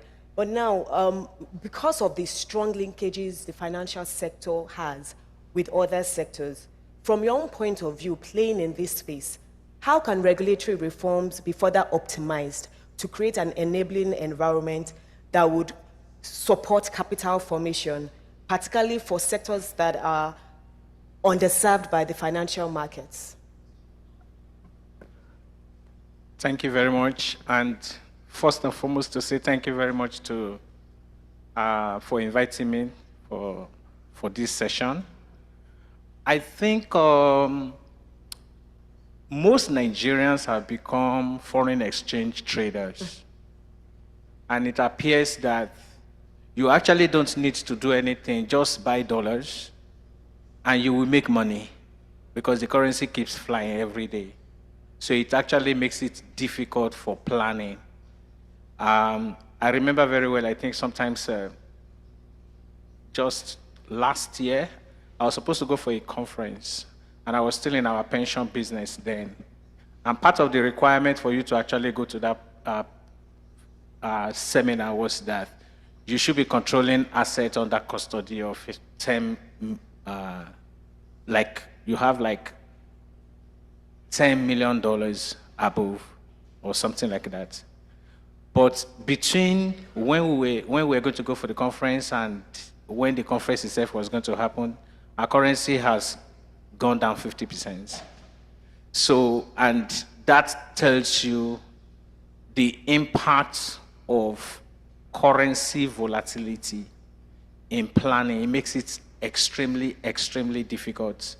What we need to do to start attracting the right levels of capital is to stop this idea of holding our currency for such a long period and allow volatility to happen, boom, at once.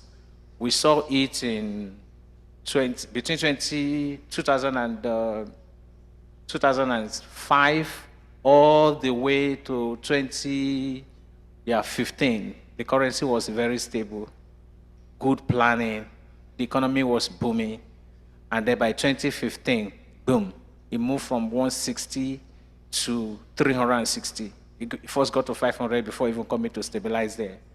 Then we kept it again, stable, nothing changed until sometimes January last year. Then we saw another volatility, boom. So it is not good for planning, and it makes most people not to be able to want to deploy, and money into this region for us to get to the type of capital base that we want to get to. Second is our turnaround times in terms of time to market. From the regulatory point of view, the regulators have to do a lot more to ensure that whenever listing is done, it is given the quick turnaround that it deserves. A lot of investments goes into private equity, into venture capitals, but when it comes to them to diversify, for them to pay down the investors, it becomes difficult because listing is like near impossible in Nigeria. So reality is we must face the challenge and embrace it, which is why even after the rebasing, you see because of the impact of currency, we actually went down, compared to the rebasing that was done in 2014. The biggest impact in it is the currency. Just imagine that the currency have not moved more than 10% over those periods, and we have seen the type of growth that we have seen in terms of Naira number.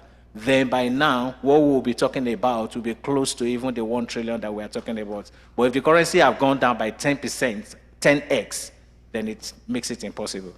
Thank you. Thank you, sir. So back to you, Mr. Woduni, and just as a follow-up to the question I asked him earlier on the challenging business environment. So we've seen several multinationals exit the market, obviously due to currency volatility, difficulty in repatriating their funds and what have you, right? So, and this has resulted in a significant decline in FDI. So how can Nigeria strike that balance between attracting FDI whilst also developing and protecting the local capital markets and the local industries? Thank you very much. That's a brilliant question, but I'll change it up quite a bit. Firstly, why are we talking about FDI? My colleague over here just spoke about how much capital we have within Africa. How much capital do we have within Nigeria? Let's utilize our own capital first. We have 24 trillion sitting in mostly government securities from our pension industries. We have a lot of money in our savings accounts, our bank accounts. Nigerians need to take ownership and own the industries themselves. That should be the first priority. FDI will come, but we need to run our economy. We need to manufacture more. The manufacturing base of our country will determine if FDI comes in here or not. With a population of 220 going to 250 very quickly, and we expect 300 in the short order, we need to basically secure our own future by utilizing our money to grow our economy and then encourage FDI to come. It is important for FDI to come, and FDI is always looking for good returns. And so, we need to show that our market is one for good returns, and the FDI will come. We have partners globally that are looking to invest in Nigeria, but again, we need to go back to this idea of having solid bankable projects, we also need to manufacture the inputs for what we for the large constructions and things we consume. And so, yes, we need to wear our own local attires, but more importantly, we need to feed ourselves. The previous panel spoke about agro-based industries. We also spoke about, how do we catalyze local currency funding for the Nigerian economy, and I think that should be priority, because once we are importing less, we will need less dollars, and Nigerians actually will be less of traders of dollars and more of traders of a stock that manufactures, 70% of what Nigerians want to consume. Thank you. Thank you very much, sir. So, Prof, we know that in this age that we are in now, everything is all about technology. It's the game changer. And the world is increasingly becoming a global village, right? So how can collaboration between the local stakeholders and foreign investors be organized to facilitate technology transfer and also build capacity within the Nigerian capital market? Thank you very much. Let me just mention something. So earlier on, I said that we remit about $100 billion into Africa, and also that the pension industry manage about $600 billion, and also that the sovereign wealth fund manage about $100 billion. Interestingly, our FDI, $100 billion, is about 150% of the FDI we attract in Africa. So it means that the capital we need in Africa is already in Africa. But what happens is that we mobilize the capital and we send it outside Africa. And we now start looking for FDI again to come back into Africa. Because most of the funds that we have in Africa are being managed by maybe JP Morgan, Western-oriented banks, and all that. But in terms of collaboration, we need to do certain things fundamentally different in Nigeria. So now, we cannot be talking about $1 trillion economy, and we have SEC, NDIC, PENCOM, NICOM, CBN, we have multiple agencies. For us to achieve a $1 trillion economy, all the regulatory agencies, they regulate two main things: prudential regulation and conduct regulation. So it is time for us to rethink and say, having all these multiple agencies, will they lead us to a $1 trillion economy? Or is it time for us to say, what we need to do is to bring all these agencies together and say, let one manage prudential regulation and let the other one manage conduct regulation, because that's about collaboration and doing things differently. Then when you go to the DFIs, you have Bank of Industry, you have Bank of Agriculture, you have Infrastructure Bank, you have multiple banks with very low capital basis, and all of them are pursuing almost areas that are related. So you cannot do agriculture if you don't have security. You cannot do agriculture if you don't have infrastructure. The question about in terms of collaboration is it possible for us to say, okay, all these different DFIs and all that, can we bring them together to have something that is bigger, that can do something better, that can even attract more funds to come into Nigeria? So I think that with regards to technology, I mean, we mentioned about retail industry now. The question is, how are we positioning and rethinking the retail sector using the technology? We did an assessment of all the banks in Nigeria. You find out that all the banks in Nigeria, they have about 50 million customers, but we have about 200 million Nigerians. It means that in terms of you touching the base of Nigeria, we have not even done it. And then the question again is, how will the banks come together and collaborate and say, we want to pursue retail development to be able to bring in a lot of Nigerians into finance, to be financially included. But of course, once they do that, there will be more capital will be mobilized. It means that technology can also advance more. It means that we can also attract more people coming to Nigeria and all that. So what I'm trying to emphasize that we cannot be doing the same thing in regulation, in setting up agencies, in the way we regulate, in the way we engage, and expect to have a different outcome.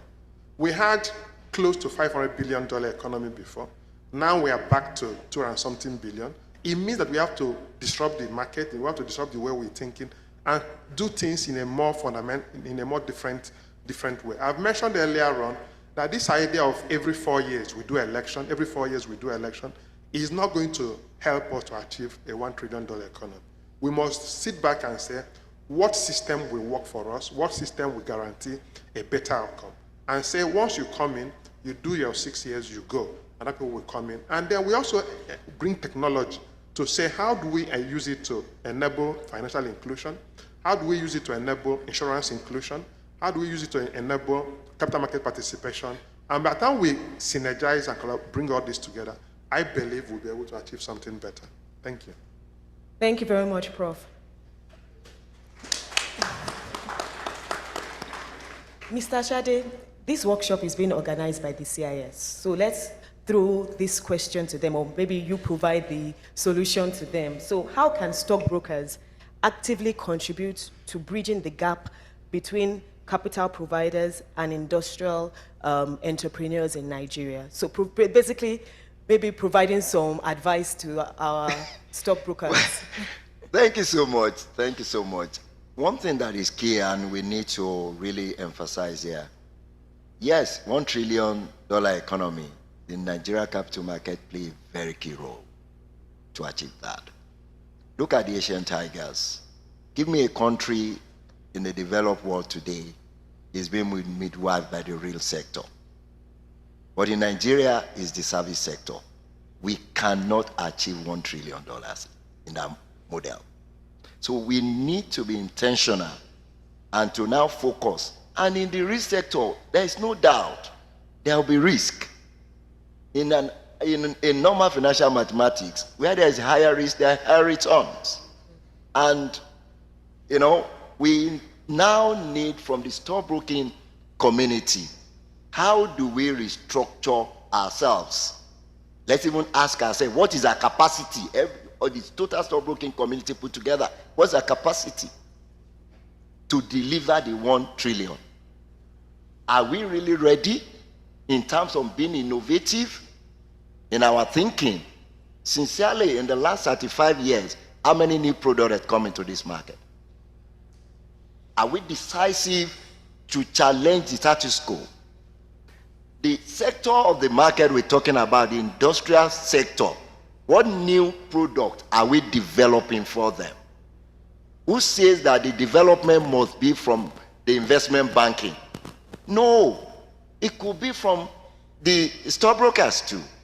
The origination skill, the risking strategy to support the sector that is needed to propel the $1 trillion. We have access to them. How can we partner with them? How can we help them to restructure? I recall some years before now, though in the investment banking, you see transaction coming to this market, we have 1 or 2 investment banking. Today, do you know how many issuing house you have on a transaction? That shows that we are not innovative. If we are truly innovative, we will develop new products, and every one of us, we are just concentrating on subnational transaction, national transaction. What happened to all those areas? Who is going to do it?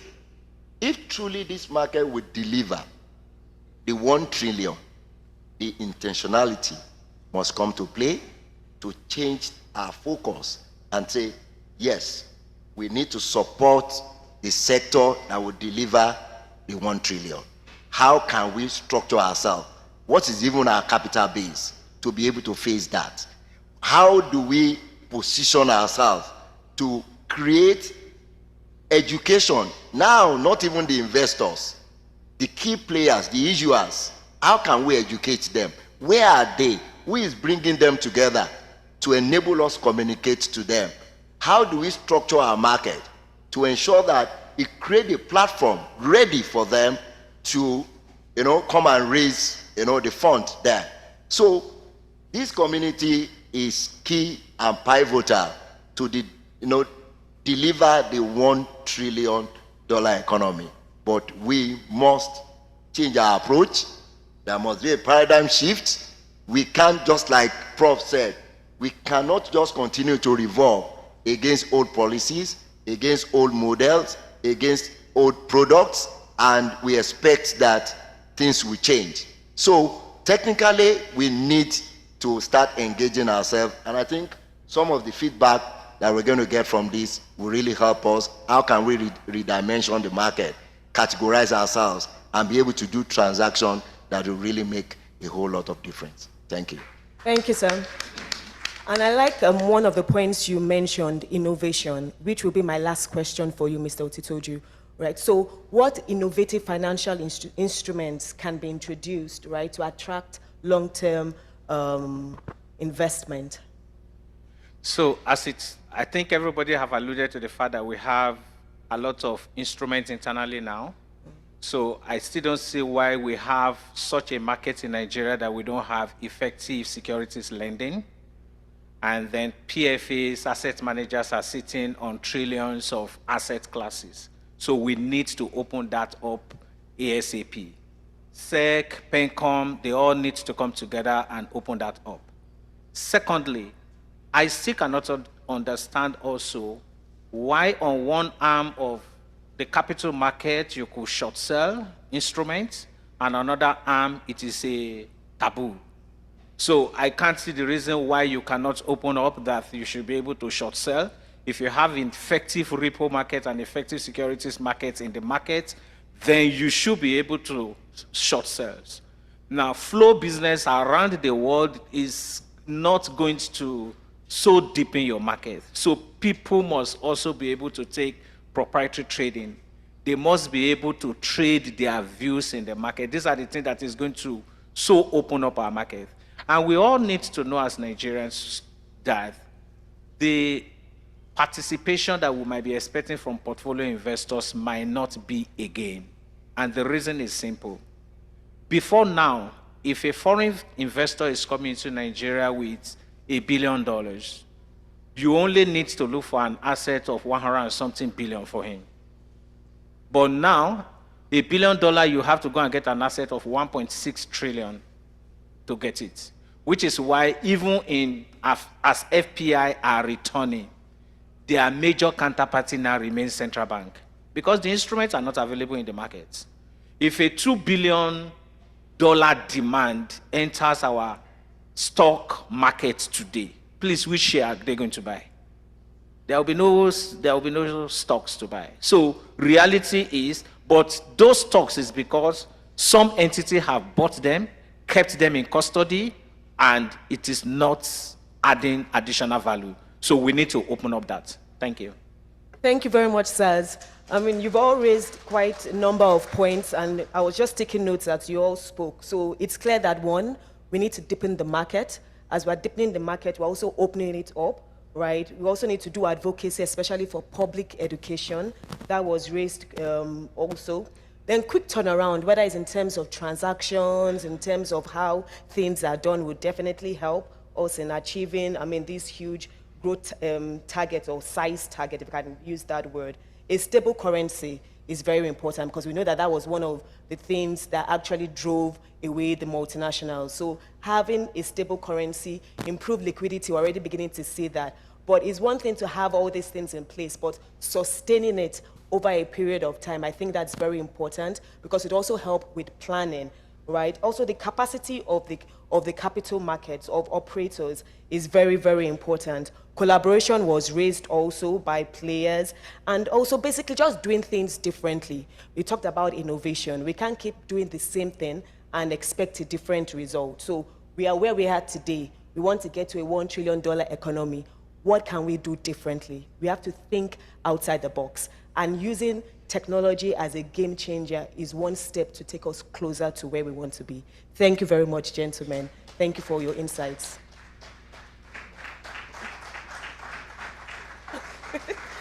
I was asked to ask if the audience have any questions, but I don't know if we have that time. Or maybe, do we have that time to ask the audience? No, okay. Thank you very much, sir. Thank you very much, Mr. President, Chairman of Council. And I'm very sure the plaques are very close on stage here.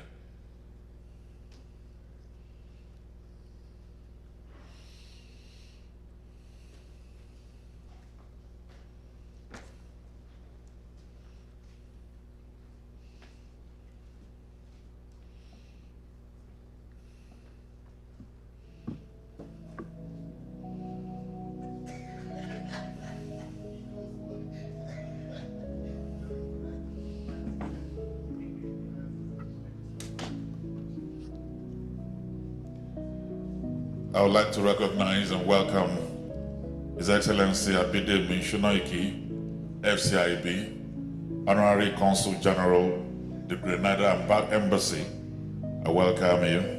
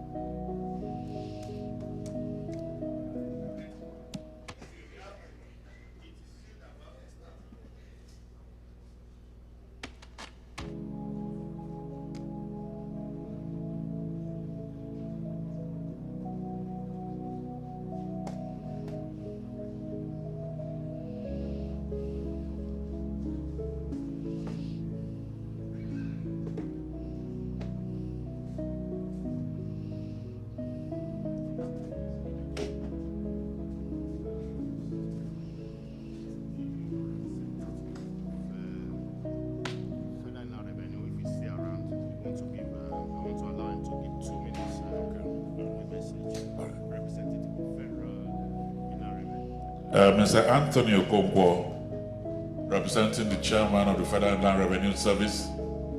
Are you still with us?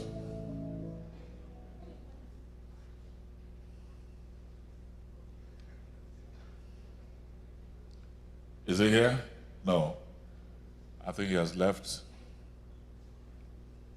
Okay, thank you very much. It's been amazing having this national workshop. Let me invite the second Vice President, Dr. Akim Oyewale, FCS, to please step forward for the vote of thanks.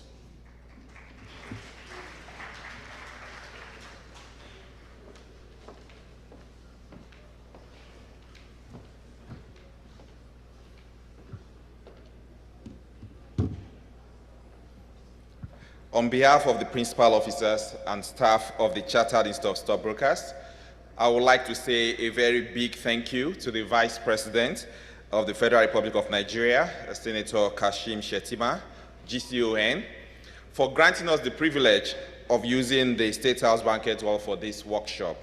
We thank you very much, Mr. VP. And we also appreciate the VP for allowing himself to be represented by the erudite Dr. Tokwe Fashua.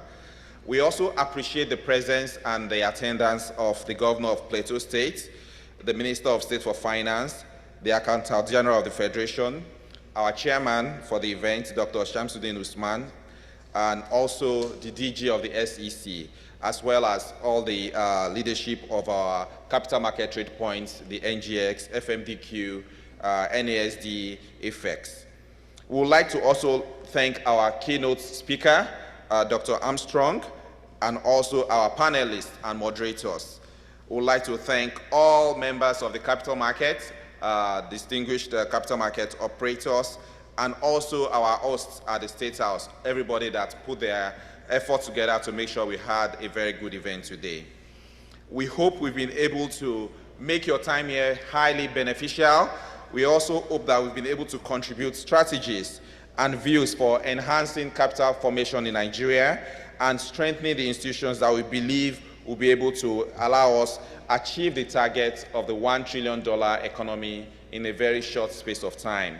We do hope that Nigeria will achieve this target this time around. I would like to say thank you, everybody, for spending the whole of your morning and part of your afternoon with us today, and we look forward to having you at another CIS event very soon. Thank you all very much.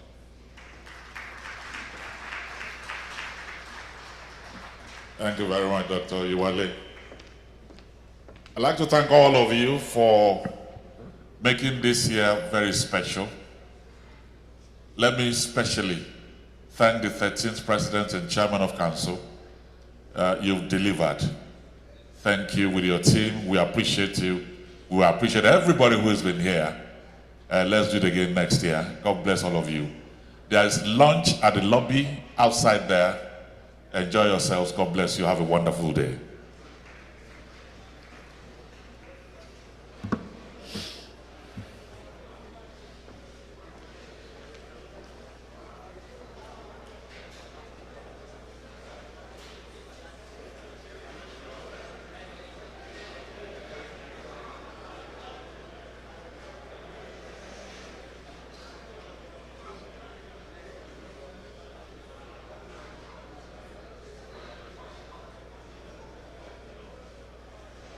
To earn a promotion, to earn more money, you can achieve all these and more by enrolling for a certificate.